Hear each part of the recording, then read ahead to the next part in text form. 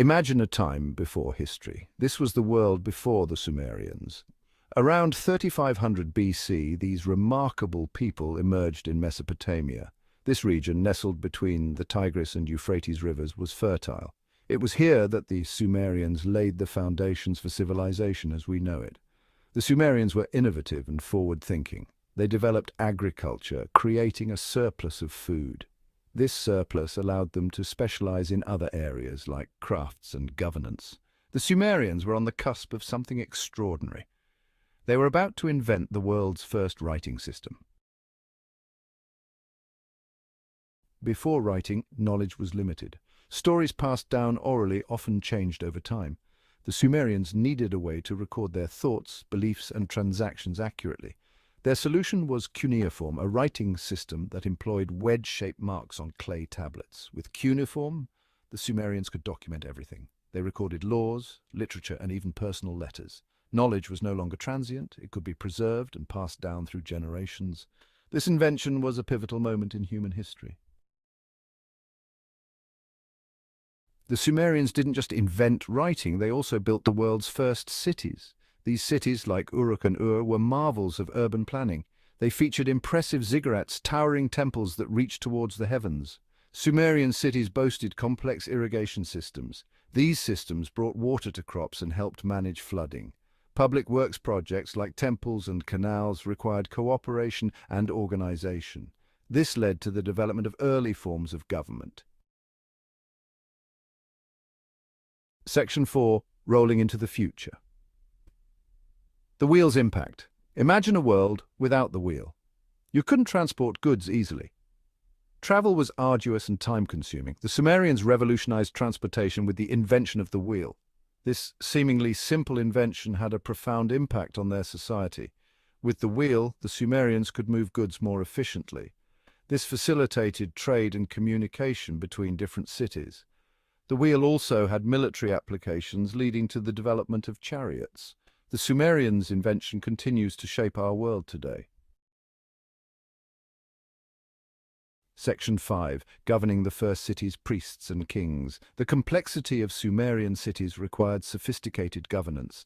Early Sumerian rulers were often priest-kings. They held both religious and political authority. These rulers were responsible for maintaining order, resolving disputes and defending the city.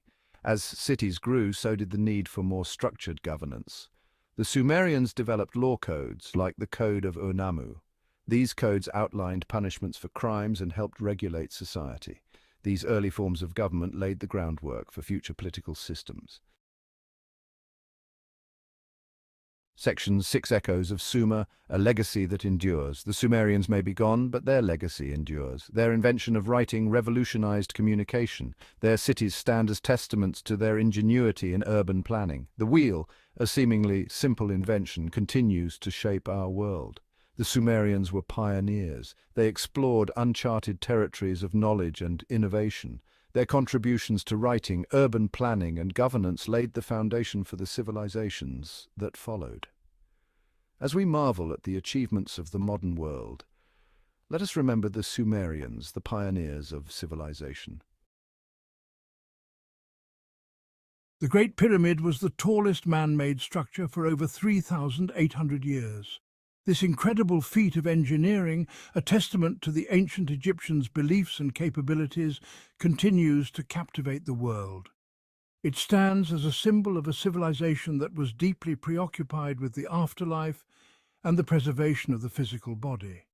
The pyramids, grand tombs built for pharaohs, were much more than just burial places. They were gateways to the afterlife. Ancient Egyptians believed in a complex and intricate afterlife. Their beliefs were deeply rooted in their culture and daily life, influencing everything from their architecture to their rituals. Death was not the end, but a transition to another realm.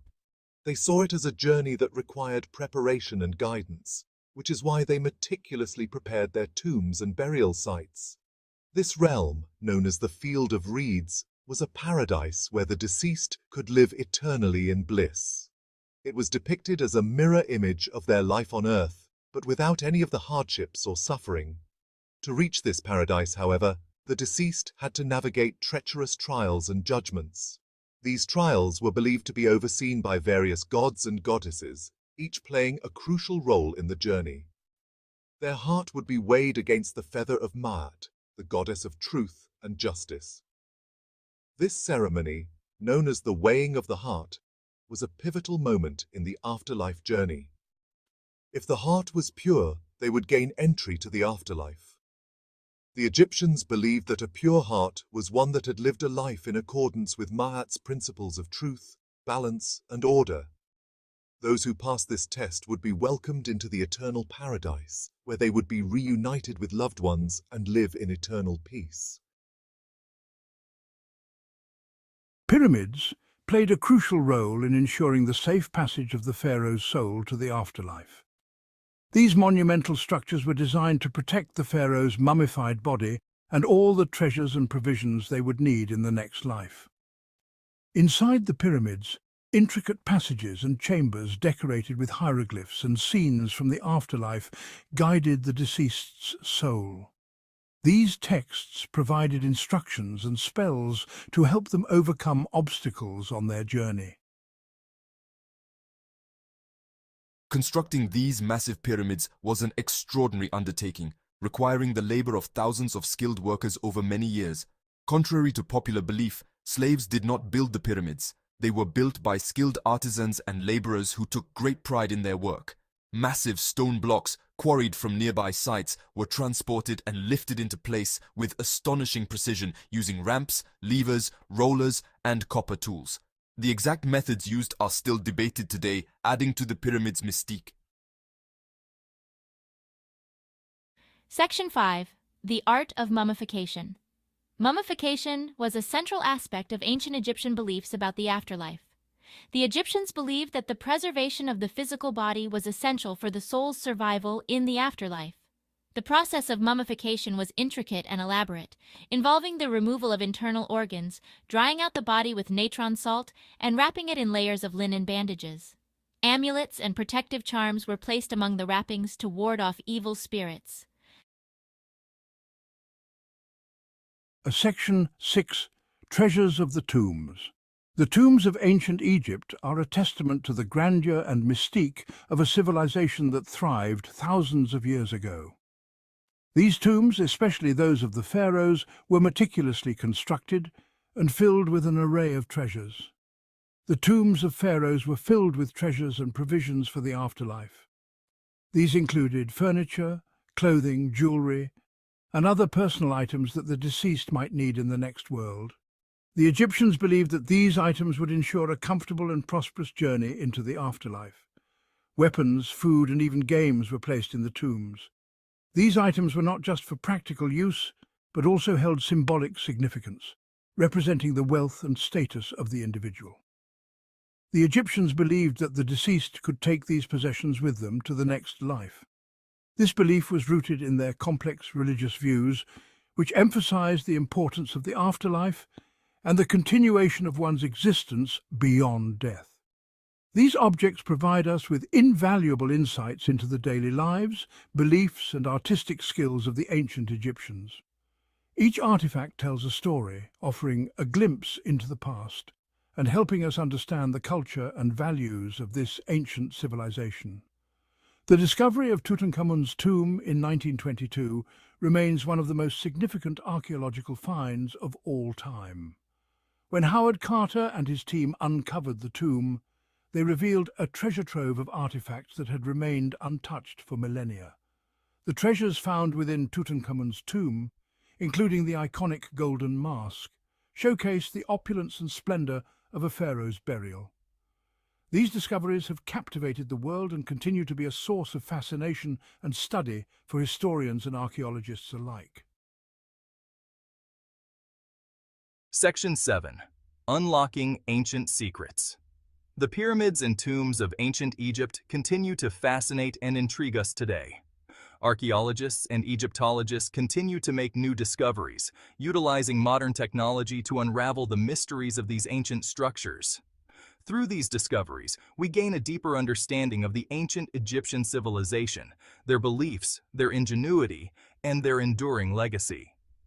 The pyramids stand as a testament to the power of human imagination, determination, and the enduring quest for immortality. Section 8. An enduring legacy. The legacy of ancient Egypt's fascination with the afterlife extends far beyond its monumental tombs and intricate burial practices. The ancient Egyptians believed that life continued after death, and they went to great lengths to ensure that their journey to the afterlife was a successful one. This belief system influenced every aspect of their culture, from the construction of their grand pyramids to the detailed rituals performed during burials. It has permeated art, literature, and popular culture for centuries, inspiring countless works of fiction, films, and documentaries. The allure of ancient Egypt can be seen in the works of famous authors like Agatha Christie, whose novel Death on the Nile captures the mystique of the Egyptian landscape. Hollywood has also been captivated, producing iconic films such as the Mummy series, which bring the ancient world to life on the big screen. Museums around the world showcase Egyptian artifacts, drawing millions of visitors eager to glimpse a piece of this ancient civilization. From the early explorers and adventurers to modern-day tourists, people from all walks of life continue to be drawn to the mystery and grandeur of ancient Egypt. The early 19th century saw a surge in Egyptology, with explorers like Howard Carter uncovering the tomb of Tutankhamun, sparking a global fascination. Today, tourists flock to Egypt to witness the splendor of the pyramids, the Sphinx, and the Valley of the Kings. Guided tours offer a glimpse into the past, allowing visitors to walk in the footsteps of pharaohs and experience the awe-inspiring achievements of this ancient civilization. The pyramids and tombs stand as silent witnesses to a civilization that believed in the power of the afterlife and the importance of preserving their legacy. For eternity, these monumental structures, built with incredible precision and skill, have withstood the test of time, serving as a testament to the ingenuity and determination of the ancient Egyptians. As the sun sets over the Giza Plateau, casting a golden glow on the pyramids, one cannot help but feel a deep sense of connection to the past and a profound respect for the enduring legacy of ancient Egypt. The Indus Valley civilization flourished thousands of years ago in what is now Pakistan and northwest India. This ancient civilization remained hidden for centuries, buried beneath the sands of time. Then in the 1920s, a remarkable discovery brought the Indus people back into the light. Archaeologists unearthed the remains of a vast, sophisticated city. Further exploration revealed another magnificent urban center, Mohenjo-Daro. Mohenjo-Daro, meaning Mound of the Dead in Sindhi, stands as a testament to the Indus people's exceptional urban planning skills. Unlike the sprawling, organically developed cities of other ancient civilizations, Mohenjo-Daro was laid out on a precise grid system. The city was divided into two main parts: the citadel, a raised area believed to be the administrative and religious center, and the lower town, where the majority of the population resided. Wide, straight streets intersected at right angles, dividing the city into rectangular blocks. This grid pattern, a hallmark of modern urban planning, suggests a high level of social organization and centralized authority. The streets, paved with baked bricks, varied in width, with the main thoroughfares being spacious enough to accommodate carts and animals. The smaller lanes and alleys likely served as pedestrian walkways, connecting the different parts of the city. This well-defined network of streets not only facilitated movement within the city, but also played a crucial role in the city's remarkable sanitation system, a testament to the Indus people's understanding of hygiene and public health. The use of standardized baked bricks in Mohenjo-Daro's construction points to a high degree of planning and organization. The bricks, made from clay and fired in kilns, were uniform in size and shape, allowing for precise and efficient construction. The Indus people's mastery of brick-making is evident in the city's sturdy walls, houses, and public buildings, many of which have survived for millennia. The streets, paved with these same bricks, provided a durable and even surface for both pedestrians and carts. The grid layout, combined with the use of standardized bricks, not only gave Mohenjo-Daro a sense of order and aesthetics, but also served practical purposes. The straight streets facilitated the flow of traffic, while the uniform bricks made construction and repair easier. The city's layout and infrastructure reflect a deep understanding of urban planning principles that would not be widely adopted in the West until centuries later. The Indus people, it seemed, recognized the importance of creating a livable, functional, and aesthetically pleasing urban environment. Water, the lifeblood of any civilization, was managed with remarkable ingenuity in Mohenjo-Daro. The city's location near the Indus River provided access to a plentiful supply of water, but the Indus people went far beyond simply drawing water from the river. They developed sophisticated systems for water management, including wells, reservoirs, and a network of canals and drains. Public wells, strategically placed throughout the city, provided easy access to clean drinking water for the residents. These wells, lined with bricks to prevent contamination, were regularly maintained, ensuring a steady supply of potable water. Larger reservoirs, possibly used for storing water for irrigation or for use during the dry season, demonstrate the Indus people's understanding of water conservation. The city's most striking feature, however, was its advanced drainage system, a testament to their commitment to public health. Covered drains running alongside the streets carried wastewater away from the city, preventing the spread of diseases. Section 5. Sanitation, the hallmark of civilization. The sanitation system of Mohenjo-Daro was far ahead of its time, rivaling even the sanitation practices of many modern cities. The Indus people recognized the importance of hygiene and its role in public health, a concept that would not gain widespread acceptance in the West for thousands of years. Nearly every house in Mohenjo-Daro had its own private bathroom, complete with a toilet and drainage system. These toilets, typically located on the ground floor, were connected to the city's intricate network of covered drains.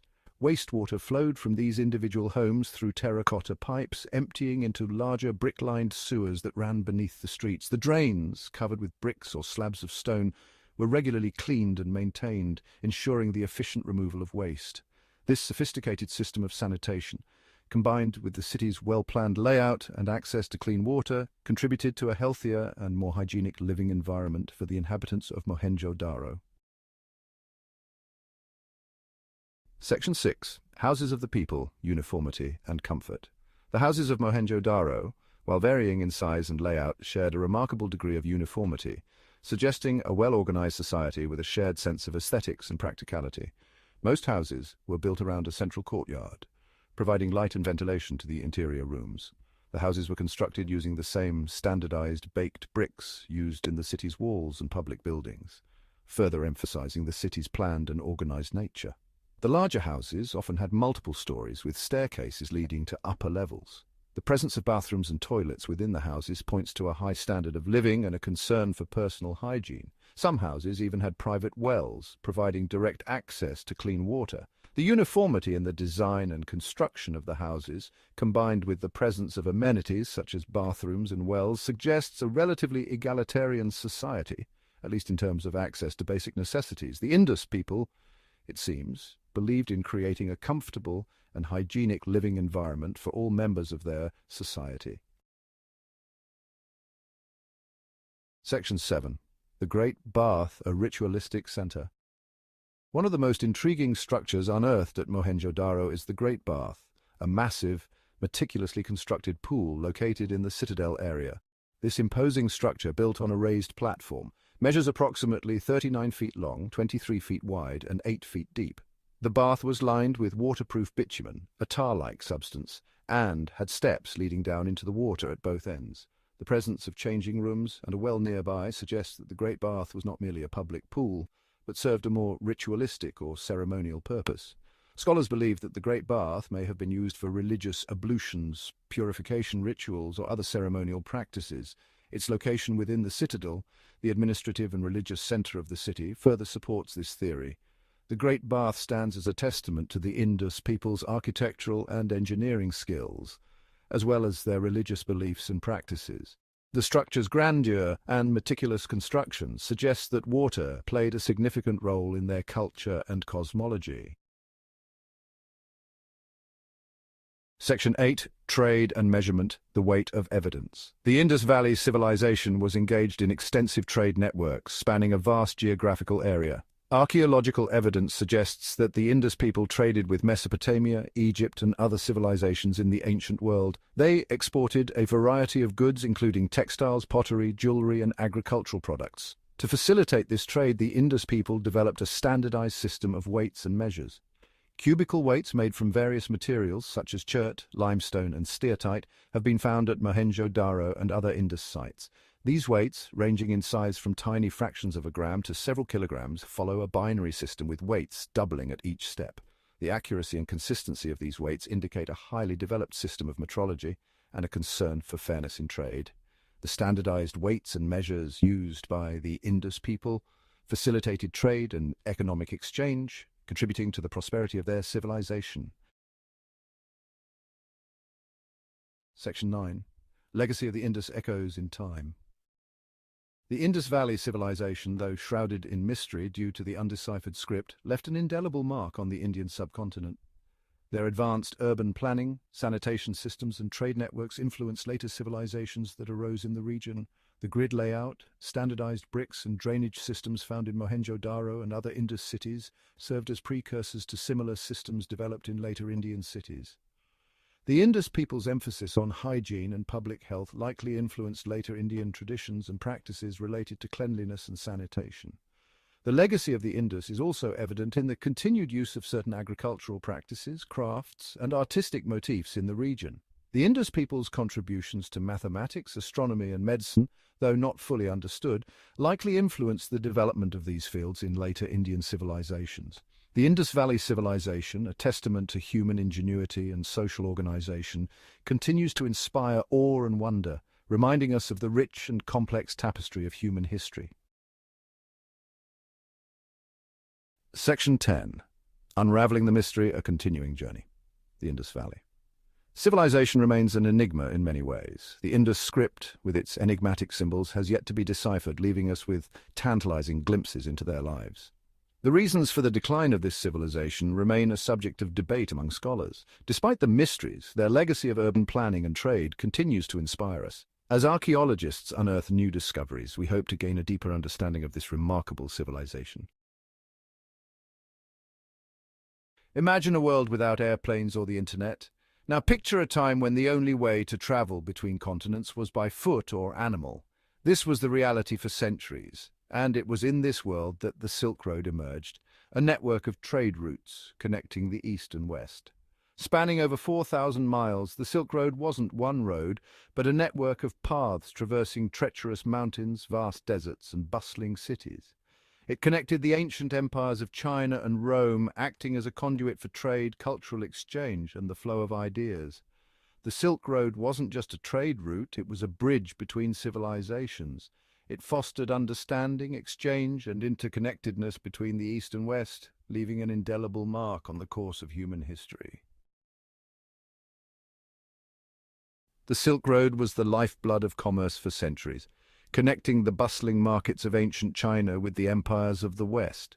Caravans laden with precious goods traversed this network of routes, their journeys fraught with danger and adventure. Silk, as its name suggests, was a major commodity traded along this route. Originating from China, silk was highly prized in the West for its luxurious texture and vibrant colors, becoming a symbol of wealth and status. But the Silk Road was more than just silk. It was a conduit for a diverse array of goods, spices from India, precious stones from Central Asia, glassware from Rome, and horses from Persia, all found their way across this ancient highway of commerce. This exchange of goods not only enriched the lives of people along the route, but also fueled the growth of empires and shaped the destinies of civilizations. The Silk Road wasn't just about luxury goods, it was a conduit for everyday items that enriched the lives of people along its route. From the east flowed ceramics, tea, and jade, while the west traded glassware, textiles, and gold. This exchange of goods wasn't just about material wealth, it was about the transfer of knowledge and skills. Craftsmen learned from each other, refining techniques and incorporating new designs. The Silk Road's impact on cuisine was also significant. Spices like cinnamon, ginger, and pepper, previously unknown in the West, became coveted ingredients, transforming culinary traditions. This fusion of flavors reflected the Silk Road's broader impact, a melting pot of cultures where East met West and new ideas and traditions were born. Just as goods flowed along the Silk Road, so too did ideas, beliefs, and philosophies. The Silk Road acted as a conduit for cultural exchange, fostering dialogue and understanding between civilizations. One of the most significant examples of this exchange was the spread of Buddhism from India to China and beyond. Buddhist monks traveled along the Silk Road, sharing their teachings and establishing monasteries in cities and towns along the way. Alongside Buddhism, other religions and philosophies, such as Islam and Christianity, also found their way along the Silk Road, enriching the cultural tapestry of the regions it connected. The Silk Road wasn't just about the exchange of goods, it was about the exchange of ideas, beliefs, and values, leaving a lasting impact on the cultural landscape of the world. Section 5. Buddhism's Journey East, a testament to cultural exchange. The Silk Road played a pivotal role in the spread of Buddhism, from its origins in India to East Asia. Buddhist monks, carrying their teachings and scriptures, traversed the treacherous mountain passes and vast deserts of the Silk Road, reaching new communities and cultures. As Buddhism spread eastward, it adapted to the local customs and beliefs of the regions it encountered. This fusion of cultures led to the emergence of distinct Buddhist traditions, such as Zen Buddhism in Japan and Tibetan Buddhism in the Himalayas. The Silk Road's role in the spread of Buddhism highlights the power of cultural exchange. It demonstrates how ideas can transcend geographical boundaries, influencing and enriching the cultural landscape of civilizations far and wide. The Silk Road's legacy as a conduit for cultural exchange is as significant as its role in trade, shaping the religious and philosophical landscape of the East. Section 6. The Enduring Legacy of Paper from China to the World. One of China's most significant contributions to the world, paper, found its way to the West thanks to the Silk Road. Before paper, writing materials were scarce and expensive, limiting literacy and knowledge sharing. The invention of paper in China revolutionized communication and learning. Made from readily available materials like bamboo and silk rags, paper was cheaper and more versatile than previous writing surfaces. Along the Silk Road, the knowledge of papermaking spread westward, reaching Central Asia and the Middle East. From there, it eventually reached Europe, transforming education, art, and record-keeping. The Silk Road's role in transmitting this revolutionary invention underscores its impact on knowledge dissemination and the advancement of civilizations. Section 7. China's Gift of Time, the Compass and its Impact on Navigation. Another gift from China that traveled the Silk Road, transforming navigation and exploration, was the compass. Before the compass, sailors relied on celestial navigation, which was often unreliable in cloudy conditions. The Chinese, through their observation of lodestone, a naturally magnetized iron ore, developed the compass. This revolutionary instrument allowed sailors to determine direction with greater accuracy, regardless of weather conditions. The compass's arrival in Europe via the Silk Road had a profound impact on seafaring. It enabled European explorers to venture further, leading to the age of exploration and the discovery of new lands. The compass, like paper, exemplifies how the Silk Road facilitated the transfer of knowledge that shaped the course of history. Section 8. Artistic Echoes, Chinese Influences on Western Art. The Silk Road's impact wasn't limited to trade, religion, and technology. It also left a mark on artistic traditions. The exchange of goods and ideas fostered stylistic influences and cultural fusions that can still be seen in art forms today.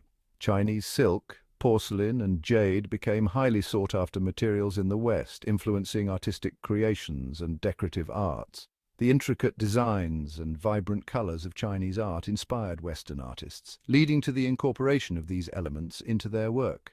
The influence of Chinese art on Western traditions, particularly during the Rococo and Chinoiserie periods, demonstrates the Silk Road's role in fostering artistic exchange and inspiring creativity across cultures.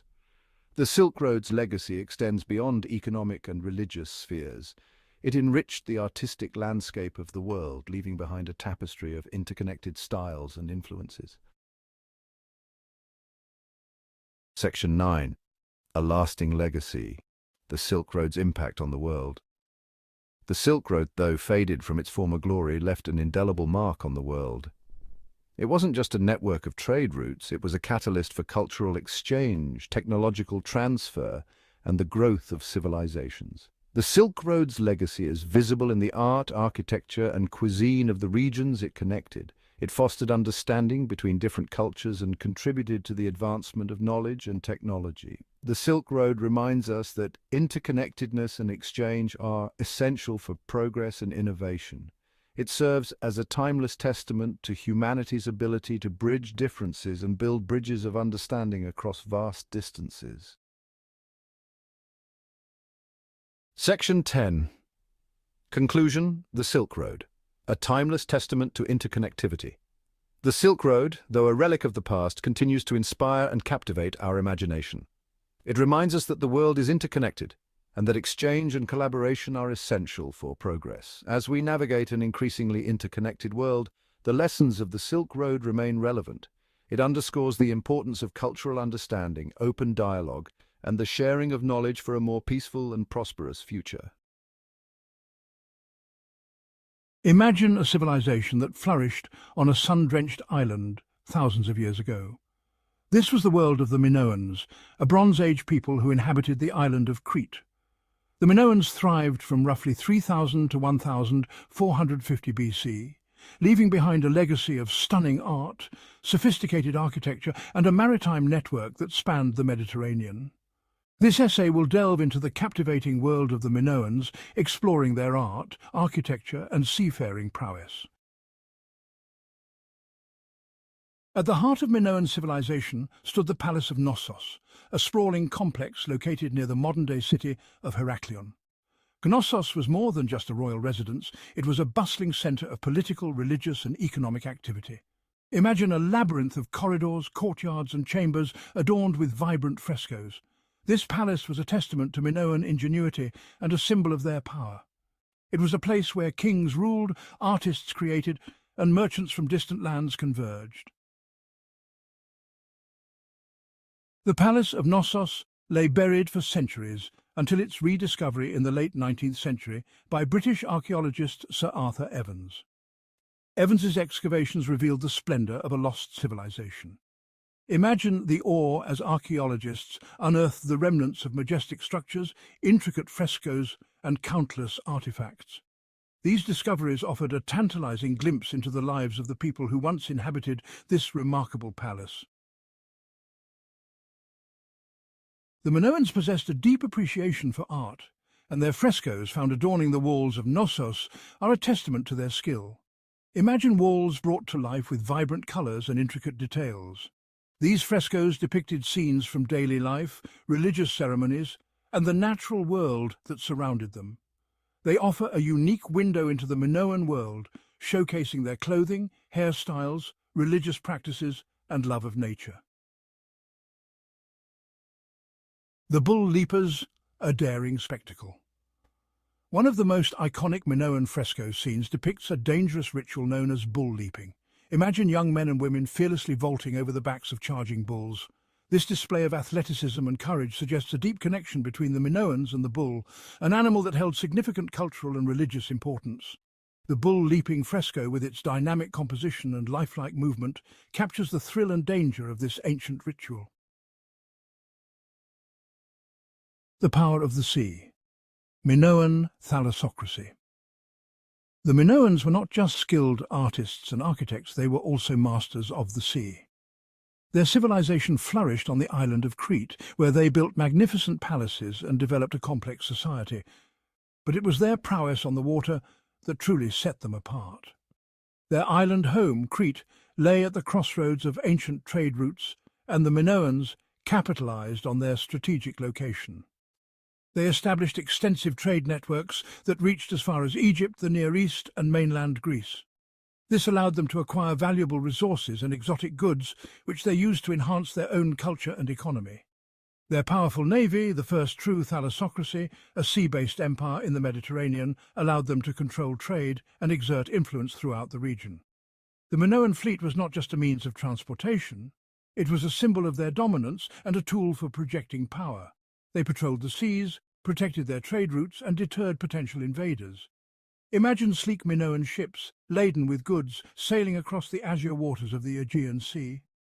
These vessels were expertly crafted, with advanced shipbuilding techniques that allowed them to navigate the often treacherous waters of the Mediterranean.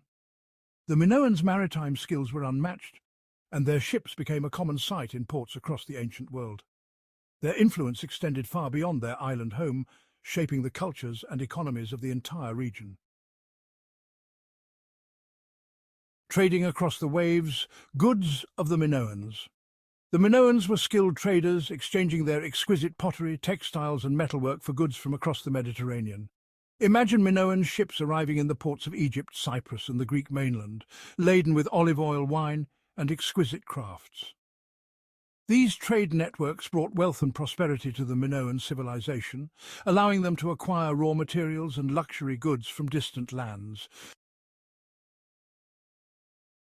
The end of an era, the fate of the Minoans. Despite their prosperity and cultural achievements, the Minoan civilization eventually met its demise. The Minoans, known for their impressive palaces, intricate art and advanced infrastructure, were a beacon of ancient civilization. Their influence spread across the Aegean, and their trade networks reached far and wide. However, even the most advanced societies can face unforeseen challenges. The exact cause of their decline remains a mystery. But a massive volcanic eruption on the nearby island of Thera, modern-day Santorini, is believed to have played a significant role. This eruption, one of the most powerful in recorded history, would have had catastrophic effects on the Minoan civilization.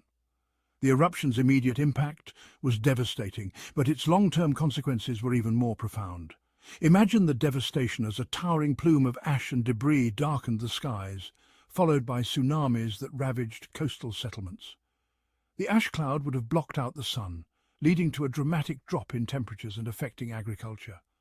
The tsunamis would have destroyed ports and ships, crippling trade and isolating the Minoans from their allies and trade partners. The combination of these natural disasters would have created a perfect storm of challenges for the Minoans. This cataclysmic event, coupled with possible internal strife or invasion, likely weakened the Minoans, leaving them vulnerable to conquest. Internal strife could have arisen from the struggle to survive in the aftermath of the eruption, as resources became scarce and social order broke down. Additionally, the weakened state of the Minoans would have made them an attractive target for invaders seeking to capitalize on their misfortune. The combination of natural disasters, internal challenges and external threats ultimately led to the fall of the once great Minoan civilization.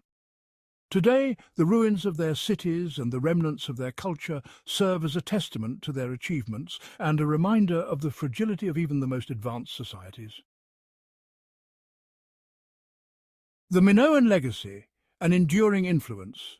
Though the Minoan civilization eventually faded, their legacy lived on. Their art, architecture and cultural innovations influenced later civilizations, particularly the Mycenaeans who rose to prominence in Greece. The myth of the Minotaur, a fearsome creature said to inhabit a labyrinth beneath the palace of Knossos, has captured the imaginations of people for centuries. This enduring tale reflects the enduring fascination with the Minoans and their enigmatic civilization. Conclusion. Reflections on a lost world. The Minoans, with their vibrant art, sophisticated architecture and intricate social structures, were a beacon of civilization in the ancient world.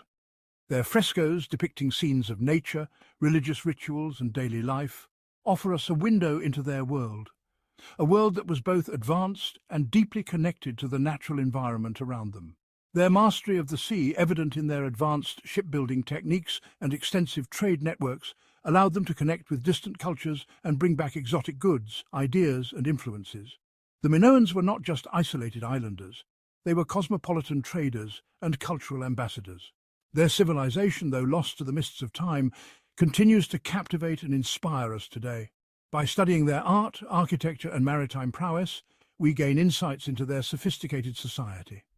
Archaeologists, through painstaking excavations, have unearthed a treasure trove of Minoan artifacts, from intricately designed pottery to grand palatial complexes like Knossos.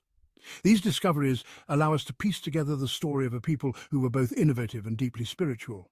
Their religious practices, centered around goddess worship and nature, reveal a society that revered the earth and its cycles. Though much about the Minoans remains shrouded in mystery, their legacy serves as a testament to the enduring power of human creativity and ingenuity.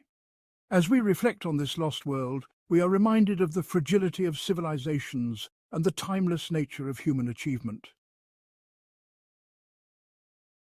The ancient world trembled at the mere mention of the Assyrians. Known far and wide for their unparalleled ruthlessness and unmatched military prowess, they carved out one of the largest and most formidable empires of their time. From the rugged and unforgiving mountains of northern Mesopotamia, they exploded onto the historical scene, conquering and subjugating vast swaths of the ancient Near East with relentless force. Their unprecedented success stemmed from a potent combination of military innovation, strategic brilliance, and a highly organized war machine that left their enemies in both awe and terror. The Assyrians were more than just brutal conquerors. They were pioneers in military organization and technology. Their innovations in warfare set them apart, creating armies that were a force unlike any seen before, equipped with advanced weaponry and trained to fight as a cohesive and disciplined unit. Their kings, driven by insatiable ambition and a thirst for power, led from the front, embodying the warrior ethos that permeated every aspect of Assyrian society. This essay delves deep into the heart of the Assyrian war machine, exploring the elements that made them the undisputed masters of the battlefield, feared and respected by all. The Assyrian Empire's origins can be traced back to the ancient city of Ashur, nestled on the banks of the Tigris River in what is now modern-day Iraq. This strategic location provided them with access to vital trade routes and resources. Surrounded by hostile neighbors and competing city-states, the Assyrians were constantly on guard.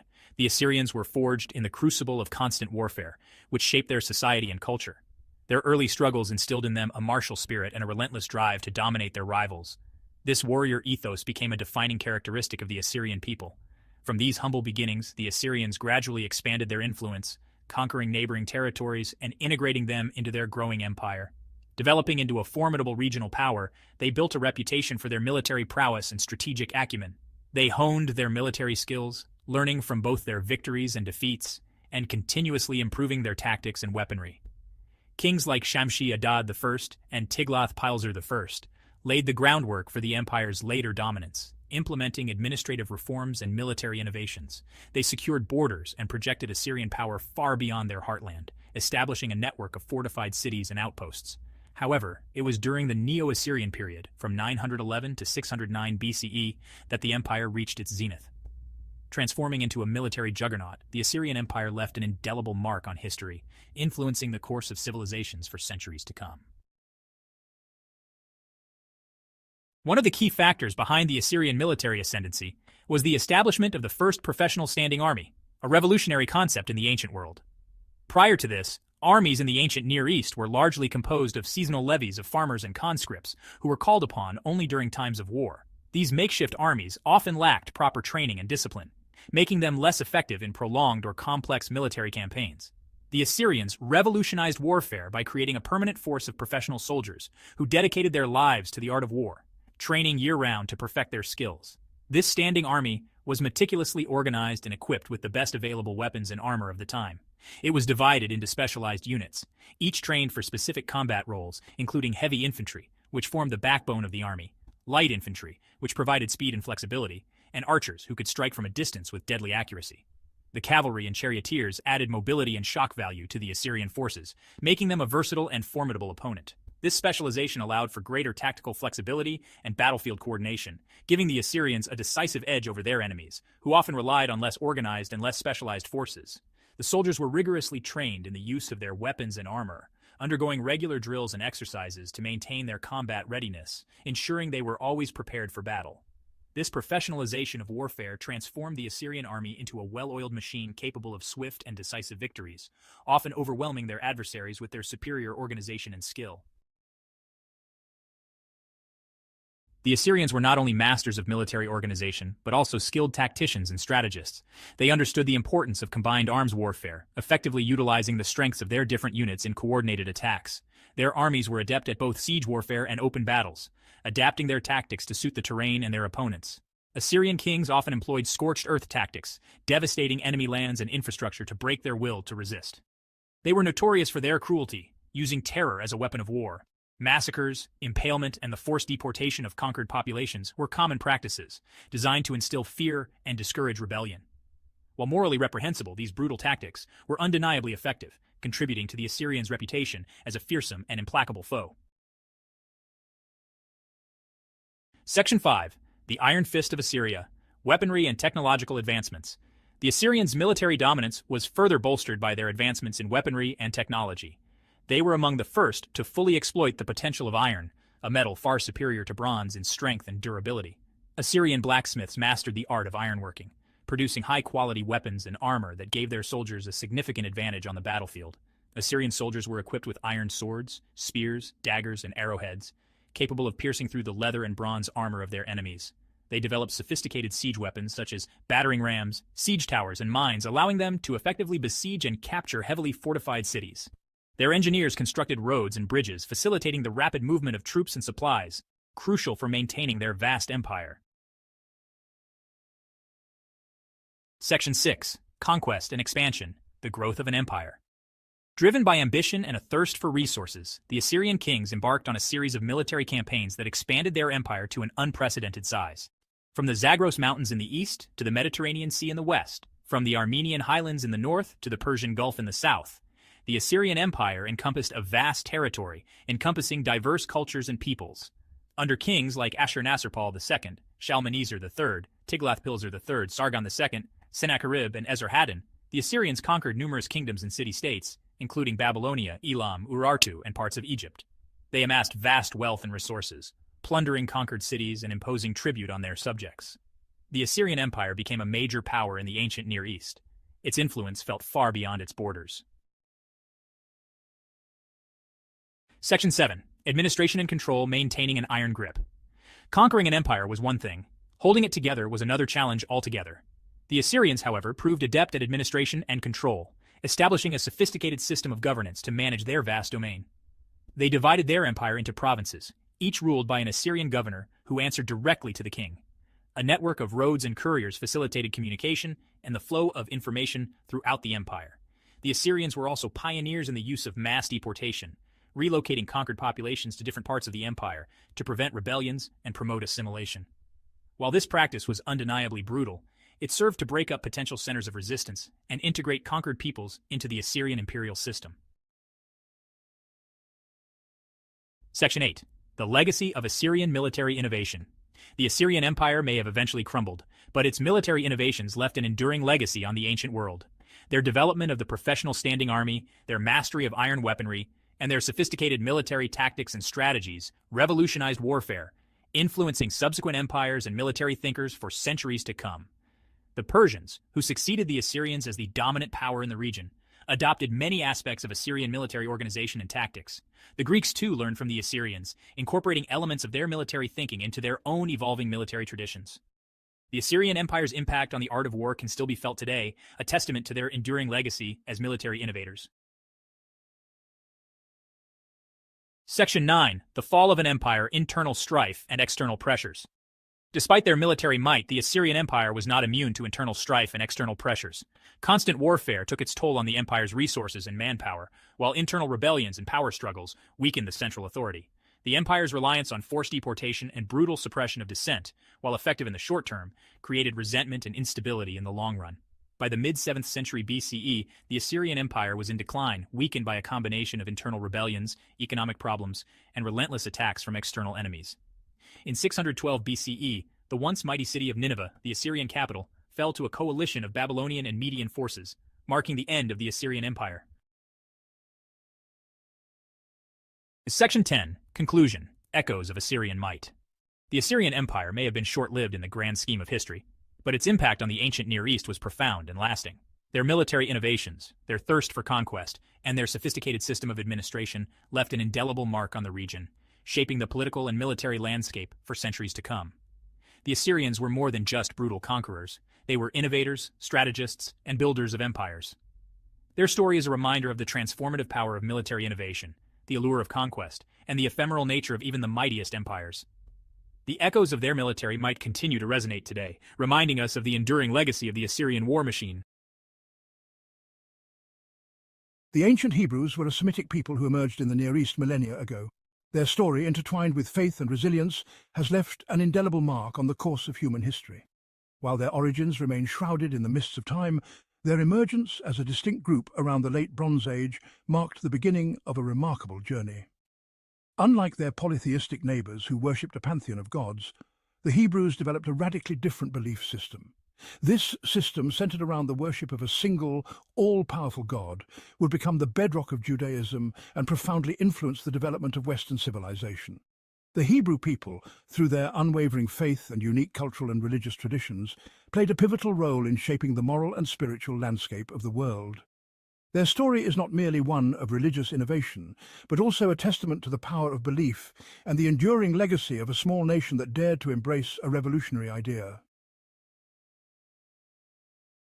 In a world dominated by polytheistic beliefs, the emergence of monotheism among the Hebrews was a radical departure. This fundamental shift in religious thought, attributing the entirety of creation and divine power to a single God, marked a profound moment in human history. While the exact origins of this belief remain a subject of ongoing scholarly debate, it is clear that the concept of monotheism gradually took root within Hebrew society. The Hebrew Bible, particularly the Torah, attributes the revelation of this single God, Yahweh, to Abraham, considered the patriarch of the Jewish people. This covenant, a sacred agreement between God and Abraham, laid the foundation for the development of Judaism. Over time, the belief in Yahweh as the sole God, the creator of all that is, became increasingly central to the Hebrew identity. This revolutionary idea, challenging the prevailing religious norms of the time, would forever alter the course of human history, shaping the development of major world religions and influencing ethical and philosophical thought for centuries to come.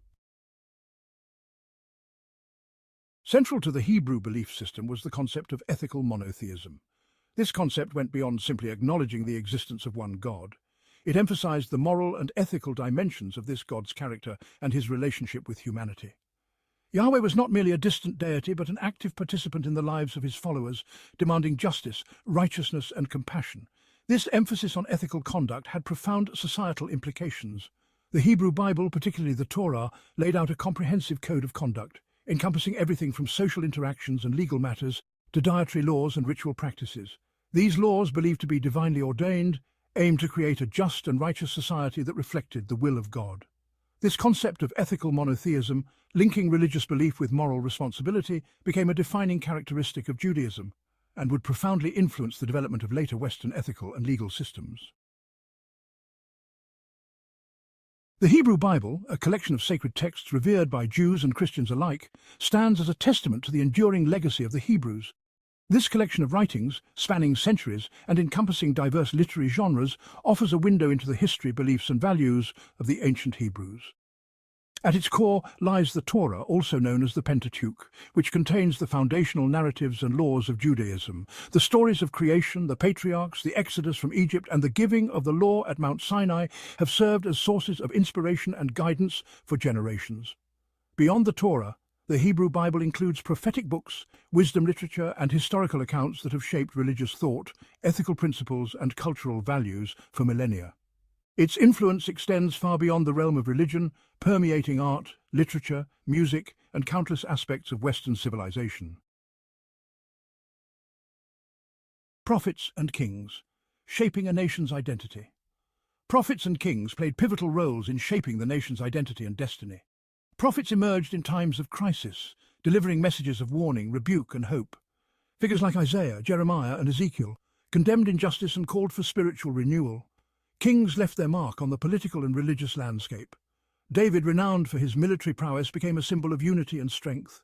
Solomon, known for his wisdom, left a legacy of architectural grandeur and religious devotion. Not all rulers lived up to ideals, leading to conflict and spiritual decline. Section 6. Laws and Covenants, the foundation of a moral society. At the heart of the Hebrew religious tradition lay a profound emphasis on law and covenant. The covenant, a sacred agreement between God and the Hebrew people, established the foundation for their relationship and outlined the terms of their mutual obligations.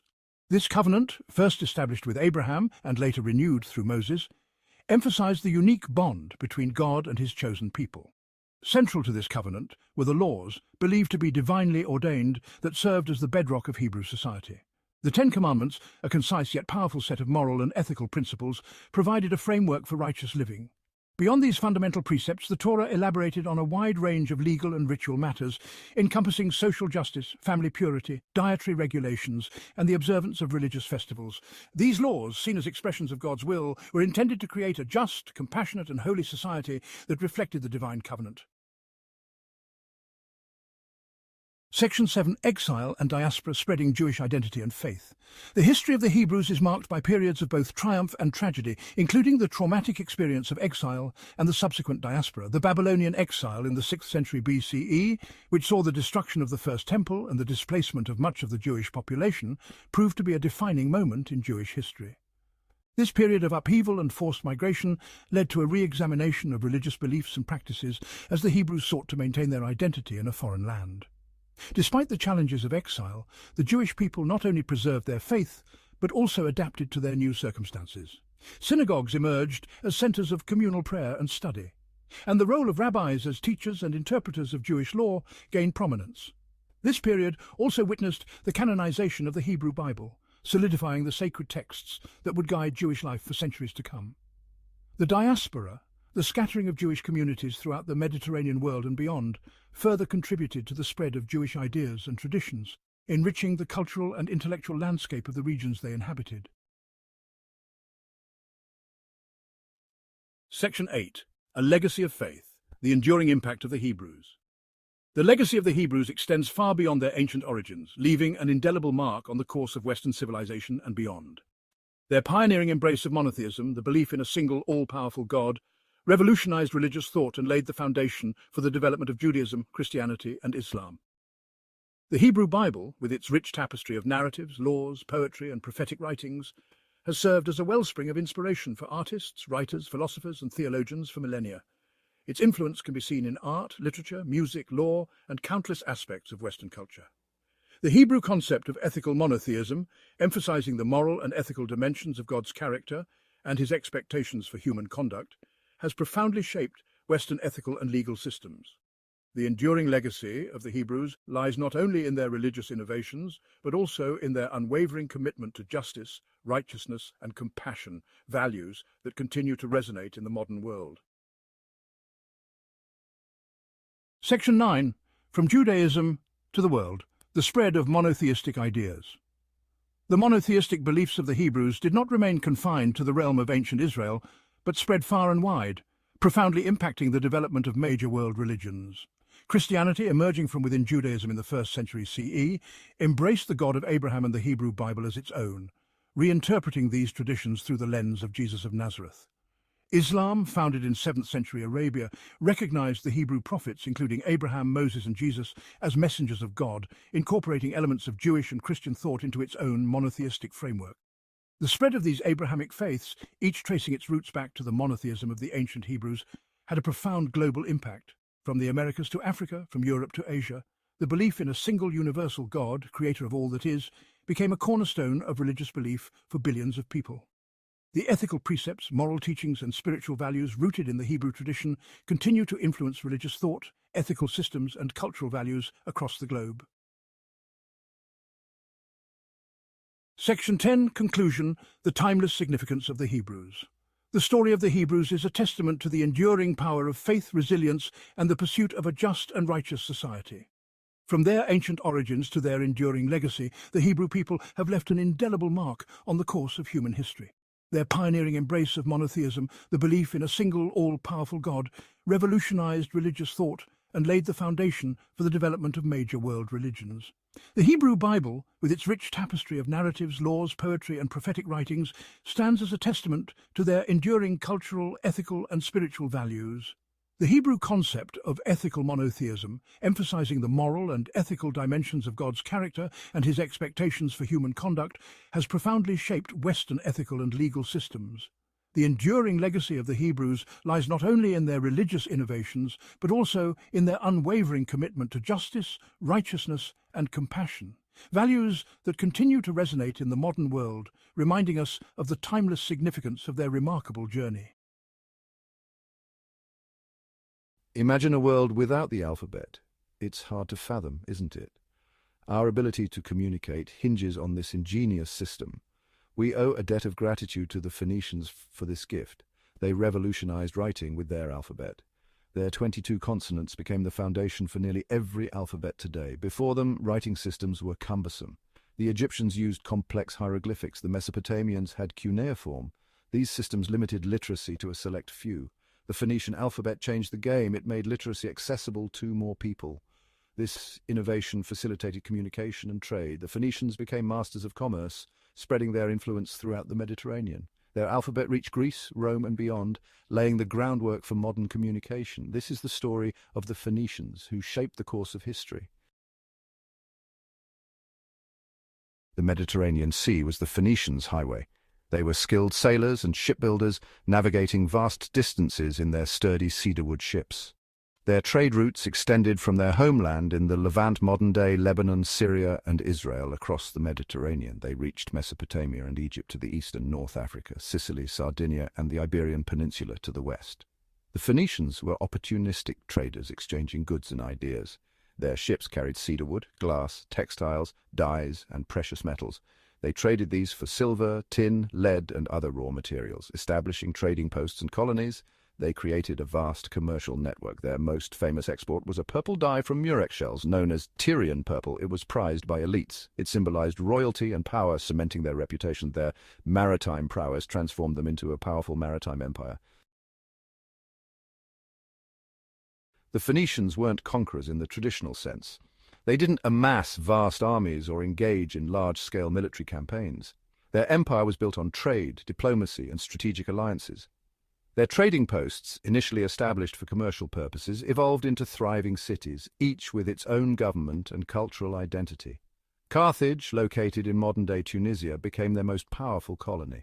Founded in the 9th century BC, Carthage grew into a formidable maritime power, rivaling even Rome for dominance in the western Mediterranean. Other significant colonies included Gadir, Cadiz in Spain, Lixus in Morocco, and Nora in Sardinia. These cities, though geographically dispersed, maintained close ties with their Phoenician homeland. They shared a common language, culture, and religious practices. They also benefited from a decentralized political system that allowed them a degree of autonomy, fostering innovation and economic growth. The Phoenicians' success can be attributed to their adaptability, their entrepreneurial spirit, and their mastery of the sea. They were cultural intermediaries, facilitating the exchange of goods, ideas, and technologies across the ancient world. The Phoenicians were known to the Greeks as Phoenices, meaning purple men. This moniker stemmed from their most sought-after commodity, Tyrian purple. This vibrant, colour-fast dye, extracted from the murex shellfish found in the waters of the eastern Mediterranean, was a labour-intensive and costly process. Thousands of shellfish were needed to produce a single ounce of dye. The process involved crushing the shells, extracting a glandular secretion, and exposing it to sunlight and air. The resulting dye, ranging in hue from deep violet to reddish purple, was highly prized for its rarity and luxurious appeal. Tyrian purple became a status symbol, adorning the robes of kings, priests, and magistrates. It was used to dye fine linens, silks, and other textiles, signifying wealth and power. The demand for this precious dye fueled Phoenician trade, making them the undisputed masters of the purple trade. The association with purple became so ingrained in Phoenician identity that it extended beyond trade. It coloured their mythology, their religious practices, and even their perception in the ancient world. Section 5. Beyond the Horizon Phoenician Exploration. The Phoenicians were not content to simply hug the coastlines. They were driven by a thirst for exploration, venturing beyond the known world in search of new trade routes and resources. They sailed beyond the Strait of Gibraltar into the Atlantic Ocean, braving uncharted waters and unpredictable elements. They circumnavigated Africa, a feat documented by the Greek historian Herodotus. According to his account, the Phoenicians, commissioned by the Egyptian pharaoh Necho II, set sail from the Red Sea and sailed westward, returning to Egypt 3 years later via the Pillars of Hercules, also known as the Strait of Gibraltar. While the historicity of this account is debated, it highlights the Phoenicians' seafaring capabilities and their spirit of exploration. They established trading posts along the Atlantic coast of Africa, venturing as far south as the Gulf of Guinea. They even reached the British Isles, establishing trade links and extracting tin, a valuable metal used in bronze production. Their voyages expanded the geographical knowledge of the ancient world, challenging existing assumptions and paving the way for future explorers. Section 6. The alphabet takes root, spreading literacy. The Phoenician alphabet, born out of practicality, proved to be a transformative invention. Its impact on the ancient world and its enduring legacy cannot be overstated. The simplicity of the system, with its 22 consonants representing distinct sounds, made it easy to learn and adapt. As the Phoenicians traded across the Mediterranean, their alphabet spread along their trade routes. The Greeks, recognizing the advantages of this system over their cumbersome syllabic script, adopted and modified it. They added vowels, transforming it into the Greek alphabet, the foundation for Latin and Cyrillic scripts. From Greece, the alphabet spread further, carried by the Romans as they expanded their empire. The Roman alphabet, with minor modifications, became the standard script for Western Europe and through colonization and globalization spread to other parts of the world. The Phoenician alphabet, in its various iterations, became the cornerstone of literacy and communication for countless civilizations, fostering the exchange of knowledge, culture, and ideas across time and space. Section 7. Cultural exchange, sharing ideas and innovations. The Phoenicians were not just traders, they were cultural intermediaries. Their voyages exposed them to a diverse array of cultures and ideas, which they absorbed, adapted, and disseminated across their vast network. They played a crucial role in the transmission of knowledge, art, and technology in the ancient world. They introduced glass-making techniques to the Mediterranean, learned from the Egyptians. They brought Mesopotamian cylinder seals, used for administrative purposes, to the West. They adapted Egyptian artistic motifs, incorporating them into their own jewelry, pottery, and other decorative arts. Their interactions with other cultures enriched their own, resulting in a vibrant and cosmopolitan society. They were tolerant of different religious beliefs, adopting and adapting deities and religious practices from their trading partners. Their cities became melting pots of cultures, fostering innovation and intellectual exchange. The Phoenicians' legacy is not just in the goods they traded or the empires they built, but also in the intangible contributions they made to the cultural tapestry of the Mediterranean world. Section 8. A lasting legacy: Phoenician footprints on the sands of time. The Phoenician civilization, though long gone, left an indelible mark on the world.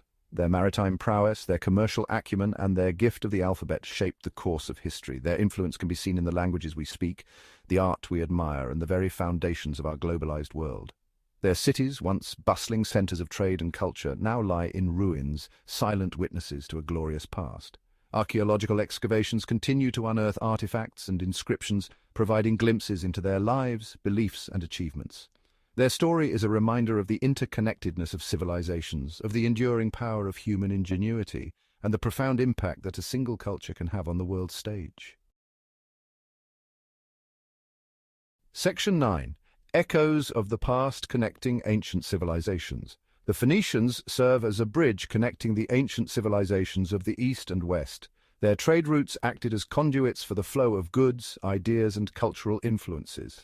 They connected the Egyptian and Mesopotamian civilizations with the nascent cultures of the Aegean and the Western Mediterranean. Their alphabet, adopted and adapted by the Greeks and Romans, became the foundation of Western literature, philosophy, and scientific thought. Their artistic motifs, inspired by Egyptian and Mesopotamian art, found their way into Greek and Roman art, influencing the aesthetic sensibilities of Western civilization.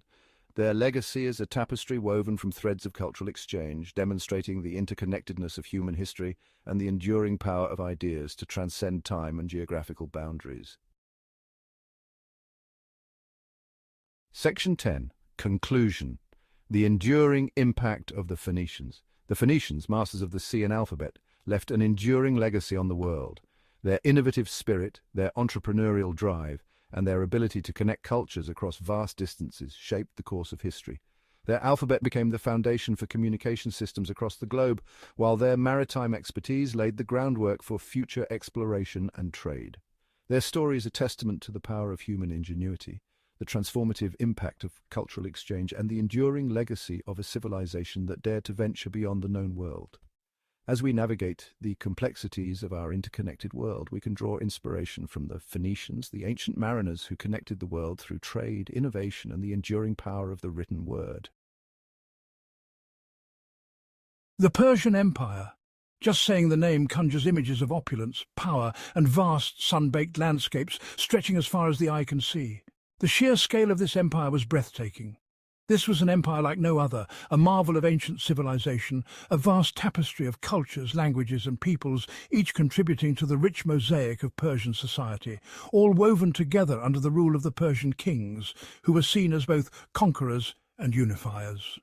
From the shores of the Aegean Sea in the west, where the empire met the ancient Greek world, to the banks of the Indus River in the east, touching the borders of ancient India, the Persian Empire dominated the ancient world for centuries, leaving an indelible mark on history.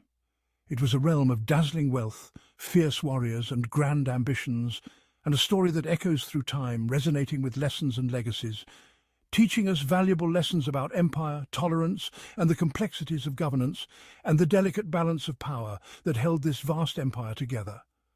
But how did they do it? How did they manage such an expansive and diverse realm? How did the Persians manage to create and control such a vast and diverse empire, spanning continents and cultures? The answer, in part, lies in their remarkable ability to adapt, to innovate, and to govern with wisdom. They understood that true power comes not just from the edge of a sword, but from strategic governance, from the strength of infrastructure, and the wisdom of tolerance and inclusion. Today, we'll journey back in time to explore the story of the Persian Empire, delving into its rich history, focusing on the roads they built, the tolerance they practiced, and the innovative governance that sustained their power, and the administrative innovations that formed the bedrock of their power, ensuring their legacy endures to this day. Imagine a road. Not just any road, but a road stretching over 1,600 miles, a ribbon of stone and earth winding its way across mountains and deserts, connecting the beating heart of the Persian Empire. This was the Royal Road, an engineering marvel of the ancient world, and a testament to the vision and ambition of the Persian kings. Built under the orders of King Darius I in the 5th century BC, the Royal Road was the empire's central artery. It linked Susa, one of the empire's capitals, in the east to Sardis in Anatolia, in the west, a journey of weeks, even on horseback. Along the way, the road passed through bustling cities, fertile plains and treacherous mountain passes, a testament to the Persians' engineering prowess. The Royal Road wasn't just a road. It was a symbol of Persian power and a tool of imperial control. Stretching over 1,500 miles, it connected the empire from Susa to Sardis, showcasing the engineering prowess of the Persians. It allowed for the swift movement of armies, crucial in maintaining order and crushing rebellions. The road's efficiency meant that messages and orders could be relayed quickly, ensuring the emperor's will was enacted across vast distances. Imagine the thunder of thousands of Persian soldiers marching along the Royal Road, their bronze armour gleaming in the sun, their disciplined ranks a testament to the might of the empire. This was a display of military might designed to cow potential enemies into submission. The sight alone was enough to deter many from challenging Persian authority. But the road's impact went far beyond military might. It was a lifeline for the empire's economy and culture. It facilitated trade, allowing goods and ideas to flow freely across the empire. Spices, textiles, and precious metals moved along this route, enriching the empire. Merchants, caravans laden with exotic goods, traversed its length, connecting the far-flung corners of the empire in a vibrant web of commerce and cultural exchange. This exchange of goods also meant an exchange of ideas, fostering innovation and cultural growth. The Royal Road was the backbone of the Persian economy, a testament to the fact that empires are built not just on conquest, but on connection. It was a marvel of its time, illustrating how infrastructure can unify and sustain a vast empire. The Persian Empire was a melting pot of cultures and peoples. Unlike many empires before and after, the Persians understood that brute force alone couldn't hold such a diverse realm together.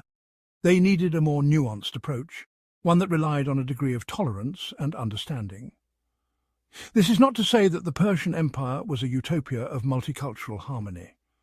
There were undoubtedly tensions and rebellions, and the Persians weren't afraid to use force when they deemed it necessary. However, compared to many of their contemporaries, their rule was marked by a degree of religious and cultural tolerance that was remarkably progressive for its time. Section 5. Cyrus the Great, a model of tolerance.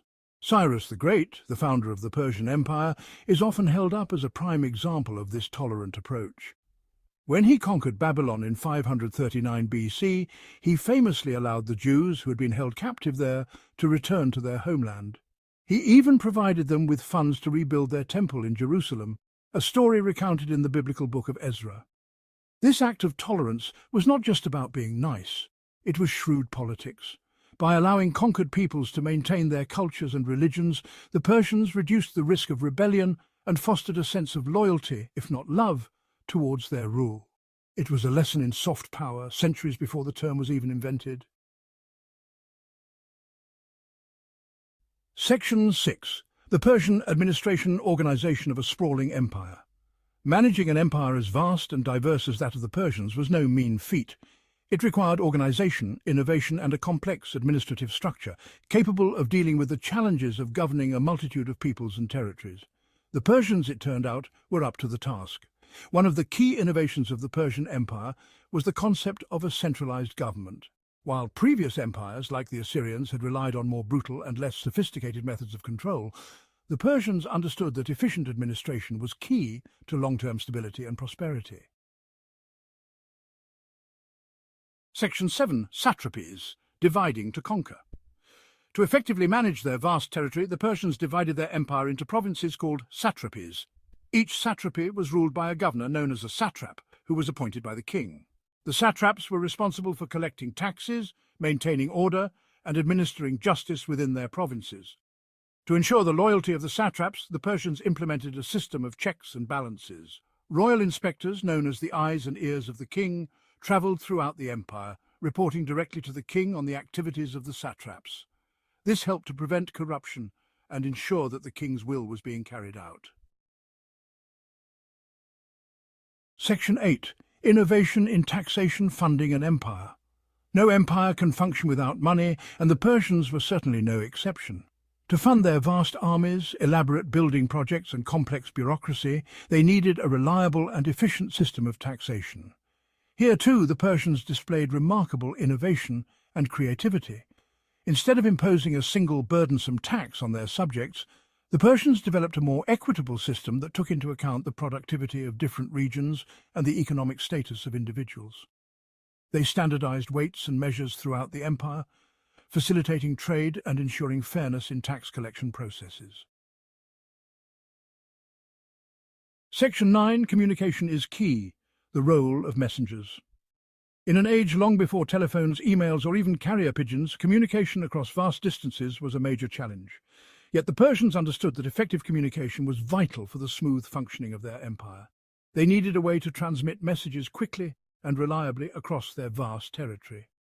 Their solution was a sophisticated relay system of mounted messengers who traversed the empire's roads, including the Royal Road, with remarkable speed. These messengers, highly trained and riding specially bred horses, could cover vast distances in a matter of days, ensuring that the king could communicate with his officials and receive intelligence from the furthest reaches of his empire. Section 10. Legacy and Lessons. The enduring impact of the Persian Empire. The Persian Empire eventually fell, conquered by Alexander the Great in the 4th century BC. This marked the end of an era, but not the end of its influence. Yet its legacy lived on, its influence echoing through the corridors of history.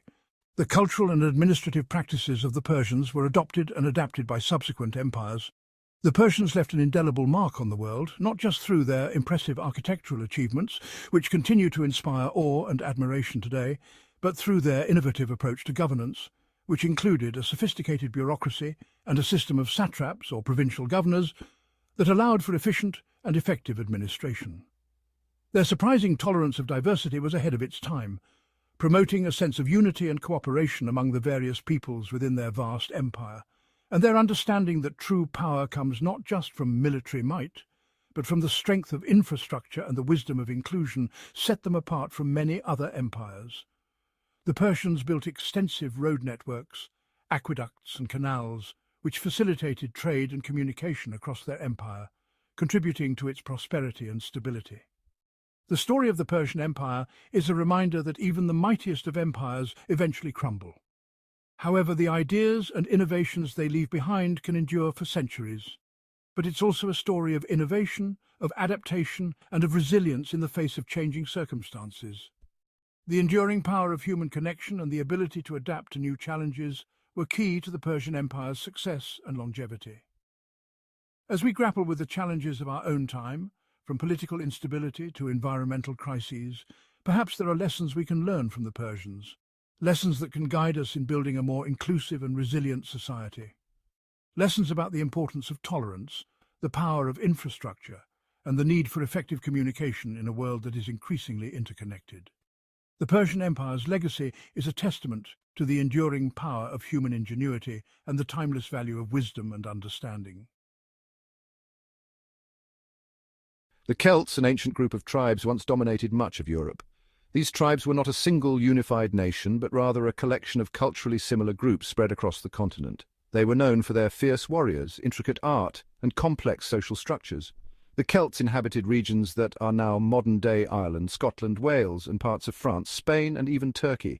Their influence was vast, and their presence was felt far and wide. Their legacy is visible today in many ways. Modern Celtic festivals celebrate their rich heritage, bringing to life ancient traditions through music, dance, and storytelling. Contemporary uses of Celtic symbols, such as the iconic Celtic knot, can be seen in jewellery, tattoos, and various forms of art. These symbols often represent themes of eternity, interconnectedness, and the natural world. Celtic-inspired architecture, with its unique designs and motifs, continues to influence modern buildings and structures. From their languages to their art, the Celts left a lasting impact. The Celtic languages, including Gaelic, Welsh, and Breton, are still spoken today, preserving the linguistic heritage of these ancient tribes.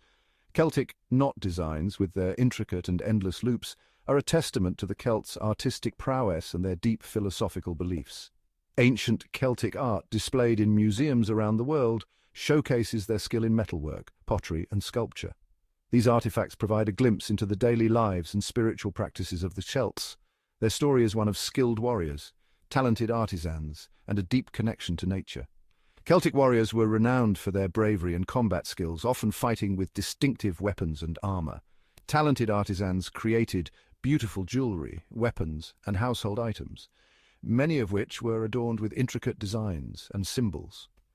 The Celts had a profound respect for nature, which was reflected in their religious practices and their reverence for natural landmarks such as rivers, mountains, and forests. Much of what we know about them comes from archaeological findings and the writings of those they encountered. Archaeological digs have uncovered settlements, burial sites, and artifacts that provide valuable insights into Celtic life. These discoveries include tools, weapons, jewelry, and everyday items that reveal the Celts' craftsmanship and way of life. Ancient texts, written by the Celts' contemporaries, offer additional perspectives, though they must be interpreted with caution. The Romans, for example, provide insights into Celtic society, though often with a biased lens. Roman historians and writers documented their encounters with the Celts, describing their customs, appearance, and social structures. However, these accounts were often coloured by the Romans' own cultural biases and political agendas. Despite this, Roman texts remain a valuable source of information, helping to piece together the complex puzzle of Celtic history. Despite the challenges in piecing together their history, one thing is clear. The Celts were a complex and influential people. Their contributions to art, language, and culture have left an indelible mark on the world. The enigmatic Celts continue to fascinate historians, archaeologists, and enthusiasts alike, as we strive to understand and appreciate the rich tapestry of their legacy. Their story is a testament to the enduring power of cultural heritage and the ways in which it shapes our present and future. The Celts were masters of ironworking. Their expertise in this craft was unparalleled in ancient Europe. This skill set them apart from other contemporary societies. The Celts' ability to manipulate iron allowed them to create tools and weapons that were both durable and effective. They were among the first in Europe to fully harness the potential of iron. This early adoption of ironworking technology gave them a significant edge over their neighbours. This mastery transformed their society in profound ways. Iron tools made daily tasks easier and more efficient, from farming to construction. Iron was crucial in warfare. The Celts' iron weapons were not only stronger but also more reliable than those made from bronze or stone. Celtic swords were renowned for their quality. These weapons were meticulously crafted, making them highly sought after and feared in battle. Iron also revolutionized agriculture, making it possible to work the land more efficiently. Iron ploughs and sickles allowed Celtic farmers to cultivate and harvest crops with greater ease. This led to a surplus of food and, in turn, population growth. With more food available, the Celtic population was able to expand and thrive. The ability to produce superior tools and weapons gave the Celts a distinct advantage in their world. Their ironworking skills not only enhanced their daily lives, but also secured their place as a formidable force in ancient Europe. The knowledge of ironworking was passed down through generations, ensuring that the Celts maintained their technological edge. Apprentices learned the secrets of the trade, preserving the craftsmanship and innovation of their ancestors. Iron goods became valuable trade items, further boosting the Celtic economy. Their iron tools and weapons were traded far and wide, spreading their influence across Europe. Today, the legacy of Celtic ironworking can be seen in museums and archaeological sites. These artifacts stand as a testament to the ingenuity and skill of the ancient Celts. Modern blacksmiths continue to draw inspiration from Celtic techniques, keeping the ancient art of ironworking alive. The impact of Celtic ironworking is still felt today, a reminder of how this metal shaped a civilization. This mastery of iron wasn't just about practicality, it was about status. Skilled blacksmiths held high positions in Celtic society. Owning a finely crafted iron sword or piece of jewellery was a sign of wealth and prestige. Trade flourished as a result of their ironwork. Celtic tribes traded with the Greeks and Romans, exchanging their goods for luxury items. This trade spread Celtic influence far and wide, further cementing their place in history. Celtic society was rich in oral tradition. Druids, the learned class, played a crucial role in this. They were the keepers of knowledge, responsible for memorizing and reciting history's laws and rituals. This oral tradition was vital in a society without widespread writing. It ensured the transmission of knowledge from generation to generation. The Druids were highly respected figures. Their wisdom and knowledge were essential to the functioning of Celtic society. Celtic art is distinctive. It reflects their connection to the natural world. It often features intricate patterns, stylized animals, and abstract designs. This art form wasn't merely decorative. It held deep spiritual and cultural significance. These designs, often found on jewelry and weapons, were more than just aesthetically pleasing. They likely held symbolic meanings, perhaps representing beliefs, deities, or clan affiliations. Section 6. Metalwork, the epitome of Celtic artistry. Celtic metalwork was particularly impressive. They created elaborate jewelry, weapons, and ceremonial objects. Their skill in metalworking is evident in the craftsmanship of these pieces. These objects were often adorned with intricate engravings and inlays of precious metals and stones. Their skills were so advanced that they could create complex designs with a level of detail that continues to impress even today. Section 7. The significance of patterns and symbols. A key feature of Celtic art is the use of repeating patterns and stylized animal motifs. These swirling, interlacing patterns, known as knots, are particularly iconic. These designs weren't just for decoration, they held deeper meanings. While the exact meanings of these symbols are lost to time, they likely represented aspects of the Celtic worldview. Animals, for instance, held significant spiritual importance in Celtic culture, and their stylized representations in art reflect this reverence. Section 8. Cultural echoes. Celtic influence in the modern world. The legacy of the Celts can be seen today in many ways. Their languages are still spoken in parts of Europe. Their music and storytelling traditions continue to inspire. Their art style has influenced everything from jewelry design to tattoos. The enduring popularity of Celtic festivals and celebrations is a testament to the lasting appeal of their culture. Section 9. Conclusion. The enduring spirit of the Celts. The Celts were more than just skilled ironworkers. They were a people whose influence stretched far beyond their mastery of metal. Their iron tools and weapons were not just functional, they were works of art, intricately designed and crafted with care. This craftsmanship was a reflection of their broader cultural values. They were a complex people with a rich culture. Their festivals were vibrant celebrations of life, filled with music, dance, and storytelling. Traditional instruments like the harp and the bodhrán filled the air with melodies that have been passed down through generations. Their jewelry and clothing were not just adornments, but symbols of their identity and status within the tribe. Their mastery of ironworking did transform their society. It allowed them to create stronger tools and weapons, which in turn enabled them to farm more efficiently and defend their territories more effectively. But ironworking was just one aspect of their technological prowess. They also excelled in other crafts, such as pottery and weaving, which were essential to their daily lives. However, it was their art, their oral traditions, and their deep connection to nature that truly defined them. Their carvings and sculptures were not merely decorative. They told stories and conveyed spiritual beliefs. Storytelling was a vital part of their culture, with bards and druids preserving history and myths through oral tradition. Nature worship was central to their spirituality, with sacred groves and natural landmarks playing key roles in their rituals. The Celts may be gone, but their legacy lives on. Their ruins and monuments stand as silent witnesses to their once great civilization. Modern people continue to celebrate Celtic traditions, keeping their spirit alive through festivals, music, and art.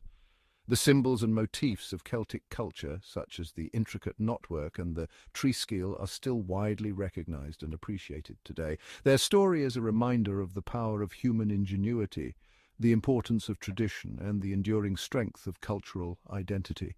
The Celts have left an indelible mark on history, and their influence can still be felt in many aspects of modern life. From the languages we speak to the art we create, the spirit of the Celts continues to inspire and enrich our world. Did you know the Romans learned to build roads from their neighbours, the Etruscans? The very roads that connected the vast Roman Empire were in part an Etruscan invention. These fascinating people, who thrived in ancient Italy before the rise of Rome, left an indelible mark on the very fabric of Roman society. Join me as we delve into the world of the Etruscans, exploring their lasting influence on Roman architecture, engineering, and religion. The Etruscans, shrouded in an aura of mystery, inhabited a region known as Etruria, which corresponds roughly to modern-day Tuscany in Italy. Flourishing between the 8th and 3rd centuries BCE, they developed a vibrant and sophisticated culture that left an enduring legacy on their Roman successors. While the Etruscan language remains only partially deciphered, their art, architecture, and religious practices speak volumes about their beliefs, values, and innovations. The Etruscans were masters of urban planning and architecture, leaving an indelible mark on the Roman cityscape. They introduced the Romans to the concept of the grid plan, with streets intersecting at right angles, a feature that became a hallmark of Roman town planning. The Etruscans also excelled in the construction of monumental structures such as temples and tombs, which greatly influenced Roman architectural design. Etruscan temples, perched atop high podiums and accessed by a staircase at the front, differed significantly from their Greek counterparts. These temples, often adorned with brightly painted terracotta sculptures, served as a testament to Etruscan artistic ingenuity. The Romans adopted and adapted these architectural elements, incorporating them into their own sacred spaces. The iconic Roman temple, with its raised platform and front-facing entrance, owes a debt of gratitude to its Etruscan predecessors.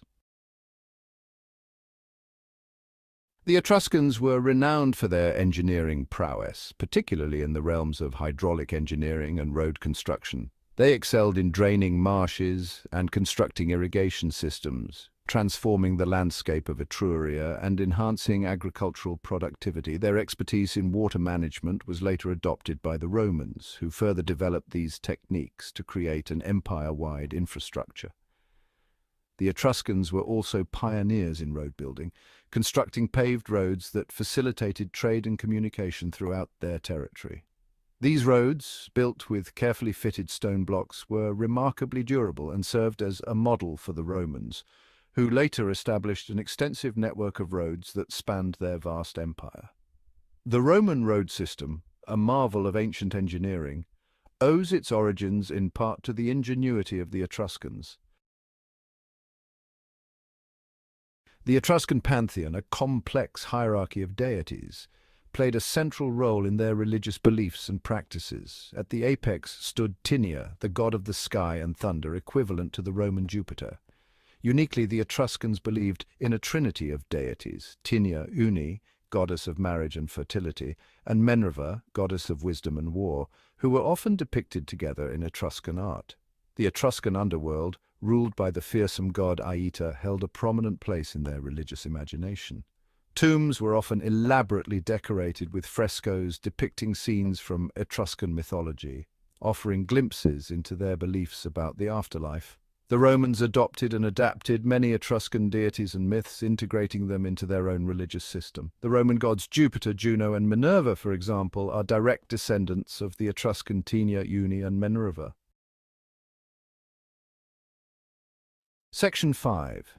Etruscan Rituals, a glimpse into the afterlife. Etruscan religious practices were deeply intertwined with their beliefs about the afterlife. They placed great importance on divination, seeking to interpret the will of the gods through the observation of natural phenomena such as the flight of birds and the examination of animal entrails. These rituals, performed by specialized priests, provided guidance on matters of war, politics, and daily life. The Etruscans believed that the deceased embarked on a journey to the underworld, and they furnished their tombs with elaborate grave goods to accompany them in the afterlife. Tombs were often designed to resemble houses, complete with furniture, pottery, and even chariots, reflecting the Etruscan belief in the continuity of life after death. These burial practices, while often adapted and modified, influenced Roman funerary customs and beliefs about the afterlife. Section 6. The Oracle Speaks. One of the most intriguing aspects of Etruscan religion was their belief in oracles. Individuals believed to possess the ability to communicate with the gods and predict the future. The most famous Etruscan oracle was located at the sanctuary of Volci, where priests interpreted the rustling of leaves in a sacred grove to discern the will of the gods. The Romans, deeply superstitious and eager to know the future, held Etruscan oracles in high regard. Roman emperors and generals often consulted Etruscan seers before embarking on military campaigns or making important decisions. The Etruscan tradition of divination, with its emphasis on interpreting signs and omens, left a lasting mark on Roman religious practices and beliefs. Section 7. The Romanization of Etruscan Beliefs. As Rome expanded its power and influence, Etruscan culture gradually became absorbed into the Roman world. Etruscan cities were incorporated into the Roman state, and their elites often adopted Roman customs and language. This process of Romanization, however, was not a one-way street. Etruscan culture, particularly in the realms of religion and art, continued to exert a subtle but significant influence on Roman society. The Romans, while adopting and adapting many Etruscan deities and myths, often reinterpreted them to fit their own worldview. Etruscan religious practices, such as divination and the interpretation of omens, became integrated into Roman religious life, albeit with Roman modifications. The Etruscan legacy in Roman religion is a testament to the complex cultural exchange that occurred between these two civilizations. Section 8. Enduring marks on Roman identity. The Etruscan influence on Roman society extended beyond the realms of architecture, engineering, and religion. Etruscan artists and craftsmen excelled in bronze working, producing exquisite statues, mirrors, and other decorative objects that were highly prized by the Romans. Etruscan fashion, particularly their distinctive hairstyles and footwear, also found favor among the Roman elite. The Etruscan language, while gradually supplanted by Latin, continued to be used in religious rituals and inscriptions well into the Roman period. Etruscan words and names survived in the Roman language, attesting to the enduring legacy of this ancient civilization.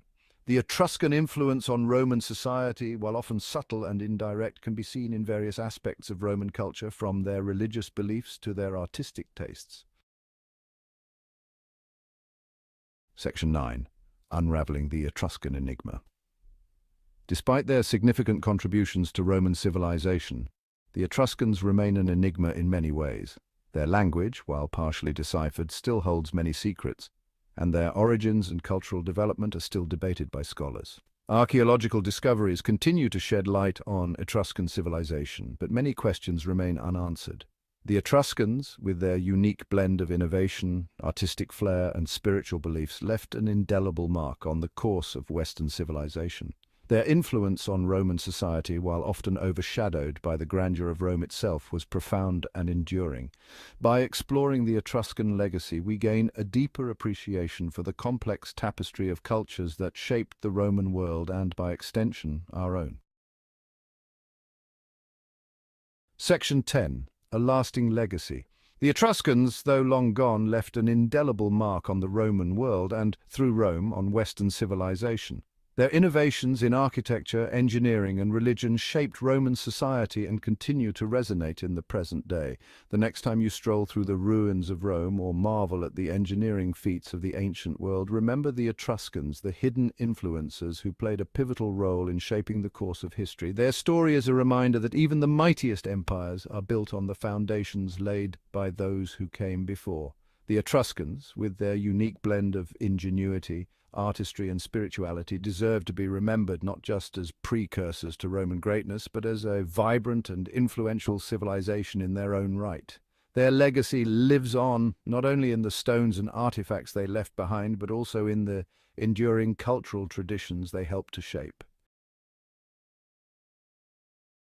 The Olmecs, an ancient civilization shrouded in mystery, flourished along Mexico's Gulf Coast from around 1600 BCE to 400 BCE. This enigmatic culture is often considered the cradle of Mesoamerican civilization, laying the foundational stones for the societies that followed. Known as the mother culture of Mesoamerica, the Olmecs left an indelible mark on the region's artistic, religious, and cultural development.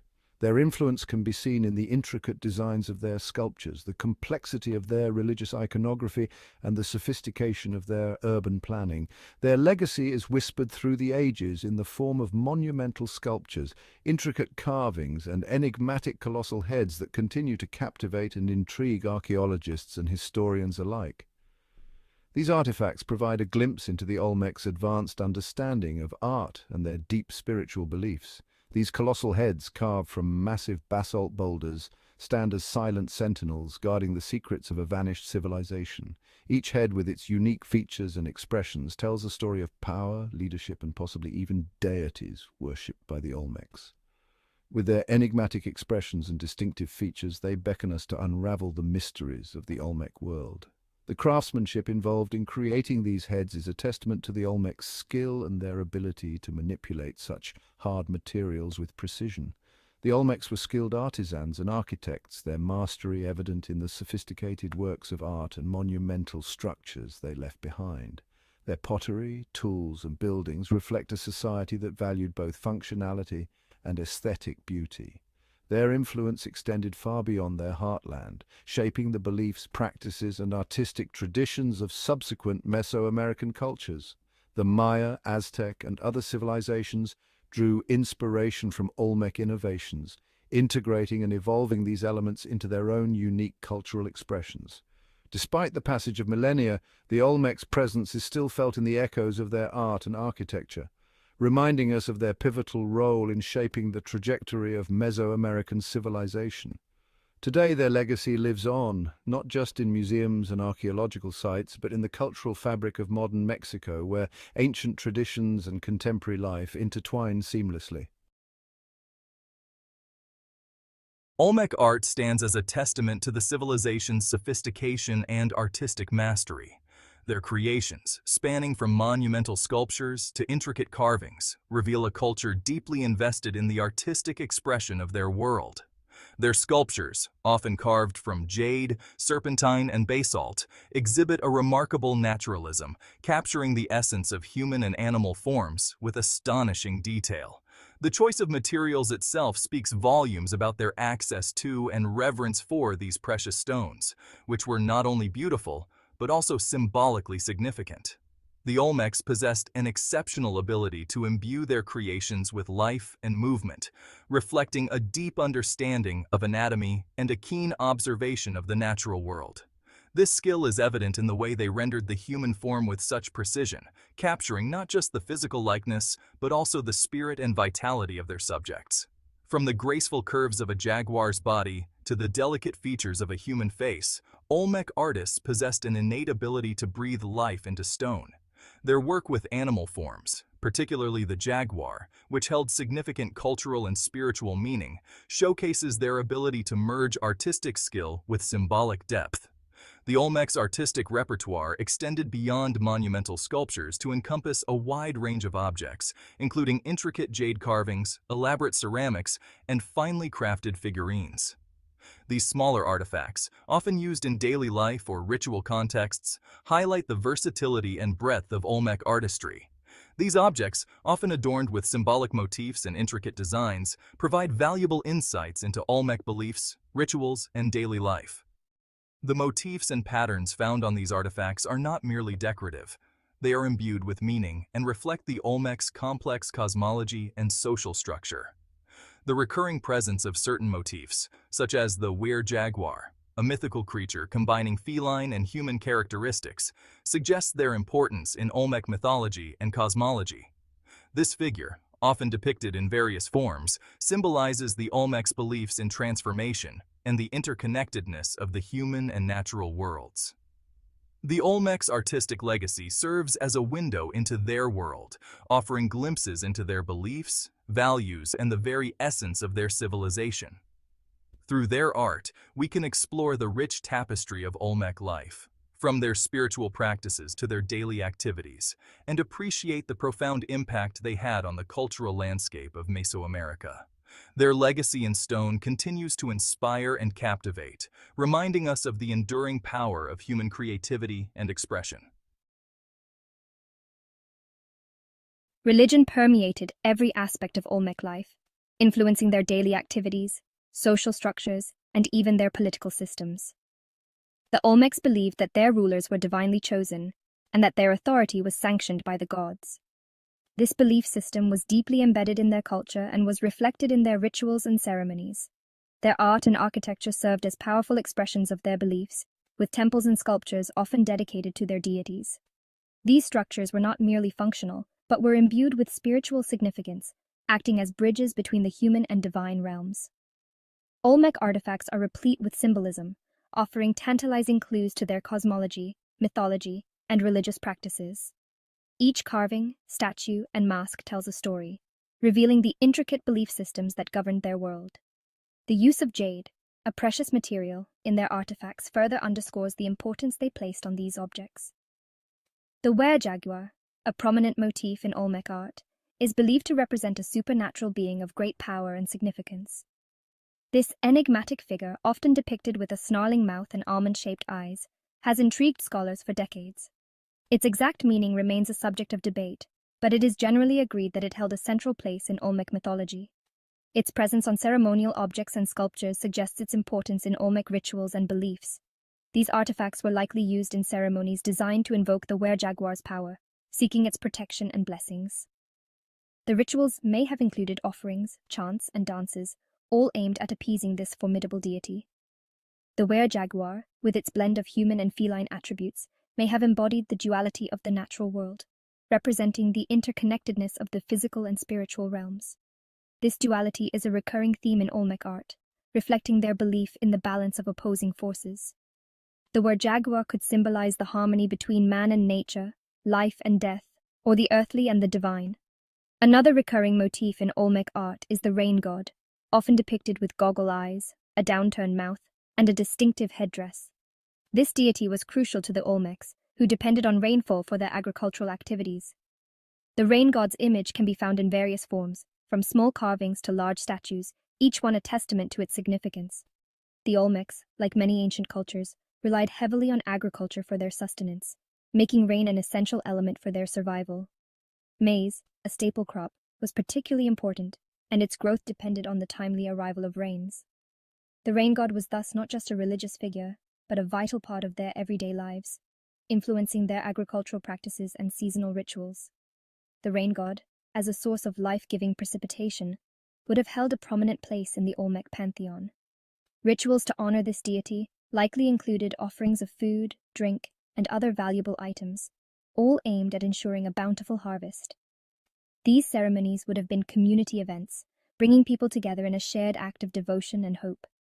By deciphering the intricate language of Olmec symbolism, we gain a deeper understanding of their relationship with the cosmos and the forces that shaped their world. Each symbol, each artifact, is a piece of a larger puzzle, revealing the complex and fascinating belief system of this ancient civilization. Through their art and rituals, the Olmecs communicated their understanding of the universe, leaving behind a legacy that continues to captivate and inspire.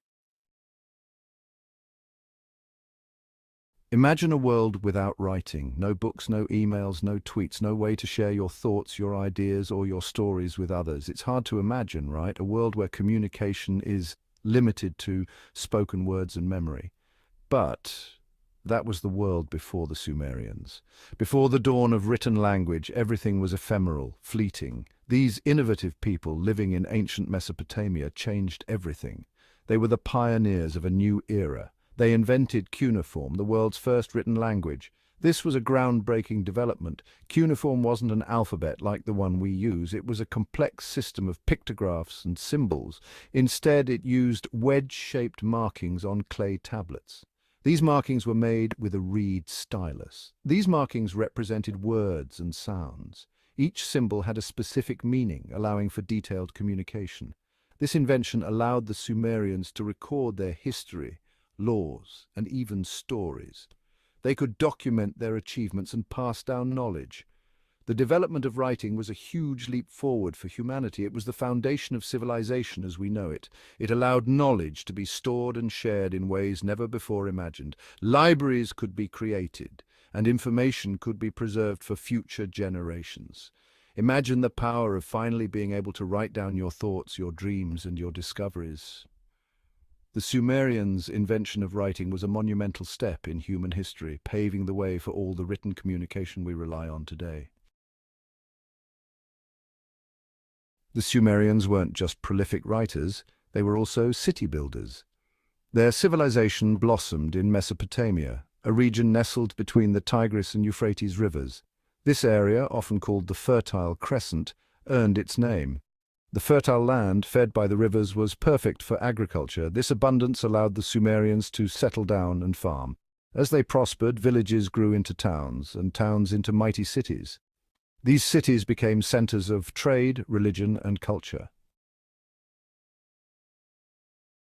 Life in a Sumerian city was bustling. Imagine crowded marketplaces filled with the sights and smells of exotic goods. Picture towering ziggurats reaching for the heavens. These stepped pyramids served as temples to the Sumerian gods. But life wasn't all bartering and worship. The Sumerians also grappled with the challenges of city living. They developed systems of governance with rulers and laws to maintain order. This organized way of life was a key factor in the success of Sumerian civilization. One of the most impressive Sumerian cities was Ur. This bustling metropolis, located in modern-day Iraq, was a center of trade and culture. Ur boasted impressive architecture, including the grand ziggurat of Ur. This massive structure, dedicated to the moon god Nana, dominated the city's skyline. It served as a reminder of the Sumerians' ingenuity and their devotion to their gods. Ur, like other Sumerian cities, stood as a testament to their ability to build and innovate. The Sumerians weren't content with just building cities and writing stories. They were pioneers in many fields, pushing the boundaries of what was possible in their time. They were also responsible for a string of innovations that would shape the course of history. Their contributions laid the groundwork for many aspects of modern civilization. One of their most important inventions was the wheel. This simple yet revolutionary device changed the way people lived and worked.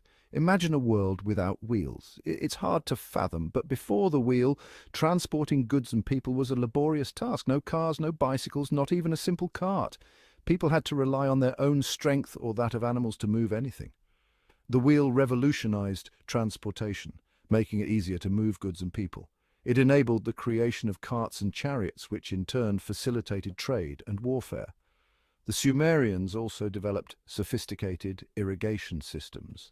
These systems were crucial for their agricultural success. These systems, using canals and levees, allowed them to control the flow of the Tigris and Euphrates rivers. This control was essential for managing water resources in a region with unpredictable rainfall. This meant they could water their crops and ensure a stable food supply. The ability to irrigate fields led to surplus crops, which supported larger populations and the growth of cities.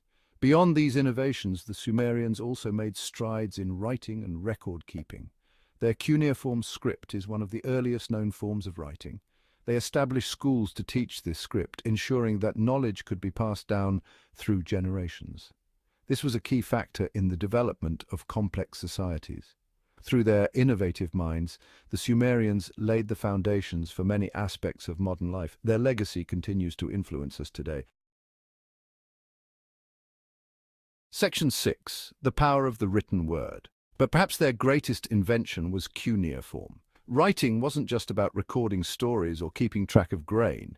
It had a profound impact on the way people thought and communicated. With cuneiform, knowledge could be passed down through generations, laws could be codified, histories could be recorded. This ability to store and share information was revolutionary. It laid the foundation for the development of complex societies and the advancement of human knowledge. Section 7. From clay tablets to the cloud. The journey of written communication is a fascinating tale that spans millennia. Beginning with the humble clay tablets of ancient Sumer, the impact of Sumerian writing extended far beyond their own time and place. These early scribes etched symbols into wet clay, creating a system that would revolutionize human interaction and record-keeping. The Akkadians, who conquered the Sumerians, adopted cuneiform for their own language. This adoption was not merely a cultural exchange, but a significant step in the unification of diverse peoples under a common written language. The Babylonians and Assyrians followed suit, adapting it to their own needs. Each civilization added their own nuances and complexities to the script, making it a versatile tool for administration, literature, and science. Cuneiform became the lingua franca of the ancient Near East, used in diplomacy and trade. Merchants and diplomats alike relied on this script to communicate across vast distances and diverse cultures. It's no exaggeration to say that the Sumerian invention of writing helped shape the course of Western civilization. The ability to record laws, transactions, and stories laid the foundation for complex societies and advanced governance. It's amazing to think that our modern systems of writing, from the Latin alphabet to emojis, can trace their roots back to those wedge-shaped markings on clay tablets. The evolution of writing is a testament to human ingenuity and the enduring power of communication. Section 8. The Legacy of Sumer. The Sumerian civilization may have faded away millennia ago, but their legacy lives on. Their inventions like the wheel and writing are still with us today, albeit in highly evolved forms. Their stories, preserved in cuneiform on clay tablets, still have the power to captivate us. And their cities, though now in ruins, still whisper tales of a time when humans first began to build their own destiny.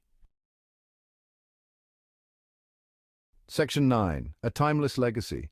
The Sumerians were pioneers. They dared to dream of a different world, a world with cities, writing, and advanced technology, and in many ways they succeeded in making that dream a reality. Their story is a reminder that even the smallest spark of innovation can ignite a fire that illuminates the world for centuries to come. And so, the next time you open a book, send an email, or hop in your car, take a moment to remember the Sumerians. Their legacy surrounds us.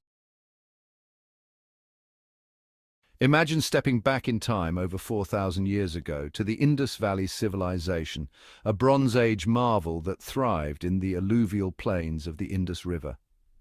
This civilization, largely forgotten by time, stretched across present-day northeast Afghanistan, Pakistan, and northwest India. It was a civilization of astonishing urban planning, sophisticated sanitation, and a people who valued order and cleanliness. Long before the Romans, the Indus cities boasted of indoor toilets and a complex network of drains and sewers. These early cities were meticulously planned urban centers, built on a grid system with streets intersecting at right angles. This focus on hygiene and sanitation is a testament to their advanced understanding of public health, millennia before the germ theory of disease. Join me as we journey back in time to explore the marvels of the Indus Valley civilization. Mohenjo-Daro, meaning Mound of the Dead in Sindhi, is one of the largest settlements of the Indus Valley civilization. Excavated in the 1920s, this UNESCO World Heritage Site offers a glimpse into the meticulously planned cities of this ancient civilization. The city, laid out in a grid pattern, featured wide main streets and narrow lanes, all intersecting at right angles. The most striking feature of Mohenjo-Daro is its sophisticated water management system. The city had a network of wells, some public and some private, providing access to clean water. Evidence suggests that the city was a major center for trade, with connections to Mesopotamia and other ancient civilizations. The discovery of standardized weights and measures further reinforces the importance of trade in their society. Harappa, located in present-day Pakistan, was another major urban center of the Indus Valley civilization. Like Mohenjo-Daro, Harappa showcases the Indus people's remarkable ability to create well-planned, organized cities that prioritized hygiene and sanitation. Harappa, similar to Mohenjo-Daro, was laid out on a grid system with streets intersecting at right angles. The city was divided into different areas, each serving a specific purpose, such as residential, administrative, and religious. One of the most impressive features of Harappa was its granary, a massive structure believed to have been used for storing grain. Harappa, like other Indus cities, had a sophisticated drainage system. The city's commitment to sanitation is evident in its public baths, a feature that speaks volumes about their emphasis on cleanliness and hygiene. The grid system, a hallmark of Indus cities, was not just a matter of aesthetics, it was a testament to their advanced understanding of urban planning. Streets, laid out in a grid pattern, intersected at right angles, dividing the city into rectangular blocks. This grid system had numerous advantages, ensuring efficient traffic flow and easy navigation. It allowed for the systematic allocation of land for different purposes, such as residential, commercial, and administrative. The use of standardized building materials and techniques further enhanced the efficiency of the grid system. The Indus people used baked bricks of standardized sizes for construction, which made it easier to plan and build structures within the grid layout. The Indus people were master builders, using standardized bricks of uniform size and shape in their constructions. These bricks, made from baked clay, were not just durable but also reflected their desire for uniformity and order. The use of standardized building materials was not limited to bricks. They also used standardized weights and measures in construction, ensuring structural integrity and aesthetic appeal. The Great Bath at Mohenjo-Daro, for instance, is a testament to their engineering skills. Many houses had private wells for accessing groundwater, and some even had bathrooms with toilets connected to a sophisticated drainage system. The presence of such amenities in homes thousands of years ago speaks volumes about their living standards. Their craftsmanship is evident in the intricate seals, beads, and other artifacts unearthed from these ancient cities. The Indus Valley civilization flourished in a region traversed by the mighty Indus River and its tributaries. The people of this civilization understood the importance of water management and developed sophisticated systems for irrigation, sanitation, and flood control. The Indus people developed extensive irrigation networks to channel water from the rivers to their fields, ensuring a stable food supply. Wells, both public and private, provided access to clean water for drinking and other domestic purposes. The discovery of large water tanks and reservoirs in cities like Mohenjo-Daro suggests they had systems for storing water, possibly for use during drier months. Evidence suggests they built levees and embankments to protect their settlements from the seasonal floods that were common in the Indus River Valley. The Indus Valley civilization stands out for its emphasis on sanitation and public health. Their cities had well-planned drainage systems, a feature rarely seen in other ancient civilizations of that era. The streets of Indus cities were lined with drains, often covered with bricks or stones. These drains, connected to an intricate network of sewers, carried wastewater away from residential areas, preventing the spread of diseases. Many houses in Indus cities had private toilets, often connected to the city's sewage system. The presence of such facilities in most homes is a testament to their commitment to sanitation. Public baths were another remarkable feature of Indus cities, highlighting the importance of water in their culture. The Indus Valley civilization was not just a marvel of urban planning and sanitation, it was also a hub of trade and commerce. The Indus people, skilled artisans and traders, established trade networks that spanned a vast geographical area, connecting them to civilizations in Mesopotamia, Egypt, and Central Asia. Evidence suggests they traded in a variety of goods, including cotton, textiles, pottery, beads, and ivory. The discovery of Indus seals and artifacts in Mesopotamia and other distant lands confirms the existence of these extensive trade routes. These trade networks brought wealth and prosperity to the Indus cities, fueling their growth and development. The Indus people were skilled seafarers, using boats to navigate the Indus River and its tributaries. Their success in trade was partly due to their use of standardized weights and measures. The Indus Valley civilization was characterized by its emphasis on order and standardization, and this extended to their system of weights and measures. The use of standardized weights and measures was crucial for facilitating trade and maintaining fairness in commercial transactions. Archaeologists have unearthed a variety of weights made from different materials such as chert, limestone, and steatite from various Indus sites. These weights, often cubical or spherical in shape, were found in a standardized set of ratios indicating a well-defined system of measurement. The Indus people also used standardized measuring tools, such as rulers and measuring rods, made from materials like ivory and bronze. The accuracy and consistency of their measuring systems highlight their intellectual prowess and their commitment to order and precision. The Indus Valley civilization developed a written script, but despite decades of research, it remains undeciphered. This enigmatic script, found on seals, pottery, and other artifacts, offers tantalizing clues about their language and culture, but its secrets remain locked away. The Indus script, typically written from right to left, consists of hundreds of signs, some resembling animals, plants, and other objects. Scholars have proposed various theories about the nature of the script, but none have been universally accepted. The lack of a Rosetta Stone, a bilingual text that could help decipher the script, has been a major obstacle in understanding the Indus language. Despite the challenges, researchers continue to analyze the Indus script, hoping to unlock its secrets and shed light on the thoughts, beliefs, and practices of this enigmatic civilization. The Indus Valley civilization, once a thriving hub of urban life and innovation, declined and eventually disappeared around 1900 BCE. The reasons for its decline remain a subject of debate among scholars, with various theories proposed, but no definitive answers. One theory suggests that climate change might have played a role. Some studies indicate that a shift in monsoon patterns leading to droughts or floods could have disrupted their agricultural practices and weakened their economy, eventually leading to their decline. Others speculate that the Indus cities might have been invaded by nomadic tribes from Central Asia, leading to their downfall.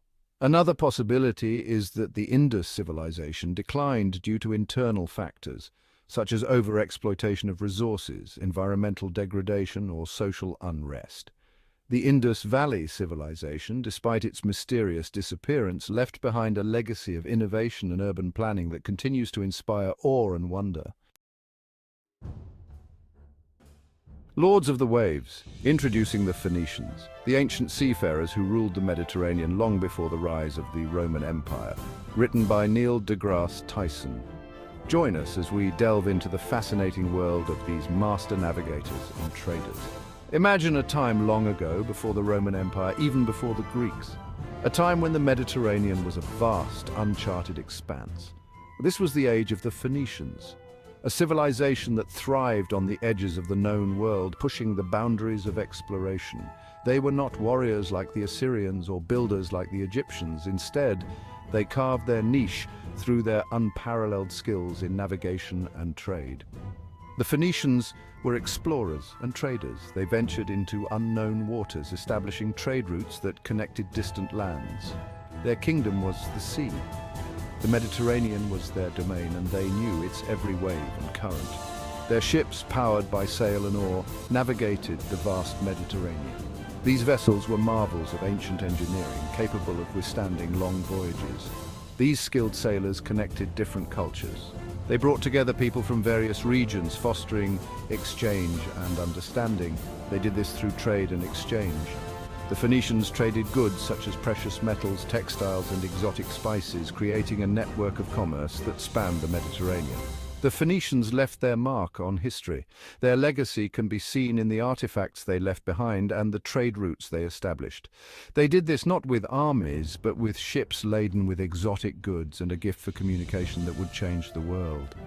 Their influence extended far beyond their own shores, shaping the cultures and economies of the ancient world. From shores to empires, the rise of Phoenicia. The Phoenicians were not one unified empire. They were a collection of city-states scattered along the coast of the Levant, the land we know today as Lebanon. Their cities, Tyre, Sidon, Byblos, each rose to prominence through trade. Imagine these bustling ports filled with the sounds of shipbuilding, the shouts of sailors, and the intoxicating smells of spices from distant lands. These cities were gateways to the east. They traded with Egypt, Mesopotamia, and even beyond. The Phoenicians were drawn to the sea.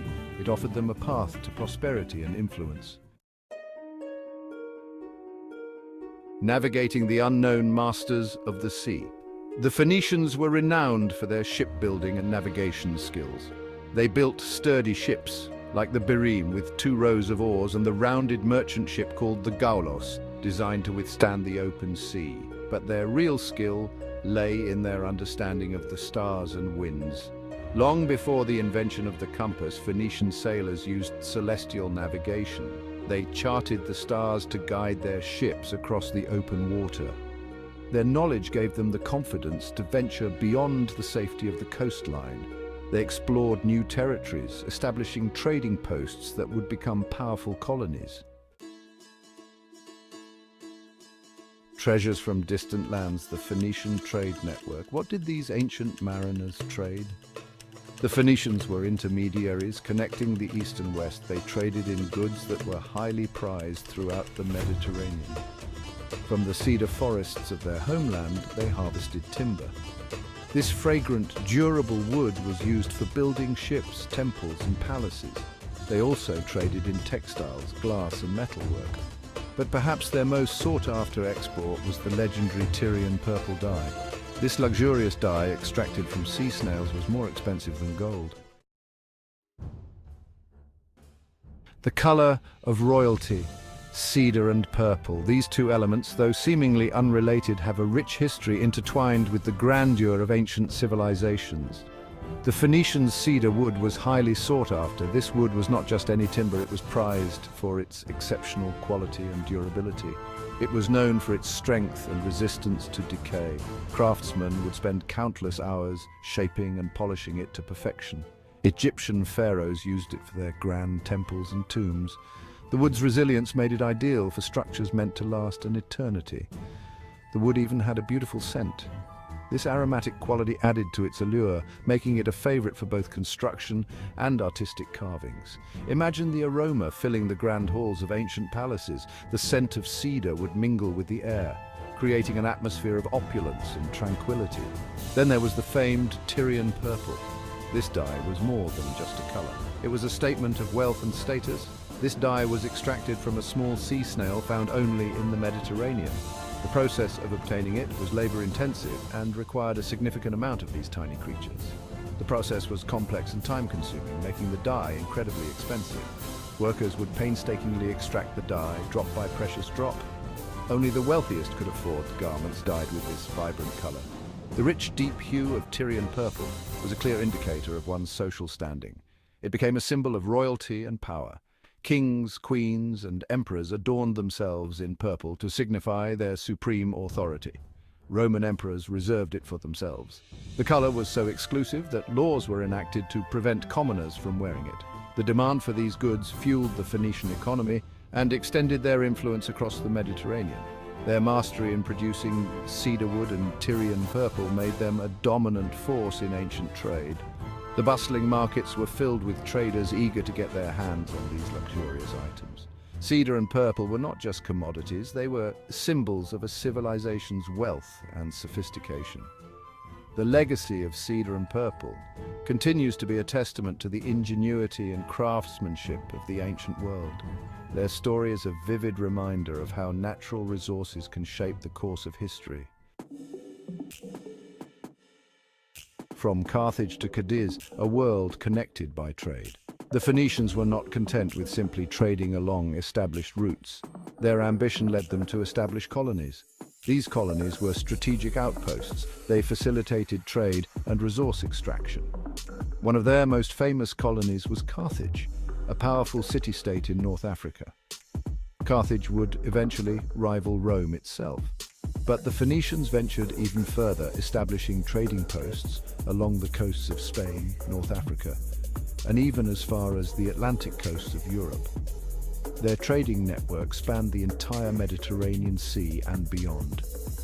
Through these connections, the Phoenicians facilitated a vibrant exchange of goods, ideas, and culture. The gift of words, birth of the Phoenician alphabet. Perhaps their greatest contribution was the development of the Phoenician alphabet. Before this, writing systems were complex. They relied on hundreds of characters. The Phoenicians revolutionized communication. They created a simpler system. It had only 22 symbols, each representing a consonant sound. This made writing and reading easier to learn. It was a system that could be adapted to other languages. Imagine the impact of this invention. It democratized literacy. It made it possible for more people to record their thoughts, share stories, and conduct business. From papyrus to people spreading the written word. The Phoenicians, through their vast trade network, spread their alphabet throughout the Mediterranean. The Greeks adopted and adapted the Phoenician alphabet, adding vowels to create the Greek script. This evolved into the Latin alphabet we use today. Imagine the reach of this ancient script. From scrolls of papyrus to modern-day books, the legacy of the Phoenician alphabet lives on. It is a testament to the power of their invention. A tapestry of cultures, Phoenician influence on the Mediterranean. The impact of the Phoenicians on the ancient Mediterranean world was profound. They were not just traders, they were cultural ambassadors. Their voyages exposed them to different customs, beliefs, and artistic styles. These influences found their way into Phoenician art, architecture, and religion. In turn, they introduced elements of their own culture to the places they visited. This cultural exchange enriched the Mediterranean world, creating a vibrant tapestry of interconnected civilizations. Echoes of a maritime legacy, the enduring impact of the Phoenicians. The Phoenicians may have faded from history, but their legacy lives on. Their influence is woven into the fabric of our modern world. From the bustling ports to the languages we speak, they were the masters of the ancient seas, navigating treacherous waters with unmatched skill and bravery. Their ships, sleek and sturdy, were the marvels of their time. They were pioneers of trade, establishing vast networks that connected distant lands. From the Mediterranean to the Atlantic, their trade routes were the lifelines of ancient economies. They were the inventors of a revolutionary writing system, the precursor to the alphabets we use today. This system democratized writing, making it accessible to more people and fostering communication across cultures. Their influence can still be felt today. Modern shipping, international trade, and even our alphabets owe a debt to the innovations of the Phoenicians. Every time you see a ship sailing across the ocean, think of the Phoenicians who braved the open waters centuries ago. Their spirit of adventure and exploration set the stage for the globalized world we live in today. And every time you write your name, remember the ingenious system they created, a gift that continues to connect us all. Their alphabet was a groundbreaking tool that transcended borders and time. The Phoenicians remind us that even the smallest of nations can leave a lasting mark on the world. Their contributions to navigation, trade, and writing have endured through the ages. They did it through exploration, innovation, and a passion for connecting with the wider world. Their legacy is a testament to the power of human ingenuity and the enduring impact of cultural exchange.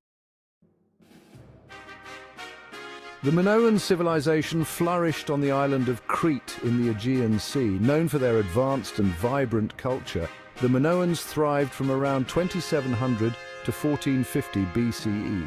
Their society was named after the mythical king Minos, associated with the legendary labyrinth and the Minotaur. Crete's strategic location helped the Minoans develop a complex and influential society. The Minoans are celebrated for their sophisticated palaces, art and trade networks.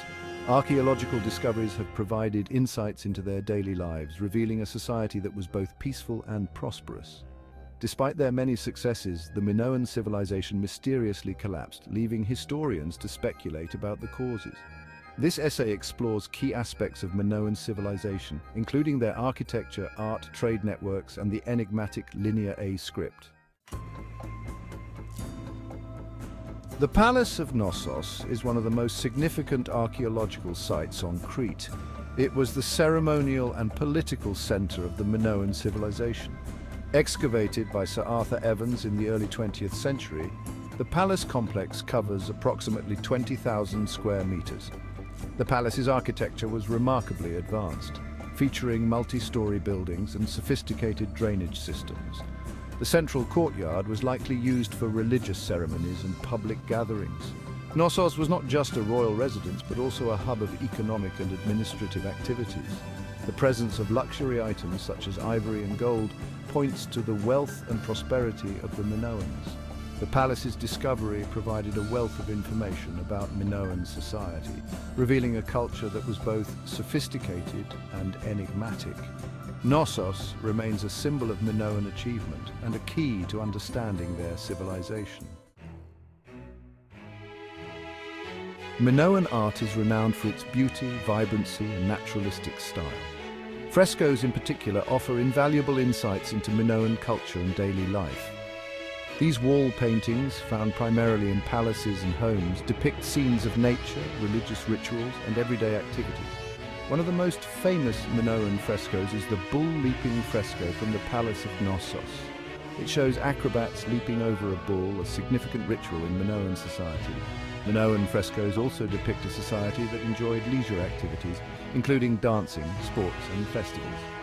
Scenes of people harvesting crops, fishing, and engaging in religious ceremonies provide a glimpse into their daily routines and spiritual life. The themes and techniques of Minoan art influenced subsequent Greek art and continue to be admired today. Minoan frescoes remain a testament to the creativity and vitality of this ancient civilization. Trade was a cornerstone of Minoan prosperity. The Minoans established extensive trade networks that spanned the Mediterranean, connecting Crete with Egypt, the Near East, and the Aegean Islands. These trade routes facilitated the exchange of goods, ideas, and cultural practices, contributing to the Minoans' wealth and influence. Minoan merchants traded a variety of goods, including olive oil, wine, pottery, and textiles. They imported precious materials such as gold, silver, and ivory, which were used to create luxury items. The discovery of Minoan pottery and artifacts in distant lands attests to their wide-reaching trade connections. The Minoans' seafaring skills were instrumental in their success as traders. Their strategic location on Crete allowed them to act as intermediaries between various cultures. The impact of Minoan trade extended beyond economics, playing a crucial role in cultural exchange. One of the enduring mysteries of the Minoan civilization is their script, known as Linear A. This script has yet to be deciphered, leaving many aspects of Minoan language and administration shrouded in mystery. Linear A was used primarily for keeping records and administrative purposes, as evidenced by the numerous clay tablets found at Minoan archaeological sites. Linear A consists of a series of symbols that represent syllables, but despite extensive efforts, scholars have not been able to fully decode it. The undeciphered script poses a significant challenge to understanding Minoan society. Some scholars suggest that it may be related to later scripts such as Linear B, which was used by the Mycenaeans and has been deciphered. The lack of bilingual inscriptions, akin to the Rosetta Stone, further complicates efforts to decode Linear A. Despite these challenges, the study of Linear A continues to be a fascinating field. One of the striking features of Minoan society is its apparent peacefulness. Unlike many contemporary civilizations, the Minoans did not build fortified cities or extensive military defenses. Archaeological evidence suggests a society that prioritized trade, art, and religious activities over warfare and conquest. The lack of fortifications indicates that the Minoans may have enjoyed a relatively peaceful existence. Their island home provided natural protection, reducing the need for defensive structures. Additionally, their extensive trade networks likely fostered diplomatic relationships with neighboring cultures. Minoan art and artifacts rarely depict scenes of warfare or violence. Instead, they often portray religious rituals, athletic competitions, and everyday life. This focus on peaceful activities suggests that the Minoans valued harmony and community over conflict and aggression. The sudden collapse of the Minoan civilization around 1450 BCE remains one of history's great mysteries. Several theories have been proposed to explain this rapid decline, with the most prominent being the Thera eruption and the Mycenaean invasion. The Thera eruption, which occurred around 1600 BCE, was one of the largest volcanic eruptions in history. It devastated the island of Thera, modern-day Santorini, and had far-reaching consequences for the surrounding regions. The eruption likely caused massive tsunamis, ashfall, and climatic changes, severely impacting Minoan agriculture, trade, and infrastructure. In addition to natural disasters, the Mycenaean invasion from mainland Greece posed a significant threat to the Minoans. The Mycenaeans were a warrior society who gradually took control of Crete, as evidenced by the appearance of Linear B script and Mycenaean-style artifacts in later Minoan sites. This invasion likely disrupted Minoan society, leading to political upheaval and economic decline. The Thera eruption is a key event in understanding the collapse of the Minoan civilization. This catastrophic volcanic eruption, which took place on the island of Thera, had devastating effects on the Minoans and their environment. The eruption released a massive amount of volcanic material into the atmosphere, causing widespread destruction. The immediate impact of the Thera eruption included powerful tsunamis that likely struck the northern coast of Crete. These tsunamis would have destroyed coastal settlements, ships, and infrastructure, severely disrupting Minoan trade and communication. The ashfall from the eruption would have also affected agriculture, leading to food shortages and economic instability. The Minoans, who relied heavily on their maritime trade and agricultural output, would have faced immense challenges in rebuilding their society. The loss of life, property, and resources would have weakened their ability to resist external threats, such as the Mycenaean invasion. The Thera eruption serves as a reminder of the vulnerability of human societies to natural disasters. The Mycenaean invasion is another critical factor in the collapse of the Minoan civilization. The Mycenaeans, hailing from mainland Greece, were a militaristic society known for their fortified cities and warrior elite. Their arrival in Crete marked a significant shift in the island's political and cultural landscape. Archaeological evidence suggests that the Mycenaeans began to exert influence over Crete around 1450 BCE. This period saw the introduction of Linear B script, which was used to record administrative and economic activities.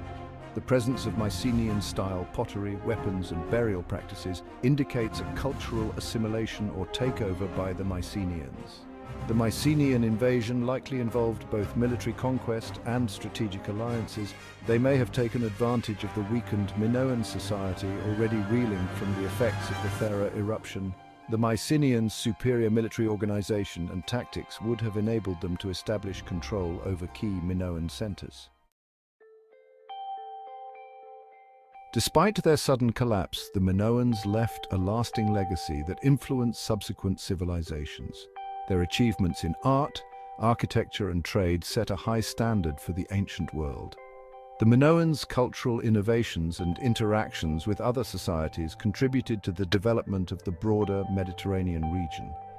The Minoan emphasis on naturalistic art and vibrant frescoes had a profound impact on Greek art. Elements of Minoan artistic style can be seen in later Greek pottery, sculpture, and frescoes. The Minoans' architectural innovations, such as multi-story buildings and sophisticated drainage systems, influenced the design of Greek palaces and public structures.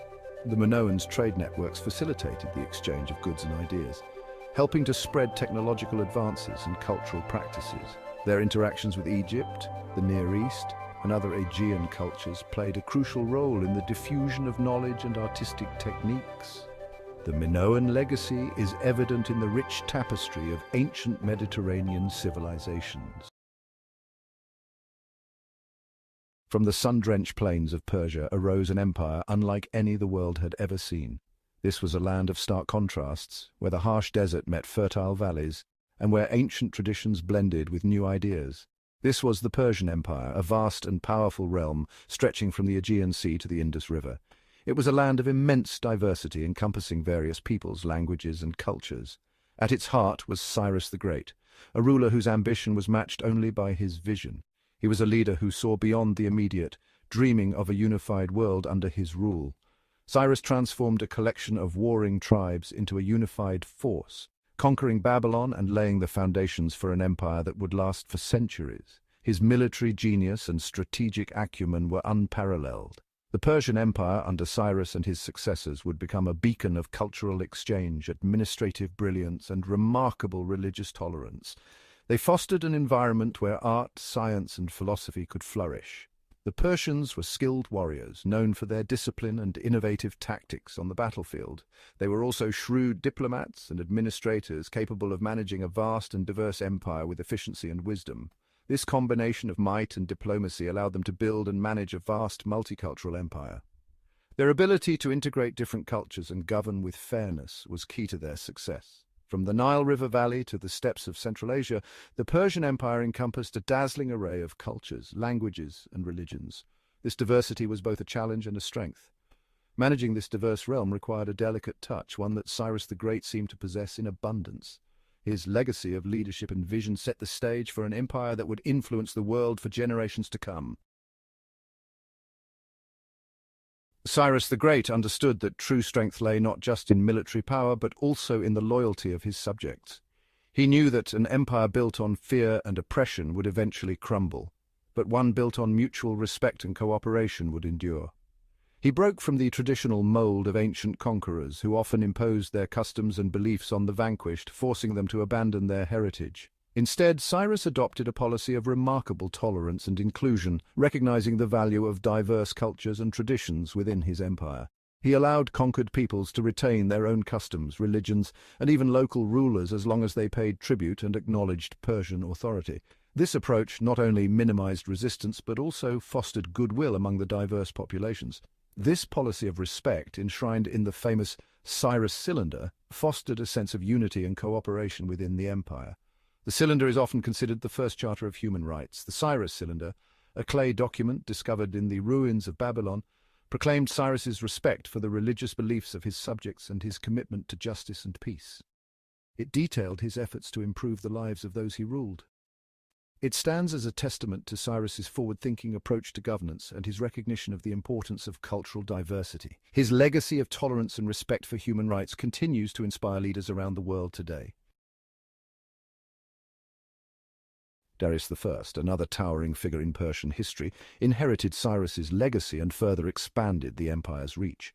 Darius was a master builder and administrator who implemented a series of reforms that strengthened the empire's infrastructure and streamlined its governance.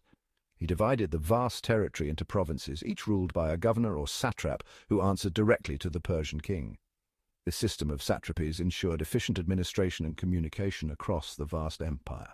Recognizing the importance of efficient communication, Darius embarked on an ambitious project, the construction of the Royal Road. This marvel of ancient engineering spanned over 1,600 miles, connecting the Persian heartland with the distant reaches of the empire.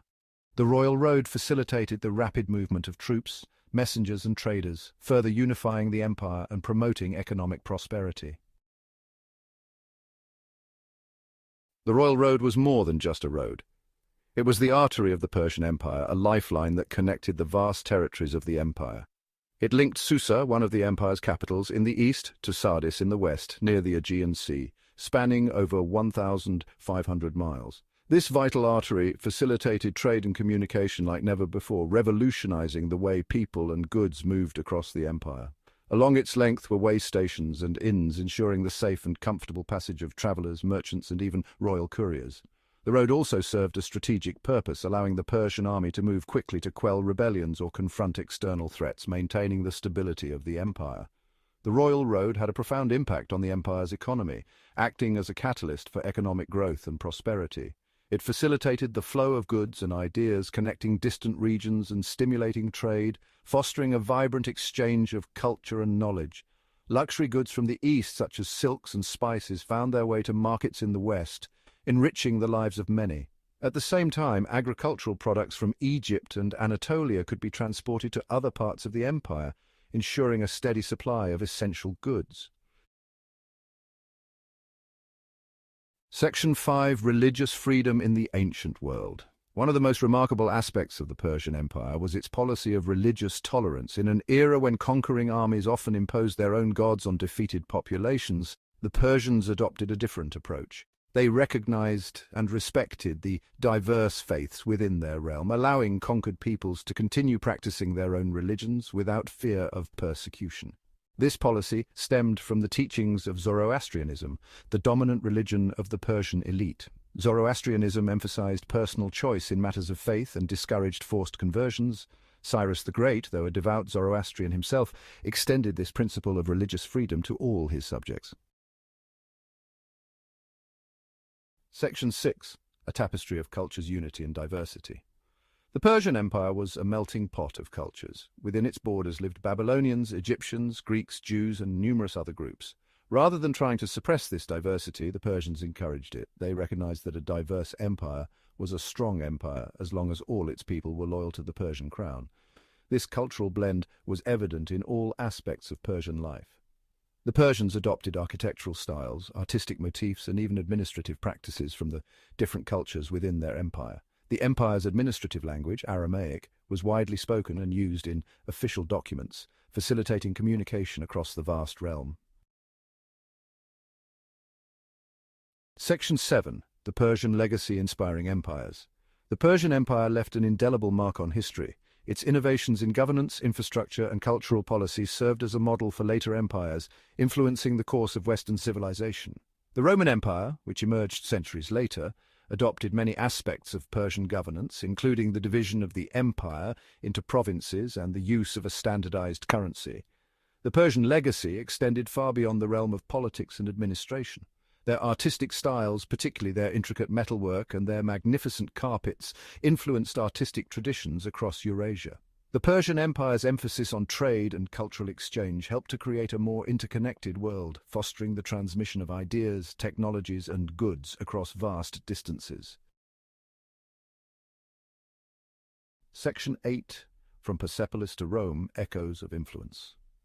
The Persian Empire's influence on the Roman Empire was profound and multifaceted. The Romans, like the Persians before them, faced the challenge of governing a vast multicultural empire. They learned from the Persian example, adopting the satrap system of provincial administration and incorporating elements of Persian military organization. The Roman road network, though not as extensive as the Persian royal road, was inspired by the Persian example. Roman engineers, like their Persian counterparts, recognized the strategic and economic importance of efficient transportation routes. The Roman Empire's network of roads facilitated trade, communication, and military movement, contributing to its stability and prosperity. Section 9. The enduring impact on Byzantium. The Byzantine Empire, the eastern continuation of the Roman Empire, also inherited the legacy of Persia. Constantinople, the Byzantine capital, was adorned with Persian-inspired architectural motifs and artistic styles. The Byzantine emperors adopted Persian court rituals and even borrowed elements of Persian dress. The Byzantine Empire's administrative system, with its complex bureaucracy and its emphasis on centralized authority, also bore the imprint of Persian influence. The Byzantine emperors, like the Persian kings before them, ruled over a multi-ethnic and multi-religious empire. They drew on the Persian model of tolerance and pragmatism in their efforts to maintain unity and stability within their realm. Section 10. A timeless legacy, lessons from Persia. The Persian Empire, though long gone, continues to captivate the imagination. Its story is a reminder that true strength lies not just in military might, but also in wisdom, tolerance, and the ability to build bridges between cultures. The Persians' legacy of innovation, from their monumental architecture to their efficient administration, continues to inspire awe and admiration. The Persian Empire's story is a testament to the enduring power of human ingenuity and the importance of cross-cultural understanding. In a world often divided by conflict and mistrust, the Persian Empire's legacy of tolerance and inclusion serves as a timeless reminder of the benefits of cooperation and mutual respect. The story of Carthage begins not in North Africa, but across the Mediterranean Sea in the land of Phoenicia, which is modern-day Lebanon. This ancient civilization, nestled along the eastern Mediterranean coast, was known for its enterprising spirit and maritime prowess. The Phoenicians were renowned seafarers and traders. Their ships, crafted with expert precision, sailed the vast expanse of the Mediterranean, establishing trade routes that connected distant lands and diverse cultures. They established a network of colonies across the Mediterranean, seeking resources and new markets for their goods. These colonies served as vital outposts, facilitating the exchange of goods, ideas, and technologies.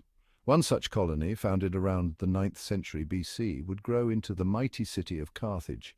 Initially a modest settlement, it soon began to flourish due to its strategic location and the industrious nature of its inhabitants. Legend has it that Carthage was founded by Queen Dido, a Phoenician princess fleeing turmoil in her homeland. According to the myth, she cleverly acquired land by cutting an oxhide into thin strips to encircle a large area, showcasing her ingenuity and determination. Whether true or not, the story captures the spirit of exploration and ambition that drove the early Carthaginians. These settlers were not merely escaping adversity, they were seeking new opportunities and horizons. They settled on a strategic peninsula in what is now Tunisia, a location that gave them control over vital trade routes. This advantageous position allowed them to monitor and influence maritime traffic between the eastern and western Mediterranean. From this strategic position, Carthage thrived. The city expanded rapidly, its influence spreading far and wide as it became a beacon of commerce and culture. The city quickly became a major hub for trade. Its markets were filled with goods from across the known world, from precious metals and spices to textiles and artworks. Its merchants sailed far and wide, connecting the eastern and western Mediterranean. They established trade links with distant lands, bringing back exotic goods and fostering cultural exchanges. Carthage's harbour bustled with ships laden with goods from distant lands. This vibrant port was the heart of the city's economic activity, a place where merchants and traders from various regions converged. The city grew wealthy, its streets lined with impressive buildings and its coffers overflowing with gold and silver. This wealth was not only a testament to their trading success, but also to their ability to produce and innovate. The Carthaginians were not content to simply trade in goods produced by others. They were industrious and innovative, constantly seeking ways to add value to the raw materials they acquired. They developed their own industries, becoming skilled craftsmen and manufacturers. Their workshops produced a variety of goods, from fine textiles to intricate metalwork, which were highly sought after in the ancient world. Carthaginian purple dye, extracted from murex shells, was highly prized throughout the ancient world. This luxurious dye, known for its vibrant hue, became a symbol of wealth and power. Their metalwork, glass-blowing, and textile production were also renowned. Carthaginian artisans were masters of their crafts, producing items that were both functional and beautiful. This combination of trade and industry laid the foundation for Carthage's rise to power. Their ability to control trade routes, coupled with their innovative spirit, allowed them to build a city that was not only wealthy but also influential in the ancient world. Carthage's economic reach extended far beyond its North African heartland. This ancient city-state, located in what is now Tunisia, was a powerhouse of trade and commerce, influencing regions far and wide. Its ships sailed the length and breadth of the Mediterranean, establishing trading posts and colonies along the way. These maritime ventures were not just about trade, they were about establishing a network of influence and control. From the Iberian Peninsula in the west to the Levant in the east, Carthage's influence was felt. The city-state's reach extended to various key regions, creating a vast and interconnected trade network. Their trading network brought them into contact with a dazzling array of cultures and commodities. Carthaginian merchants traded goods such as precious metals, textiles, spices, and exotic animals, enriching their own culture with diverse influences. The Carthaginians were shrewd businessmen. They developed sophisticated methods of trade and commerce, including the use of standardized weights and measures, and a currency system that facilitated easier transactions. They understood the importance of securing access to raw materials. Carthage's leaders knew that control over resources was essential for maintaining their economic power. They established colonies in Spain, rich in silver and other minerals. These colonies not only provided valuable resources, but also served as strategic outposts for further expansion and influence. They forged alliances with tribes in North Africa, securing a steady supply of grain and other agricultural products. These alliances were mutually beneficial, providing stability and prosperity for both Carthage and the local tribes. This control over resources gave them a significant advantage in the marketplace. Carthage could ensure a steady flow of goods, which helped stabilize prices and maintain their economic dominance. To protect their trade routes and interests, Carthage built a powerful navy. This navy was not only a defensive force, but also a tool for projecting power and influence across the Mediterranean. Their warships were among the most advanced of their time. Carthaginian engineers and shipbuilders developed innovative designs that made their fleet both formidable and efficient. The Carthaginians were skilled sailors and navigators, capable of traversing the often treacherous waters of the Mediterranean. Their knowledge of the sea and its currents was unparalleled, allowing them to undertake long and perilous voyages. Their navy became a symbol of their power and a key factor in their economic dominance. It ensured the safety of their merchant ships and deterred potential rivals from challenging their supremacy. Carthage's economic system was based on a combination of state control and private enterprise. The government played a crucial role in regulating trade and maintaining order, while private merchants were the driving force behind commercial expansion. The government regulated trade, levied taxes, and maintained a strong currency. These measures ensured that the economy remained stable and that Carthage could compete effectively with other powers in the region. At the same time, private merchants were encouraged to seek out new markets and opportunities. This entrepreneurial spirit was a key factor in Carthage's economic success, as it allowed for constant growth and adaptation. This dynamic system fueled Carthage's economic engine, making it the envy of the Mediterranean world. The combination of strategic resource control, advanced naval capabilities, and a robust trade network ensured that Carthage remained a dominant economic force for centuries. As Carthage's power and influence grew, it inevitably attracted the attention of other rising powers in the Mediterranean. One such power was Rome, a city-state on the Italian peninsula that was rapidly expanding its own territory and influence. Initially, Rome and Carthage coexisted relatively peacefully. They even signed treaties delineating their respective spheres of influence. However, the seeds of conflict were sown as both powers vied for control of key strategic areas, particularly the island of Sicily. Sicily, with its fertile land and the strategic location in the center of the Mediterranean, was a prize worth fighting for. Both Rome and Carthage saw the island as vital to their economic and political ambitions. Adding to the tensions were fundamental differences in culture and ideology. Rome was a militaristic society, its citizens raised on tales of martial valor and expansion. Carthage, while possessing a formidable military, was at its core a mercantile power. Its strength lay in its economic might and its network of trade. These differences created a fundamental mistrust between the two powers. The first cracks in the facade of peace appeared in the mid-3rd century BC. A dispute over control of the Sicilian city of Messana, modern-day Messina, escalated into open warfare. The First Punic War had begun, marking the beginning of a decades-long struggle for supremacy between Rome and Carthage. The First Punic War, from 264 to 241 BC, was a brutal and protracted conflict, primarily fought at sea and in Sicily. This war marked the beginning of a series of 3 wars between Rome and Carthage, two of the most powerful civilizations of the ancient world. The stakes were high, as control over the Mediterranean and its lucrative trade routes hung in the balance. Rome, initially lacking a strong navy, adapted quickly to the challenge. The Romans, known for their engineering prowess and adaptability, embarked on an ambitious shipbuilding program. They studied captured Carthaginian ships and used them as models to construct their own fleet. This rapid development was a testament to Rome's determination and resourcefulness. They built a large fleet and, in a feat of engineering ingenuity, developed the corvus, a boarding bridge that allowed their soldiers to transform naval battles into land battles. This innovation was crucial because it played to Rome's strengths in infantry combat, effectively neutralizing Carthage's superior naval experience. The corvus proved to be a decisive advantage for the Romans. It allowed them to board enemy ships and engage in hand-to-hand combat, where their disciplined legions excelled. This strategy turned the tide in several key engagements, demonstrating Rome's ability to innovate and adapt in the face of adversity. They won a series of naval victories, gradually wresting control of the seas from Carthage. These victories were not just military successes, but also boosted Roman morale and confidence. Each triumph at sea brought Rome closer to its goal of dominating the Mediterranean. However, Carthage proved to be a tenacious opponent.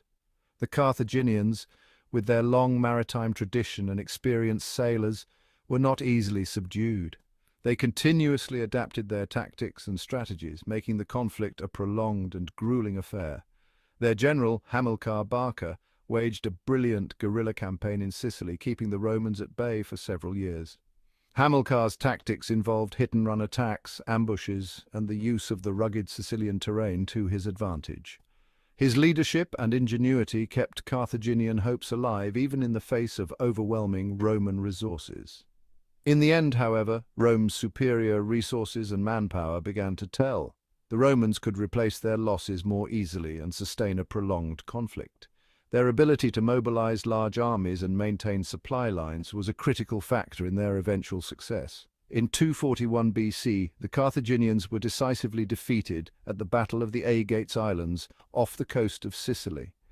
This battle was a turning point as the Roman fleet, using their superior numbers and tactics, managed to outmaneuver and overwhelm the Carthaginian forces. The defeat forced Carthage to sue for peace. The terms were harsh, reflecting Rome's dominant position.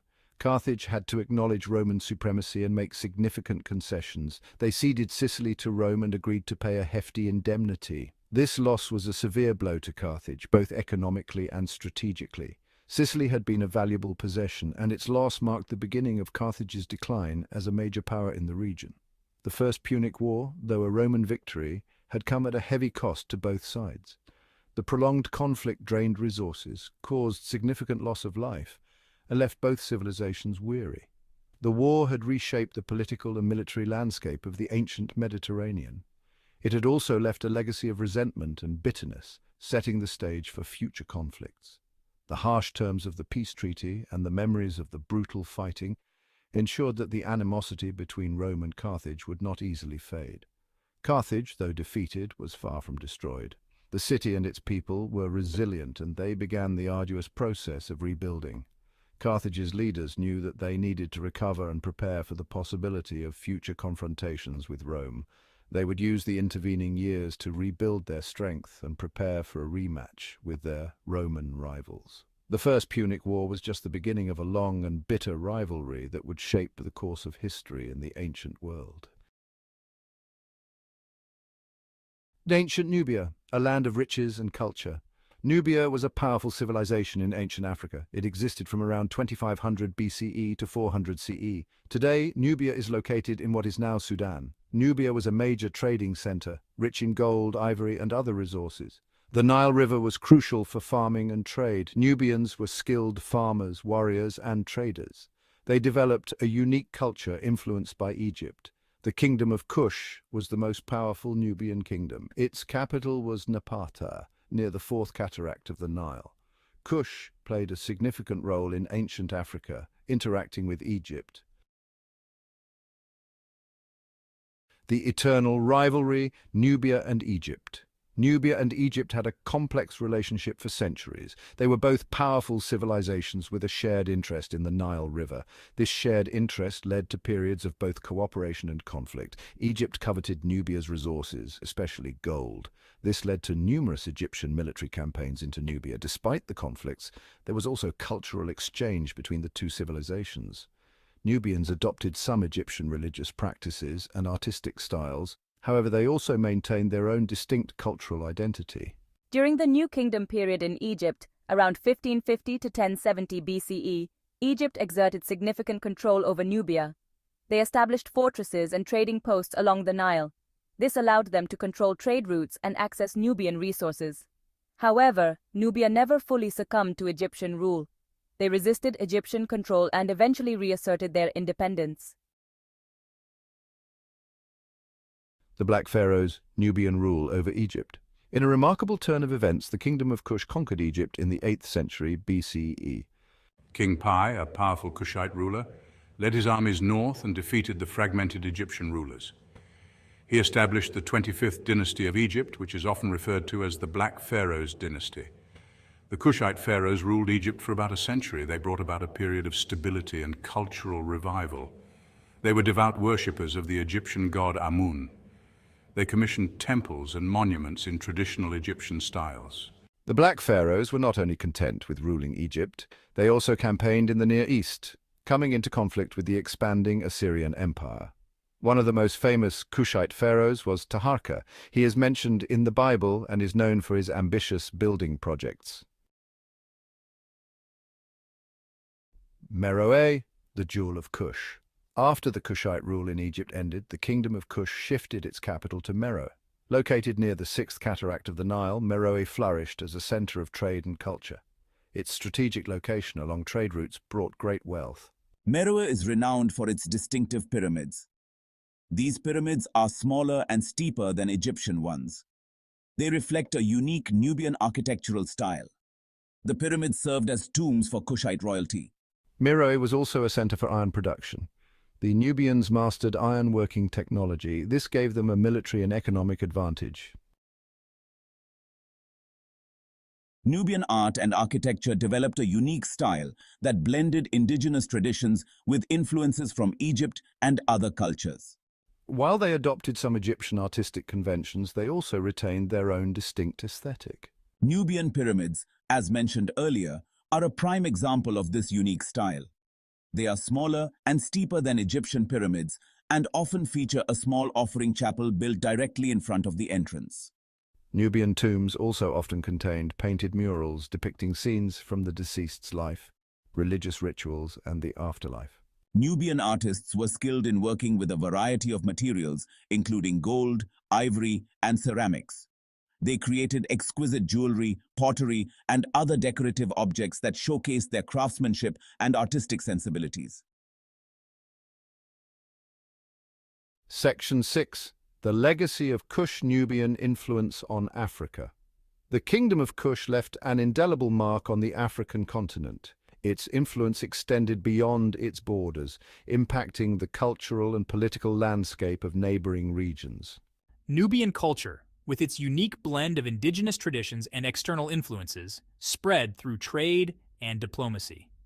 One of the most significant ways in which Kush influenced other African cultures was through its role in the spread of ironworking technology. As mentioned earlier, the Nubians were masters of ironworking, and their expertise in this field spread to other parts of Africa, contributing to the development of new tools, weapons, and agricultural techniques. The Kushite legacy is also evident in the oral traditions and mythologies of various African cultures. Stories of the Black Pharaohs and the powerful Kingdom of Kush have been passed down through generations, keeping the memory of this ancient civilization alive. Section 7. Rediscovering Nubia Modern Archaeology and Understandings. For centuries, the ancient civilization of Nubia was shrouded in mystery. However, in the 19th and 20th centuries, archaeological excavations began to unearth the remnants of this once great kingdom, revealing its rich history and culture to the world.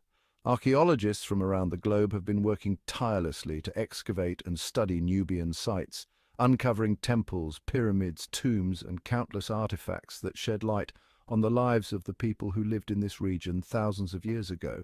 These excavations have not only provided valuable insights into Nubian culture, but they have also challenged some of the long-held assumptions about ancient African civilizations. The discoveries made in Nubia have helped to rewrite the history books, demonstrating the sophistication and complexity of African societies in antiquity. Section 8. Nubian Influence on Egyptian Culture. While Egypt exerted considerable influence over Nubia at times, the relationship was not one-sided. Nubian culture also had a significant impact on Egyptian society, particularly during the 25th dynasty, when the Black Pharaohs ruled over both lands. The Kushite pharaohs brought with them their own religious beliefs and practices, which blended with existing Egyptian traditions. They promoted the worship of Amun, a god particularly revered in Nubia, and commissioned temples and monuments dedicated to him in Egypt. Nubian fashion and hairstyles also gained popularity in Egypt during this period.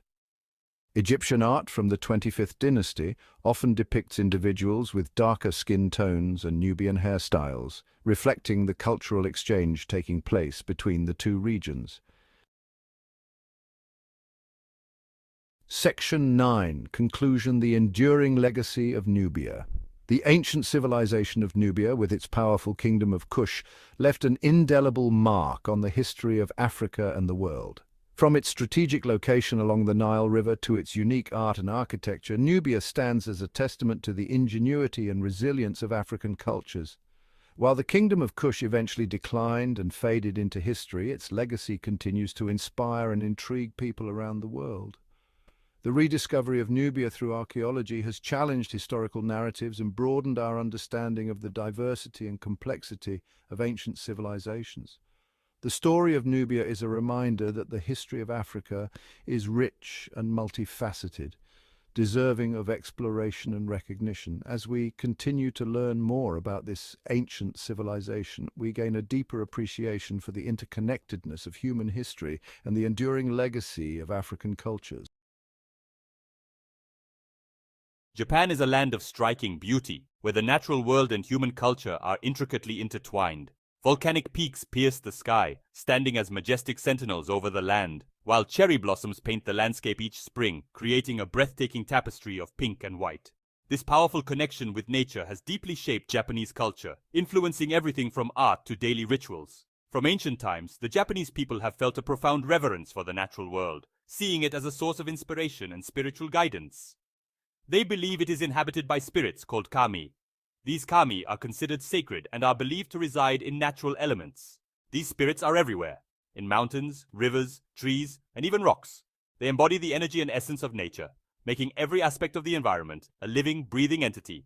They embody the energy and essence of nature, infusing the landscape with a sense of vitality and presence. Respecting the kami is essential in Japanese culture. This respect is shown through various rituals and practices, such as offering prayers and making offerings at shrines. It fosters harmony between humanity and the natural world, creating a balanced and peaceful existence. The Japanese people believe this balance is crucial for their well-being, as it ensures a harmonious relationship with the environment that sustains them. This deep-seated respect for nature is evident in many aspects of Japanese life, from the design of their gardens to the way they celebrate seasonal changes. It is a testament to their enduring connection with the natural world, a connection that continues to shape their identity and way of life. This reverence for nature gave birth to Shinto, Japan's indigenous religion. Shinto means the way of the. It is a way of life, deeply intertwined with Japanese identity. Shinto doesn't have a single founder or a holy book like other religions. Instead, it's a collection of beliefs, rituals, and practices passed down through generations. Shinto emphasizes purity, harmony, and respect for nature and tradition. Shrines, marked by iconic red gates called dot the landscape. These shrines act as gateways to the realm of. Around the 3rd century AD, a powerful clan emerged in Japan, the Yamato. They established their dominance over other clans, laying the foundation for a unified Japan. The Yamato period, spanning from the 3rd to 8th centuries, is crucial in Japanese history. It marks the establishment of a centralized government and the imperial line, which continues to this day. The Yamato rulers embraced Shinto beliefs, solidifying its place as Japan's spiritual core. This period saw the spread of cultural practices and a shared Japanese identity. As Japan transitioned into the feudal period, a new class of warriors emerged, the samurai. Originally serving local lords, the samurai rose to prominence for their military prowess and unwavering loyalty. They were more than just soldiers. They were highly educated and skilled in various arts. Over time, the samurai evolved into an elite warrior class, shaping Japan's social and political landscape for centuries. They followed a strict code of conduct known as the way of the warrior. This code dictated their every action from the battlefield to their daily lives. Section 5 Bushido, the way of the warrior, emphasized honor, loyalty, courage, and self-discipline. A samurai's loyalty to his lord was absolute and honor was paramount. Even above life itself, wasn't just about fighting, it instilled a strong sense of morality and ethics. It shaped the samurai into individuals of unwavering integrity and unwavering commitment. The principles of resonated throughout Japanese society, influencing not just the warrior class, but also the common people. Section 6 The samurai spirit, more than just warriors. Despite their fierce reputation, the samurai were not just warriors. They were expected to be well-rounded individuals, cultivating their minds and spirits alongside their martial skills. Poetry, calligraphy, tea ceremony, and Zen Buddhism were essential aspects of a samurai's education. These practices instilled discipline, focus, and an appreciation for beauty and tranquility. This holistic approach to life set the samurai apart. It fostered a unique blend of strength and sensitivity that became deeply ingrained in Japanese culture. Section 7. Artistic legacy of the samurai, beauty and discipline. The samurai, known for their martial prowess and strict code of honor, also left an indelible mark on the cultural and artistic landscape of Japan. The samurai's influence on Japanese art is profound. Their patronage and participation in various art forms led to a distinctive aesthetic that still resonates today. From the intricate designs of traditional Japanese paintings to the bold and dynamic compositions of samurai-themed artwork, their impact is unmistakable. Their patronage and participation in various art forms led to a distinctive aesthetic that still resonates today. Samurai were not just warriors, they were also connoisseurs of art, often commissioning works that reflected their values and ideals. This patronage helped to foster a rich and diverse artistic tradition that continues to inspire artists and art lovers alike. The simplicity, elegance, and precision found in Japanese art, from sword making to tea ceremony, reflect the samurai's pursuit of perfection and their appreciation for understated beauty. The process of crafting a katana sword, for instance, is a meticulous art form that requires immense skill and dedication. Each sword is a masterpiece, embodying the samurai's ideals of discipline and excellence. Their influence can be seen in the meticulous detail of a meticulously crafted katana sword, where every curve and edge is honed to perfection. The katana is not just a weapon, it is a symbol of the samurai's unwavering commitment to their craft and their pursuit of beauty in all things. The disciplined movements of a tea ceremony, where every gesture is performed with grace and precision, also reflect the samurai's influence. The tea ceremony is a practice that embodies the principles of harmony, respect, purity, and tranquility, all of which were highly valued by the samurai. Or the evocative power of a haiku poem, a form of poetry that captures the essence of a moment in just a few words. The haiku's simplicity and depth mirror the samurai's appreciation for the beauty of brevity and the power of the unspoken. The samurai's legacy is woven into the very fabric of Japanese artistic expression. From the galleries that display historical artifacts to the collections that preserve samurai relics, their influence is ever present. The artistic legacy of the samurai is a testament to their enduring impact on Japanese culture, a blend of beauty and discipline that continues to inspire and captivate. Section 8. Island Nation, a unique cultural tapestry. Japan's geographic isolation played a crucial role in shaping its unique cultural identity. Separated from the mainland by the Sea of Japan, Japan developed in relative isolation for centuries. This allowed for the flourishing of distinct traditions, beliefs, and art forms, relatively untouched by external influences. While other nations experienced significant cultural exchange and assimilation, Japan forged its own path, creating a rich and unique cultural tapestry. This isolation fostered a strong sense of national identity and a deep appreciation for their distinct heritage. Section 9. The enduring legacy of Shinto.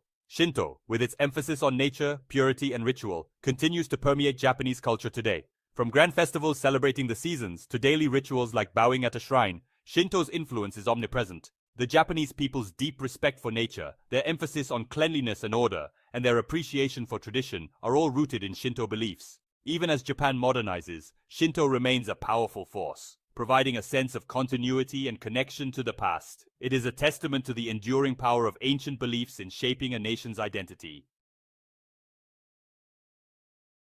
Section 10. The Samurai Influence, Echoes in Modern Japan.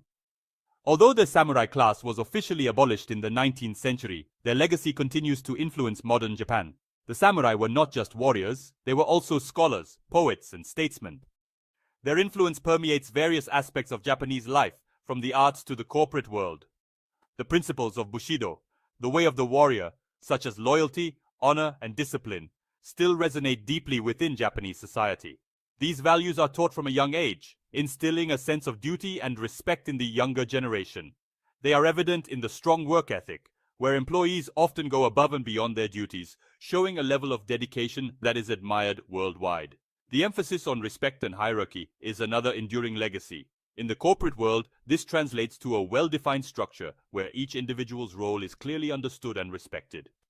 The pursuit of excellence in various fields, whether in academics, craftsmanship, or technology, reflects the samurai's relentless quest for perfection. This drive for excellence has positioned Japan as a leader in many industries. While Japan has embraced modernity, the values instilled by the samurai era continue to shape the national character. The juxtaposition of ancient traditions with cutting-edge technology creates a unique cultural landscape. This blend of the ancient and the modern is evident in the architecture, where historical temples stand alongside skyscrapers, and in daily life, where traditional festivals are celebrated with the same fervor as modern events. The samurai spirit, though transformed, lives on in the heart of Japan. It is a testament to the enduring power of their values and the profound impact they have had on shaping the identity of a nation.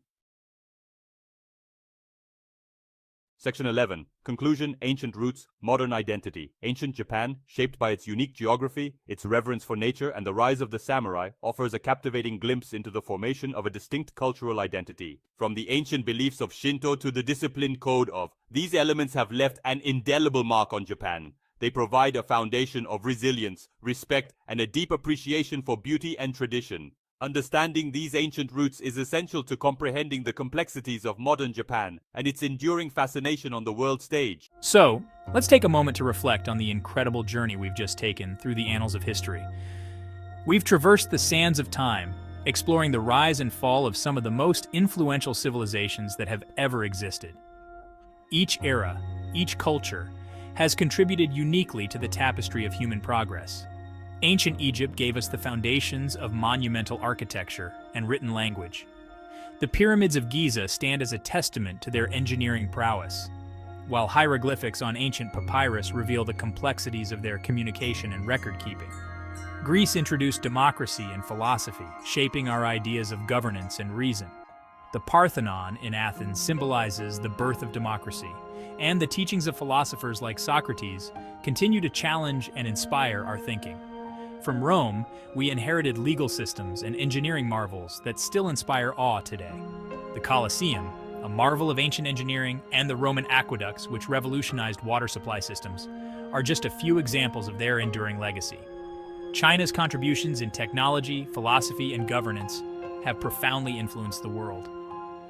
The Great Wall of China showcases their military ingenuity, while ancient Chinese scrolls reveal advancements in science, medicine, and literature. And let's not forget the profound impact of the Indian subcontinent, with its advancements in mathematics, astronomy, and spirituality. Ancient Indian temples reflect their architectural brilliance, and Vedic manuscripts offer insights into early scientific and philosophical thought. Each of these civilizations has left an indelible mark on our modern world. Their innovations and ideas have transcended time, influencing various aspects of contemporary life, from art and architecture to science and governance. Their achievements and ideas continue to resonate, influencing everything from our laws to our daily lives. Modern legal systems owe much to Roman law, and contemporary engineering still draws inspiration from ancient techniques. So I pose this question to you.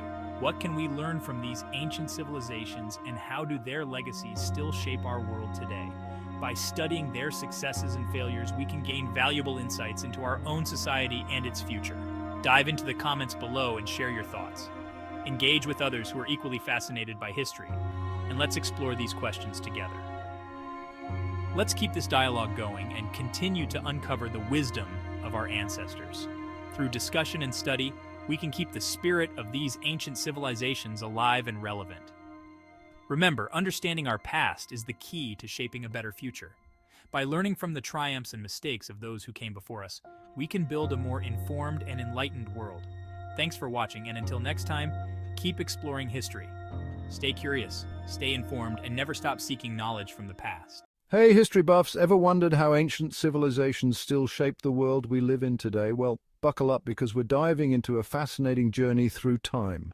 From the towering pyramids of Egypt to the sprawling empire of Rome, each ancient civilization has left a lasting legacy. Let's unravel how their innovations, culture, and governance resonate in our everyday lives. First up, ancient Egypt. The land of pharaohs and monumental architecture, their advances in medicine and engineering paved the way for modern science and construction techniques.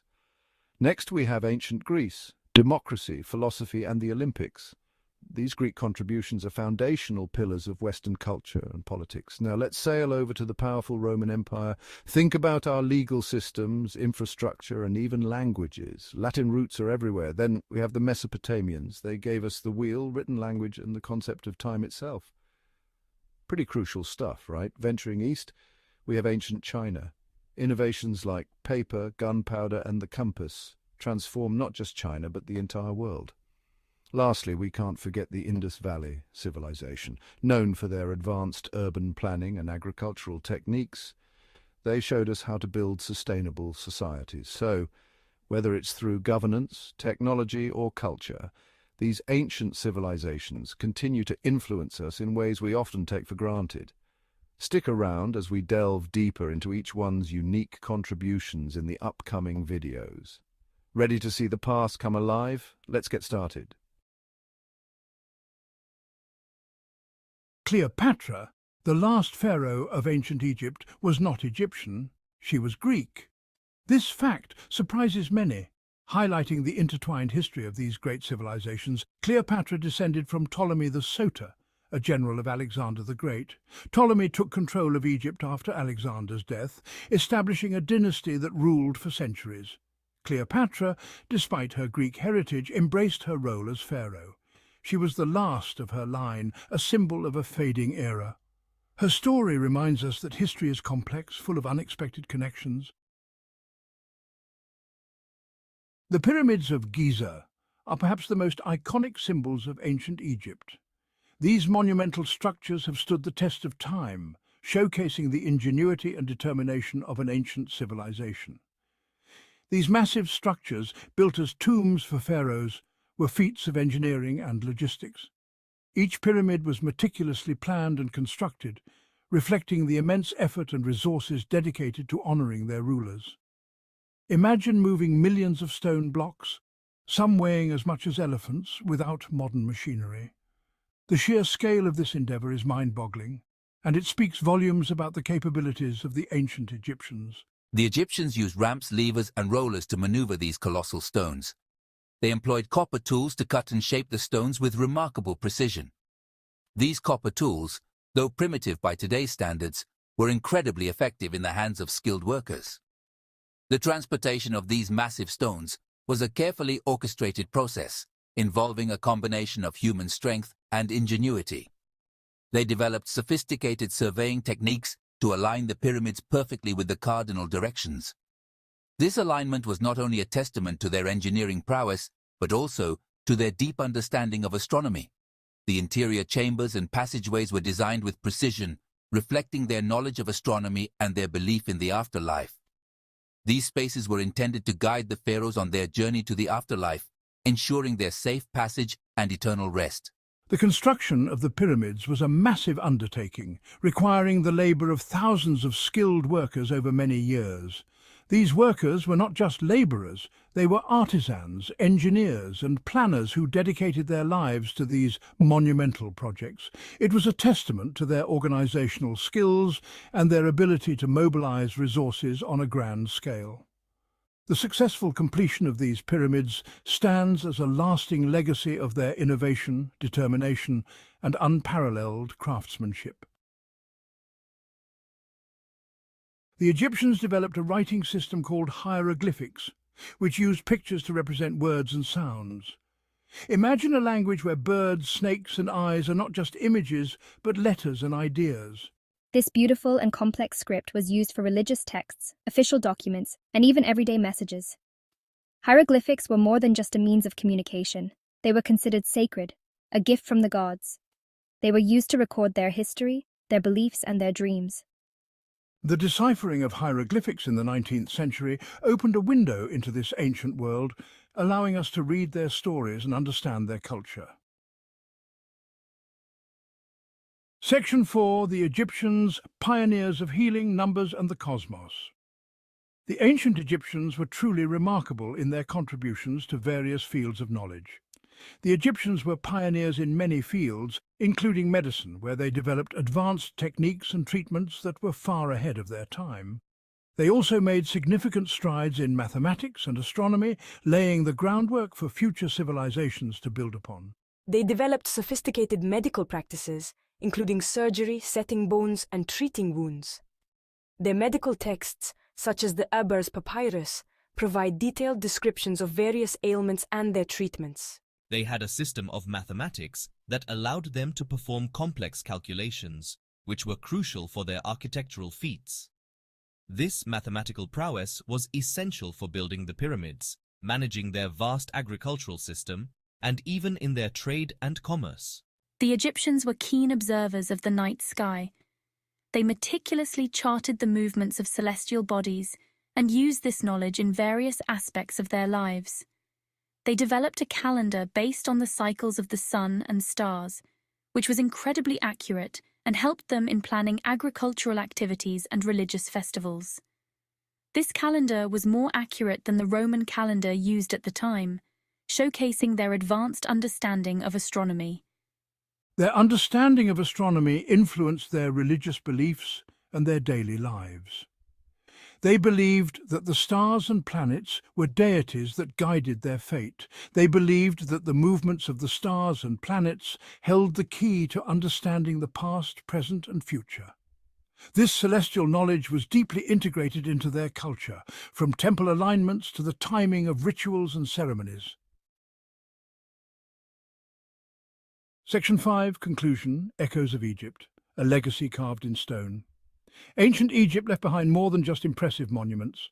Their civilization was a beacon of innovation and knowledge, casting a long shadow over the annals of history. They left a legacy of innovation and knowledge that influenced the development of Western civilization. Their advancements in various fields were nothing short of revolutionary. Their ideas about medicine, mathematics, and astronomy spread to other cultures, shaping the course of history. Egyptian physicians practiced advanced medical techniques, while their mathematicians laid the groundwork for geometry. Their architectural achievements inspired generations of builders and architects. The grandeur of their temples and the precision of their obelisks stood as testaments to their engineering prowess. Their writing system, though lost for centuries, provided valuable insights into their culture and beliefs. The discovery of the Rosetta Stone unlocked the secrets of hieroglyphics, revealing a rich tapestry of stories and knowledge. Their story is a reminder of the power of human ingenuity and the enduring legacy of ancient civilizations. The ruins and artifacts we uncover today continue to tell the tale of a people who were ahead of their time. As we marvel at the pyramids and decipher the secrets of hieroglyphics, we can't help but wonder, how did ancient Egypt influence the rise of Greece and Rome? Their knowledge and culture undoubtedly left an indelible mark on these later civilizations. Did the echoes of pharaohs whisper in the halls of Athens and Rome? The influence of Egypt can be seen in the art, architecture, and philosophy of these great cultures, proving that the legacy of Egypt is truly timeless. Ancient Greece, a land of sun-drenched islands and rugged mountains. This civilization, flourishing thousands of years ago, gave birth to ideas that continue to shape our world. Democracy emerged from the bustling city-states of ancient Greece. So too did philosophy, the pursuit of wisdom and knowledge. One of the most enduring symbols of ancient Greece is the Olympic Games. These athletic competitions began over 2,700 years ago in Olympia. Athletes gathered to test their strength, speed, and skill. The Olympics, revived in the modern era, still carry a torch lit in the ancient stadium. Athens, a city bathed in sunlight and renowned for its intellectual life, gave rise to a radical new form of government democracy. This system, meaning rule by the people, emerged in the 6th century BC. It challenged the traditional rule of kings and tyrants, vesting power instead in the hands of citizens. Athenian democracy was a direct democracy. Citizens gathered in assemblies to debate and vote on laws and policies directly. This system allowed for unprecedented citizen participation in government. While not without its flaws, Athenian democracy served as a powerful model for later societies seeking to establish governments based on the consent of the governed. The core principles of democracy, citizen participation, free speech and the rule of law remain as relevant and vital today as they were in ancient Athens. Town hall meetings, referendums and initiatives reflect the enduring desire for citizen participation in government, a concept first realized in the bustling assemblies of ancient Athens. In the bustling marketplaces and serene groves of ancient Greece, a new way of thinking emerged. Philosophy, meaning love of wisdom, sought to understand the world through reason and logic. They grappled with fundamental questions about existence, knowledge, and reality. Early philosophers like Thales sought natural explanations, moving away from myths.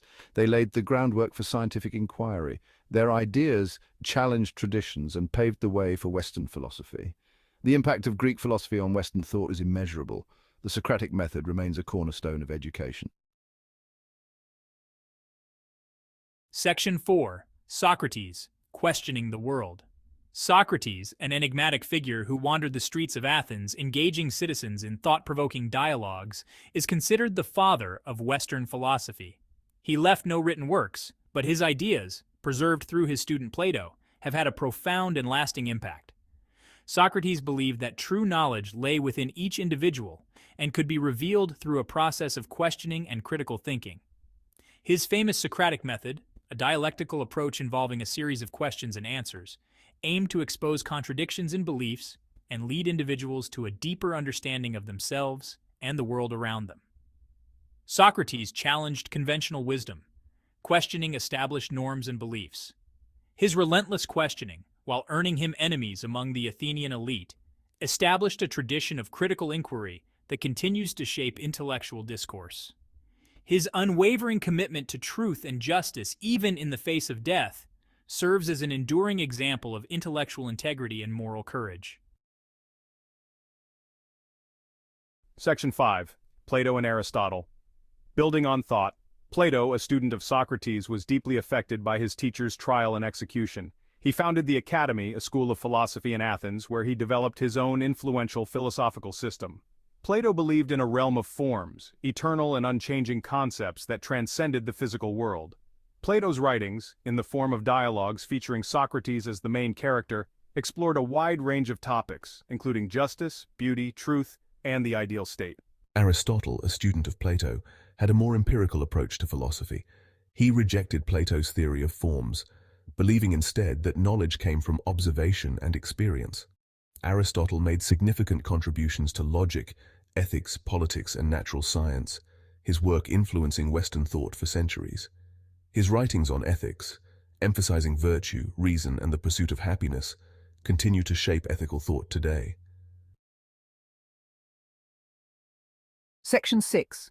Myths that echo through time. Greek mythology, a rich tapestry of gods and monsters, heroes and villains, has captivated imaginations for millennia.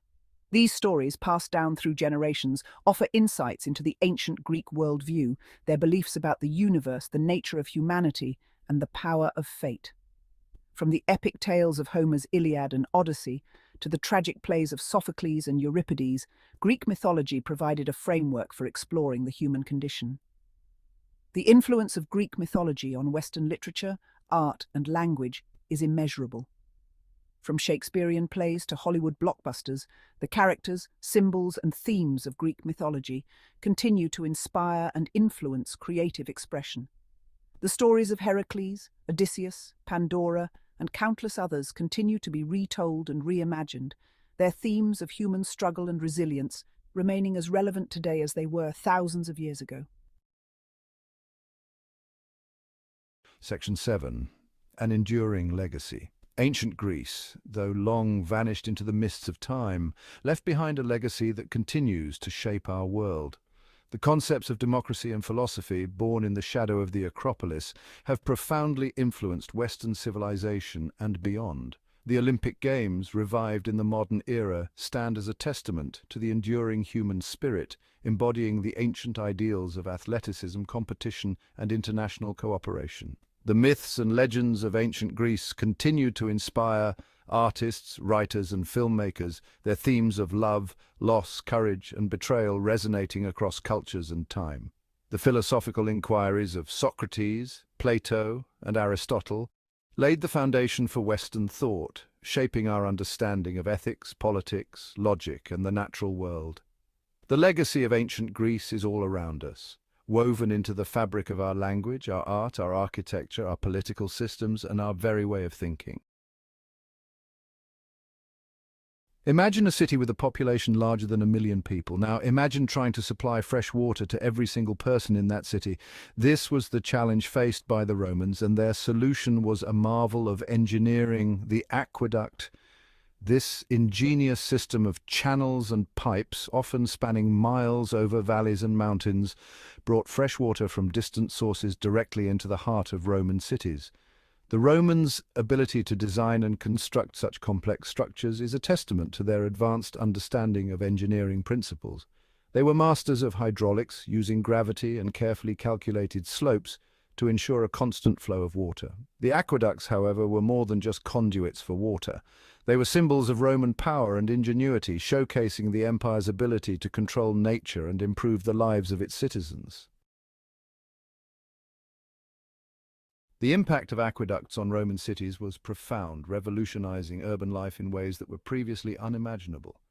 Prior to their construction, cities relied heavily on wells and rivers for their water supply, sources that were often polluted and unreliable, leading to frequent water shortages and health crises.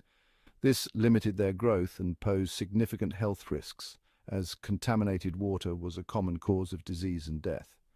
The arrival of aqueducts brought a new era of urban planning and public health, allowing for the systematic distribution of clean water across vast distances. With a constant and reliable supply of fresh water, Roman cities could expand significantly, supporting larger populations and more elaborate infrastructure, including public buildings and recreational facilities.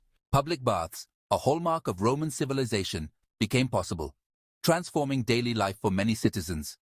These baths, supplied by aqueduct water, served as social hubs and centers for hygiene, offering citizens from all walks of life a place to cleanse, socialize, and relax, fostering a sense of community. Beyond the baths, aqueducts supplied water to private homes, public fountains, and even public latrines, dramatically improving sanitation and public health, reducing the spread of diseases.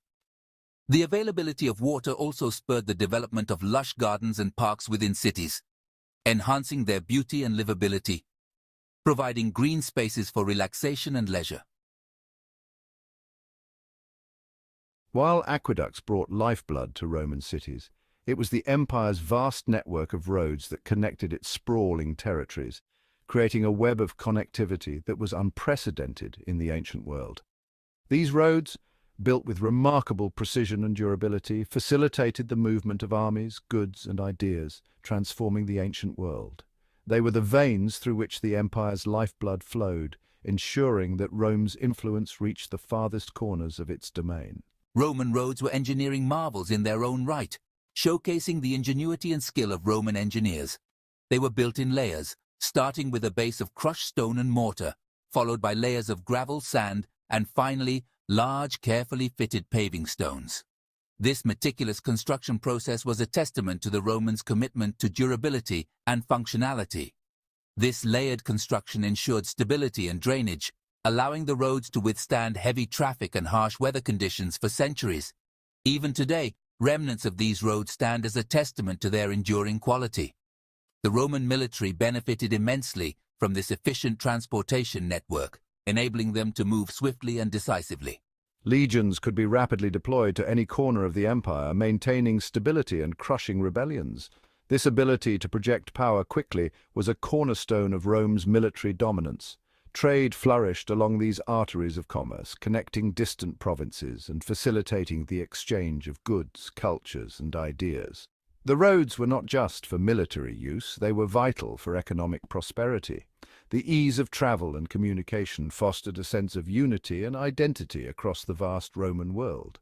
People from different regions could interact more easily, sharing knowledge and traditions, which helped to create a more cohesive and integrated empire.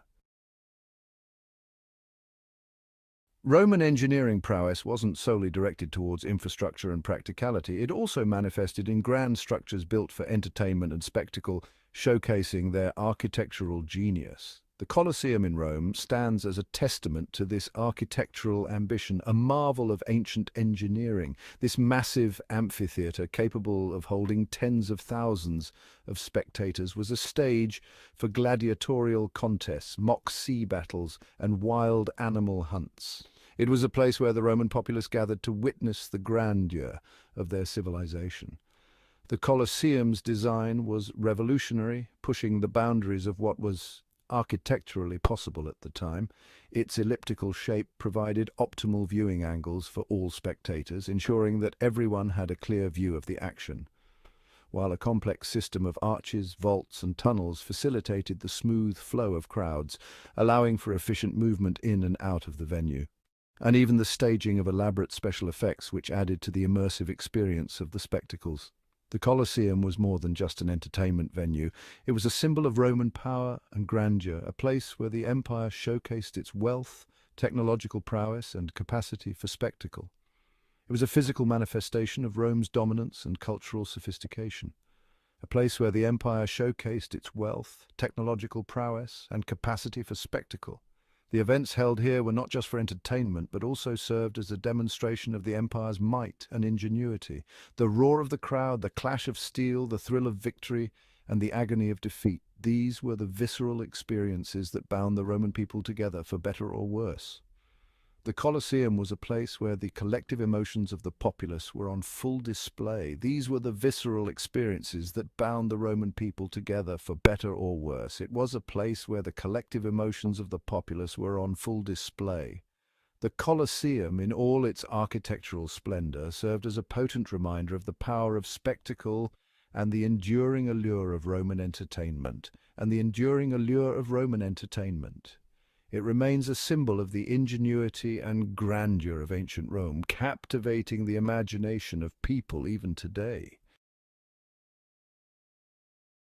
Roman law has left an indelible mark on modern legal systems around the world.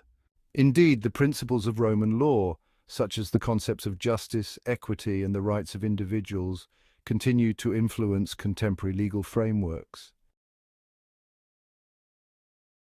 Latin, once the lingua franca of the Roman Empire, evolved into the Romance languages we know today, like Spanish, French, and Italian. The spread of Latin laid the foundation for these languages, shaping the way millions communicate and preserving the legacy of Rome in everyday speech. The fall of the Roman Empire marked the end of an era, but it also paved the way for the Middle Ages and the eventual rise of modern Europe. The transition from Roman rule to medieval societies was complex, but the influence of Rome remained, interwoven into the fabric of emerging cultures and institutions. Even today, the echoes of Rome resonate through our architecture, language, law, and governance. The Roman Empire may have fallen, but its legacy endures, a testament to its profound impact on human civilization. Ancient China, a land of emperors and dynasties, a place of mystery and wonder. For centuries, this civilization flourished, leaving an indelible mark on the world. It's a story of innovation, of groundbreaking inventions, and profound philosophies. From the luxurious silk that adorned emperors to the monumental Great Wall, ancient China's ingenuity continues to inspire us today. These innovations were not just technological marvels, they were reflections of a deep understanding of the world and humanity's place in it. Join us as we embark on a journey through time, exploring the extraordinary legacy of ancient China. Imagine a fabric as smooth as a summer breeze, as light as a feather, yet stronger than you can imagine. This is silk, one of ancient China's most treasured gifts to the world. Legend has it that Empress Leizu, wife of the Yellow Emperor, discovered silk while sipping tea under a mulberry tree. A cocoon fell into her cup, and as she fished it out, she noticed a fine thread unraveling. This serendipitous moment marked the beginning of silk production in China, a secret closely guarded for centuries. Silk production was a meticulous process, requiring patience and skill. From cultivating silkworms to weaving the delicate threads, every step was crucial. Silk quickly became a symbol of wealth and status, coveted by emperors and nobles alike. Its impact extended far beyond China's borders, becoming a prized commodity that fueled trade and cultural exchange across the globe. Imagine a vast network of routes stretching over 4,000 miles connecting the east to the west. This was the Silk Road, a testament to the power of trade and human connection. More than just a trade route for silk, it was a conduit for the exchange of ideas, religions, and technologies. Along its dusty paths, merchants from distant lands carried not just goods but also stories, languages, and customs. The Silk Road facilitated a vibrant exchange of knowledge. Chinese inventions, such as papermaking and gunpowder, traveled westward, transforming societies along the way. In return, China embraced new ideas and goods, like Buddhism and exotic spices, enriching its own culture. The Silk Road stands as a powerful reminder that even in ancient times, the world was interconnected. Snaking across mountains and deserts, the Great Wall of China is a testament to human ambition and ingenuity. Constructed over centuries by millions of laborers, it's the largest man-made structure on Earth, visible even from space. The wall's purpose was primarily defensive, to protect China's northern borders from invading nomads. However, it also served as a symbol of China's strength and unity. Building the Great Wall was a monumental task, involving back-breaking labor and innovative engineering. Earth, stone, and even sticky rice were used as building materials. The wall's vastness and grandeur continue to inspire awe, a reminder of the extraordinary feats humans can achieve when united by a common purpose. Section 5. The Terracotta Army, Guardians of a Hidden Empire.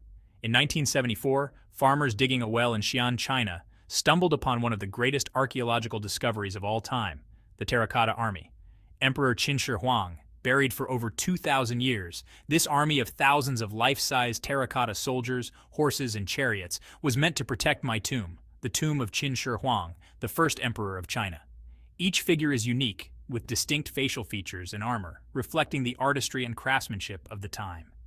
The Terracotta Army provides a glimpse into the military might and ambition of the Qin dynasty. Emperor Qin Shi Huang. It also reveals the ancient Chinese belief in the afterlife, with the emperor seeking protection and companionship in the next world. This incredible discovery continues to captivate the world, drawing millions of visitors each year. Section 6. Confucianism, the Path of Harmony and Order. Imagine a society where respect, education, and social harmony are paramount. This is the essence of Confucianism, a philosophy that profoundly shaped Chinese culture and governance for millennia. Founded by Confucius, a scholar and teacher who lived in the 6th century BCE, Confucianism emphasizes filial piety, respect for elders, and the importance of education in creating a just and orderly society. Confucianism's influence extended to every aspect of Chinese life, from family dynamics to government administration.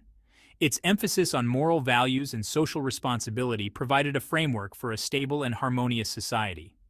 Even today, Confucian principles continue to resonate, offering timeless wisdom on how to live a virtuous and fulfilling life. Section 7. Taoism, Embracing the Flow of Nature.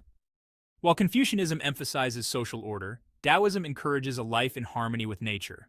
Founded by Lao Tzu, a contemporary of Confucius, Taoism advocates for living in accordance with the Tao, the natural order of the universe.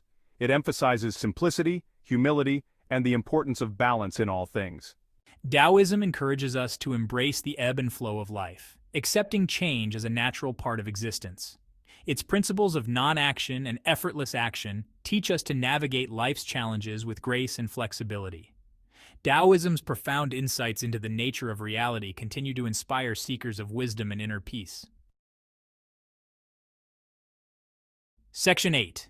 Ancient China's Enduring Legacy, a Global Impact. The echoes of ancient China's innovations and philosophies reverberate throughout the world today. Silk, once a luxury reserved for emperors, is now a fabric enjoyed globally.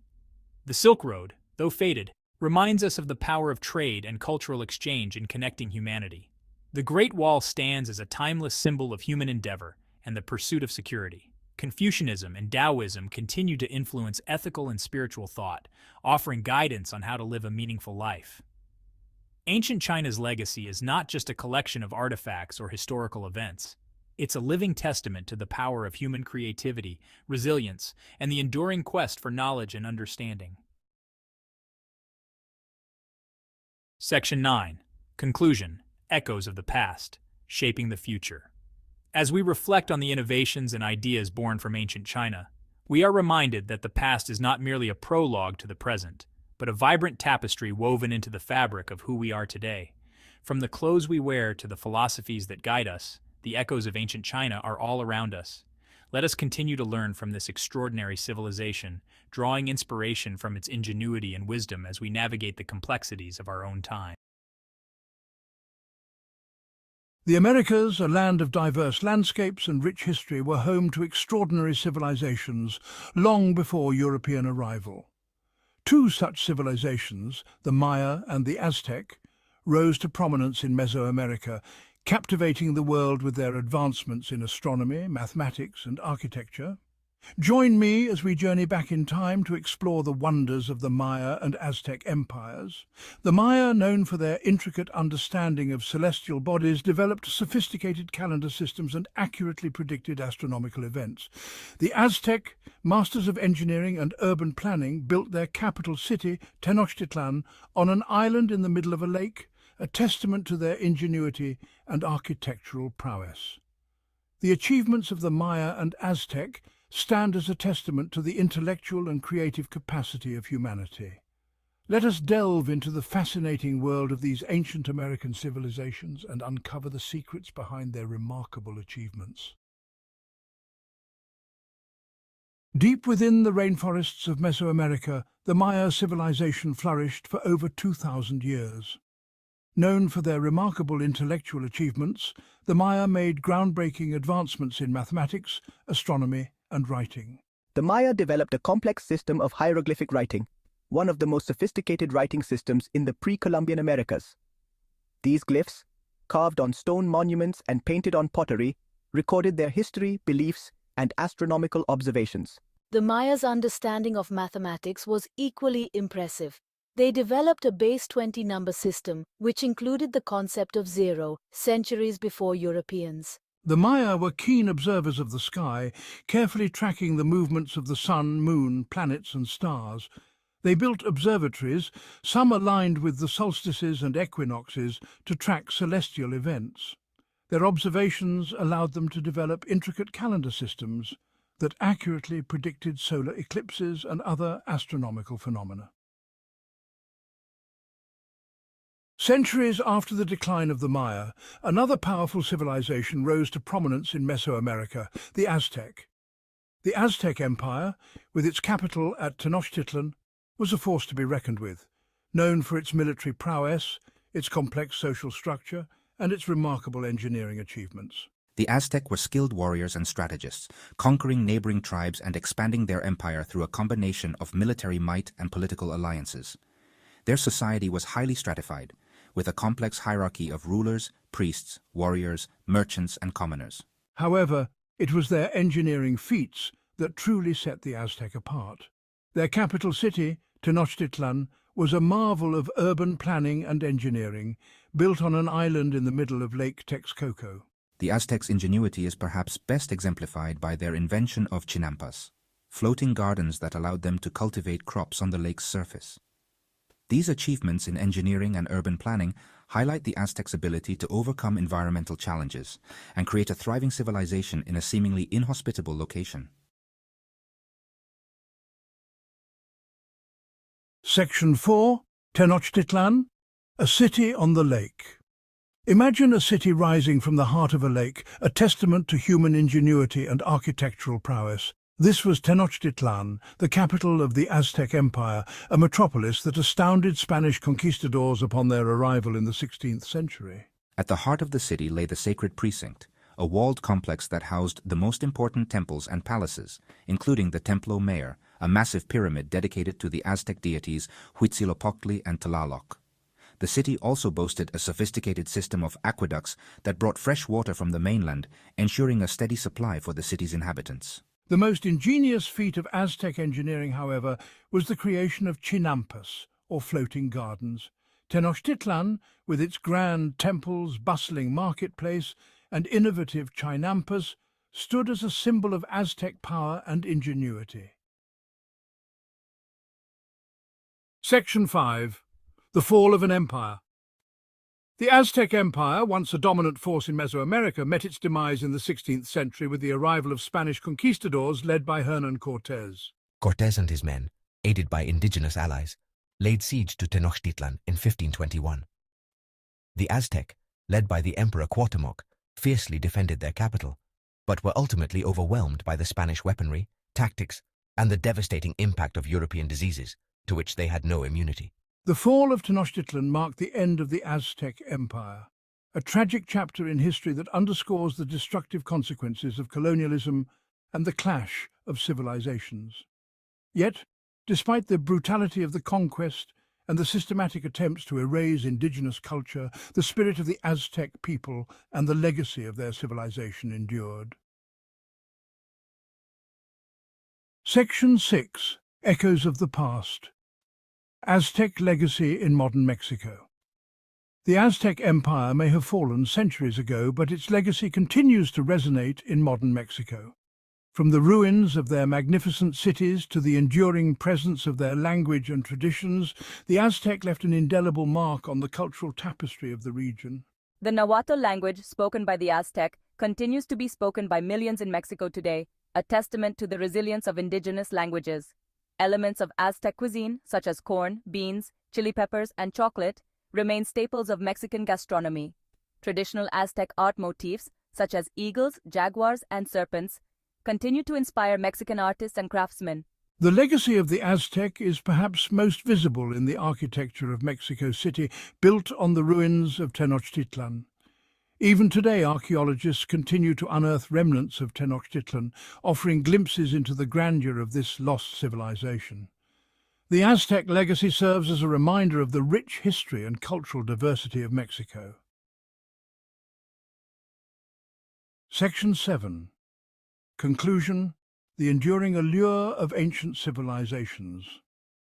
Our journey through the heart of Mesoamerica has taken us from the towering pyramids of the Maya to the floating gardens of the Aztec, revealing the ingenuity, artistry, and resilience of these ancient American civilizations. The Maya, with their profound understanding of the cosmos and their mastery of mathematics, left behind a legacy of intellectual achievement that continues to inspire awe. The Aztec, builders of empires and engineers of remarkable cities, demonstrated the power of human adaptability and the enduring allure of ancient civilizations. Their stories, etched in stone and passed down through generations, are not merely tales of the past, but reminders of the enduring human spirit, our capacity for innovation, and our deep-seated connection to the cosmos. Let us continue to explore, to learn, and to marvel at the wonders of the past, for in doing so we gain a deeper understanding of ourselves and the world around us. Imagine a time before history, before writing, before cities. A time when the world was a vast, untamed wilderness, and the only sounds were those of nature and the footsteps of early humans. This was a time when our ancestors lived as nomads, hunters and gatherers roaming the earth. They moved with the seasons, following the herds and foraging for food, living in harmony with the land. But then something extraordinary happened. A dawn of a new era began to break over the horizon. In a fertile valley between two rivers, the Tigris and Euphrates, a new way of life began. This land, rich in resources and teeming with life, offered the perfect conditions for a revolutionary change. This was Mesopotamia, the land between the rivers, a region we now call Iraq and Kuwait. It was here that the seeds of civilization were sown. It was here, in this fertile crescent, that civilization as we know it was born. The abundance of water and fertile soil allowed for the cultivation of crops, leading to the establishment of permanent settlements. Mesopotamia was a land of innovation. It was a place where human creativity and ingenuity flourished. The people who lived there, the Sumerians, were pioneers. They developed agriculture, built cities, and created complex societies. They transformed the landscape with their irrigation systems and architectural marvels, and created a system of writing. The invention of cuneiform script allowed them to record their history, transactions, and ideas, preserving their knowledge for future generations. They made advancements in mathematics, developing numerical systems that laid the groundwork for future scientific discoveries. Astronomy, charting the stars and understanding celestial movements, and law, establishing codes that governed their society. Their inventions and ideas spread throughout the ancient world, laying the foundation for the civilizations that followed. The legacy of Mesopotamia can be seen in the laws, literature, and scientific principles that continue to shape our world. The story of Mesopotamia is a story of human ingenuity. It is a tale of how we, as a species, learn to harness the power of nature and create order out of chaos. It is a testament to our capacity for innovation and our ability to create order out of chaos. The ruins of their cities and the artifacts they left behind are a reminder of our shared heritage and the enduring spirit of human creativity. It is a story that has shaped our world and continues to influence us today. From the laws we follow to the way we understand the universe, the legacy of Mesopotamia is woven into the fabric of our modern lives. Before writing, knowledge was ephemeral. It existed only in the spoken word and faded with the speaker's breath. But in Mesopotamia, something revolutionary occurred. Humans invented a way to capture their thoughts and stories in a permanent form. This invention was cuneiform, a system of writing using wedge-shaped marks pressed into clay tablets. Cuneiform was more than just a method of communication. It was a tool for preserving knowledge, for passing down stories, laws, and even business transactions from one generation to the next. With cuneiform, history could be recorded, ideas could be shared, and civilizations could build upon the knowledge of their predecessors. The invention of cuneiform was a pivotal moment in human history. It marked the transition from prehistory to history, from a world shrouded in the mists of time to a world where the past could be studied and understood. It was the dawn of literacy and the birth of a new era of human progress. In the plains of Mesopotamia, another remarkable transformation took place. People began to gather in larger and larger numbers, forming settlements that would eventually grow into bustling cities. These were not merely villages, but centers of commerce, culture, and innovation. Cities like Ur and Uruk, with their towering ziggurats and bustling marketplaces, became the engines of civilization. Urbanization brought about profound changes in human society. People from diverse backgrounds and professions lived and worked together, fostering the exchange of ideas and leading to new discoveries. The need to manage these complex urban centers led to the development of sophisticated systems of governance, law, and infrastructure. The rise of cities in Mesopotamia marked a turning point in human history.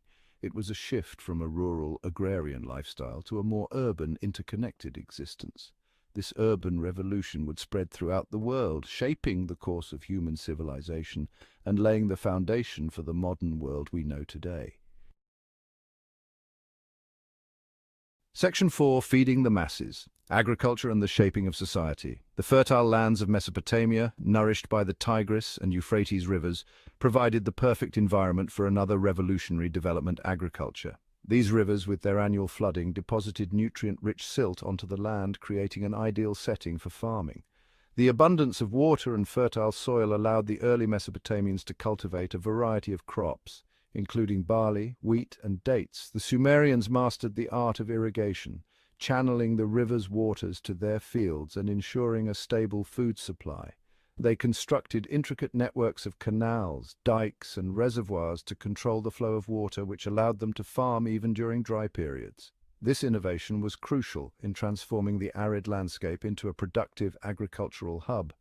This innovation led to a surplus of food, which had a profound impact on Mesopotamian society. With more food than they needed for immediate consumption, they could store surplus grains in granaries, ensuring food security during times of scarcity.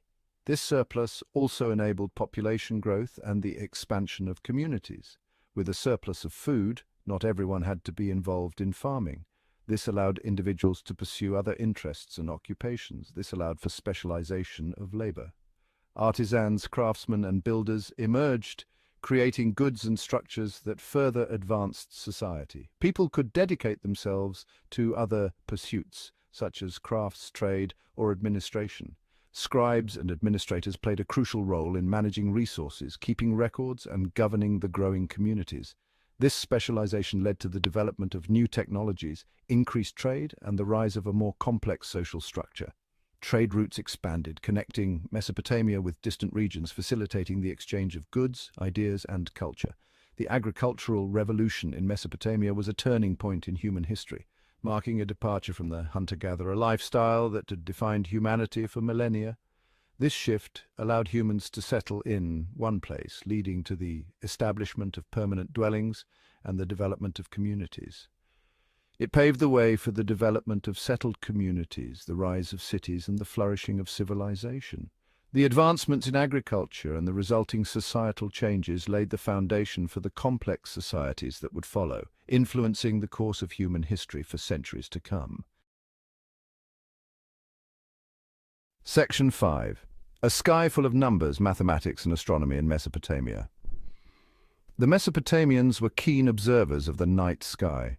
They spent countless nights gazing at the stars, meticulously recording their observations.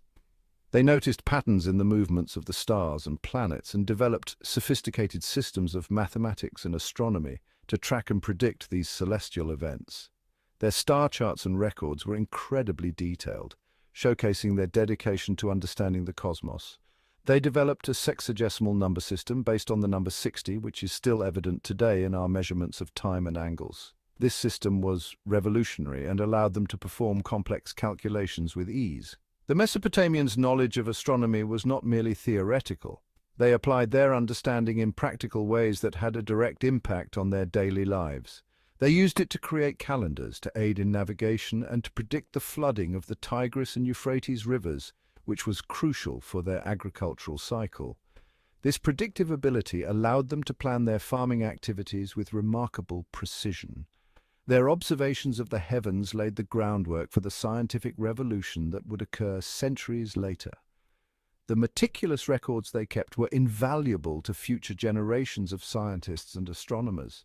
The mathematical and astronomical achievements of the Mesopotamians demonstrate their intellectual curiosity and their desire to understand the world around them.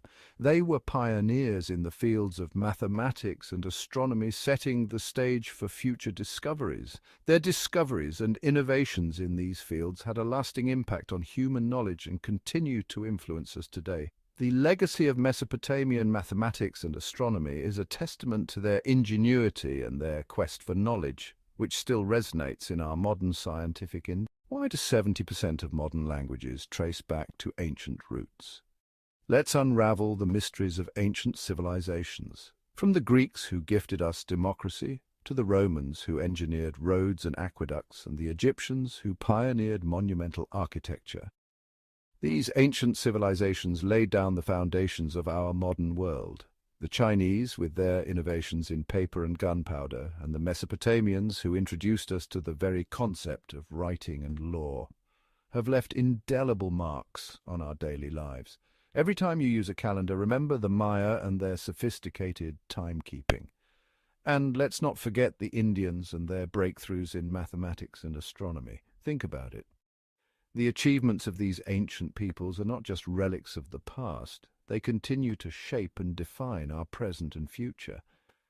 Which of these civilizations would you explore further? Dive deep and discover the ancient roots of our modern world.